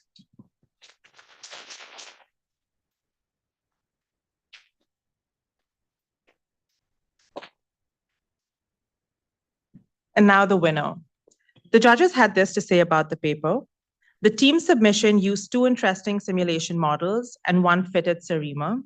The simulation models are used to study the factors contributing to the homeless population and to explore policy implications for question 3.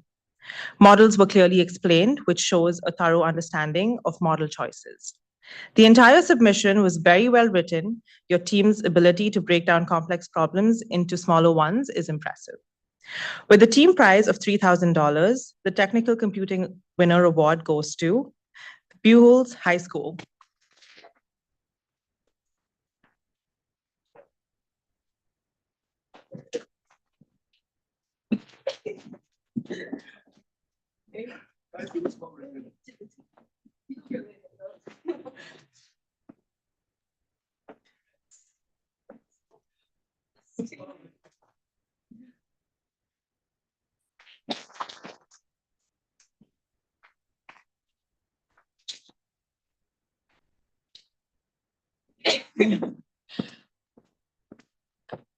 Hi, I'm Melissa Lee. I'm the student spokesperson. Honestly, I really did not expect this from our team, but I want to give a really big thank you to M3, SIAM, and Jane Street for inviting us here today. Like, it really means a lot to us. Like, we were not expecting to even be in this room today. Like, the surprise that we got after we got the email being invited here was just amazing. And like, seeing everyone here, meeting you guys, and seeing all the facilities has been an amazing experience.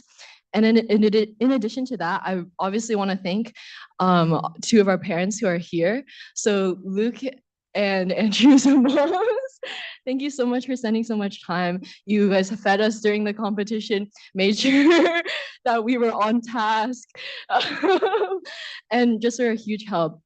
And obviously, a big shout out to Mr. Liu, who has been there silently supporting us all this time. Unfortunately, he could not make it.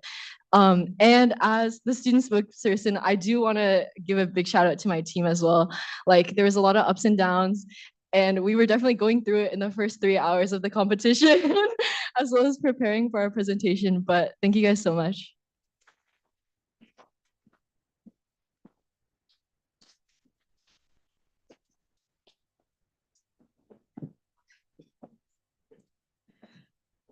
Now, Dr. Karen Bliss, Senior Manager of Education and Outreach at SIAM, will present the overall M3 Challenge Scholarship Prizes.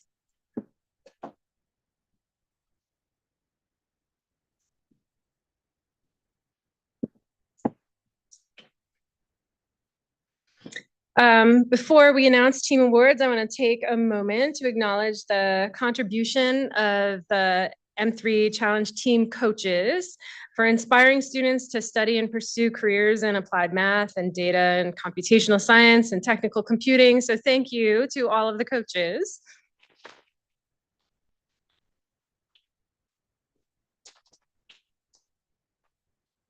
I would also like to remind everyone again how amazing all of these teams are. 655 teams uploaded solutions, and there's only 9 teams in this room. So that's less than 1.5% of the field to receive awards, and we are all so proud of all of you. The finalist awards honor the top 6 teams overall for outstanding mathematical approaches to the 3 main prompts in the challenge problem.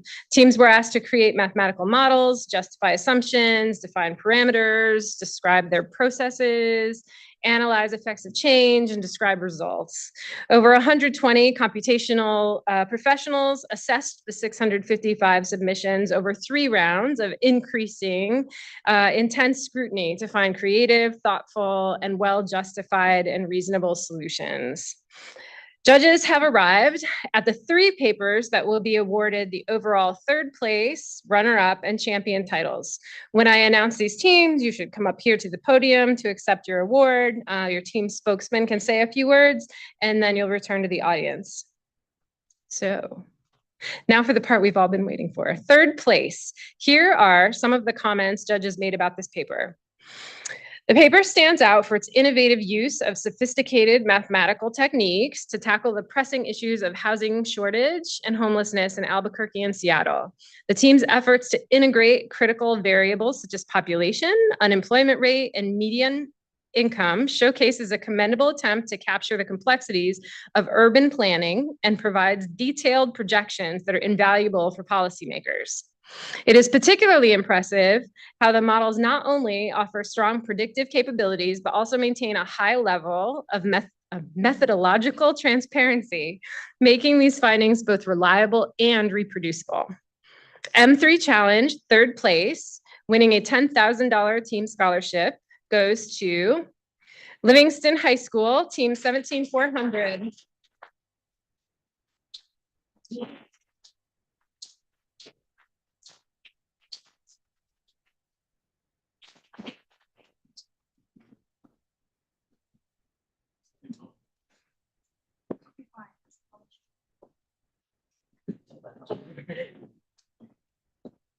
Thank you.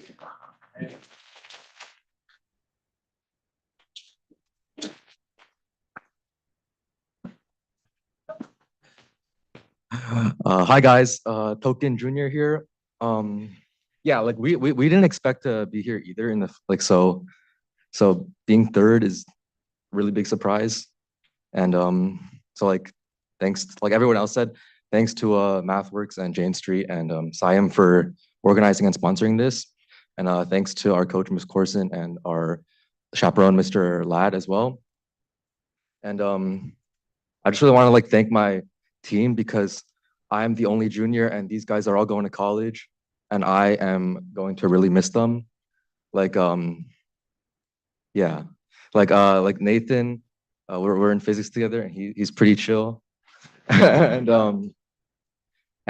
Timmy is like he's been on math team with me for a couple of years now, and like Harsh as well. And like we went to camp together last year, and like Olivia is like her mom picked me up in an unmarked white van in kindergarten. So like, yeah. So like, and this was like the last time that we're really gonna like work together on anything before they like all forget about me. So yeah, I'm really happy that we got to do this together. So yeah, thanks.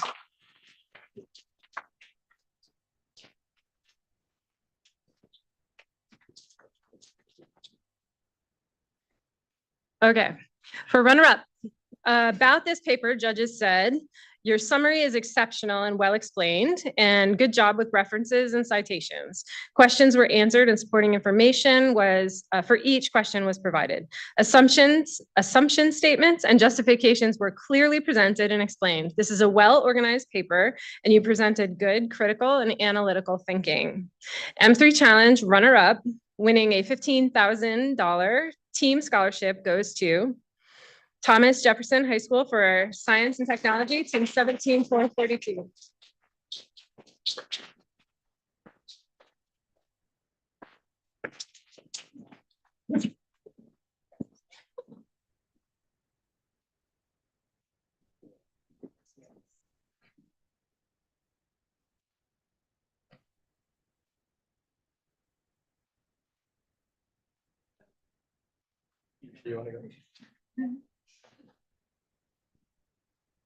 So I want to thank MathWorks, SIAM, and Jane Street for sponsoring and creating this amazing, fun, and inspiring experience for all of us. I want to thank Ms. Yang, our coach, Ohm's dad, our sponsor, our parent chaperone, and of course, I want to thank my entire team. We've been through so much together. We've been great friends, and it's honestly an amazing experience to go through 14 hours and so much more time before and after preparing for this. I want to thank all of our friends and family who've made us who we are today and just really inspired us to be at this level. So yeah, thank you so much.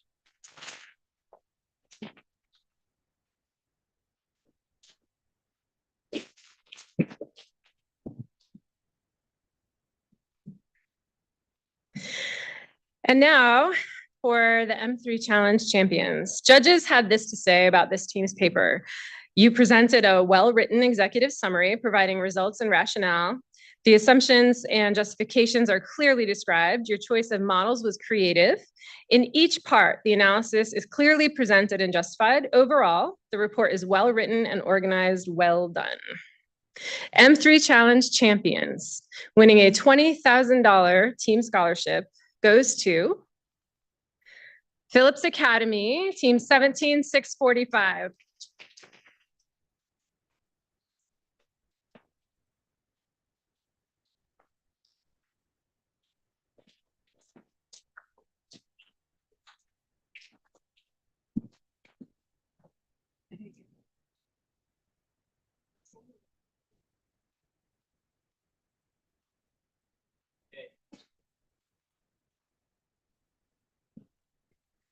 Hi, everyone. I'm Angeline.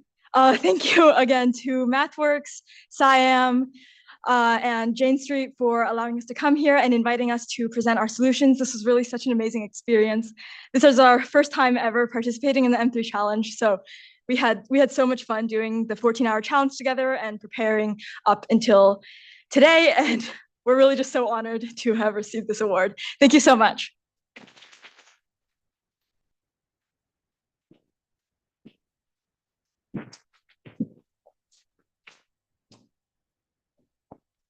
Congratulations again. I have a few important announcements. There are 3 things for all teams and coaches to do before you head out. Our hosts are offering tours for the next hour, however long it takes for everybody to get through a tour. Tours are going to depart from that door back there, but we're going to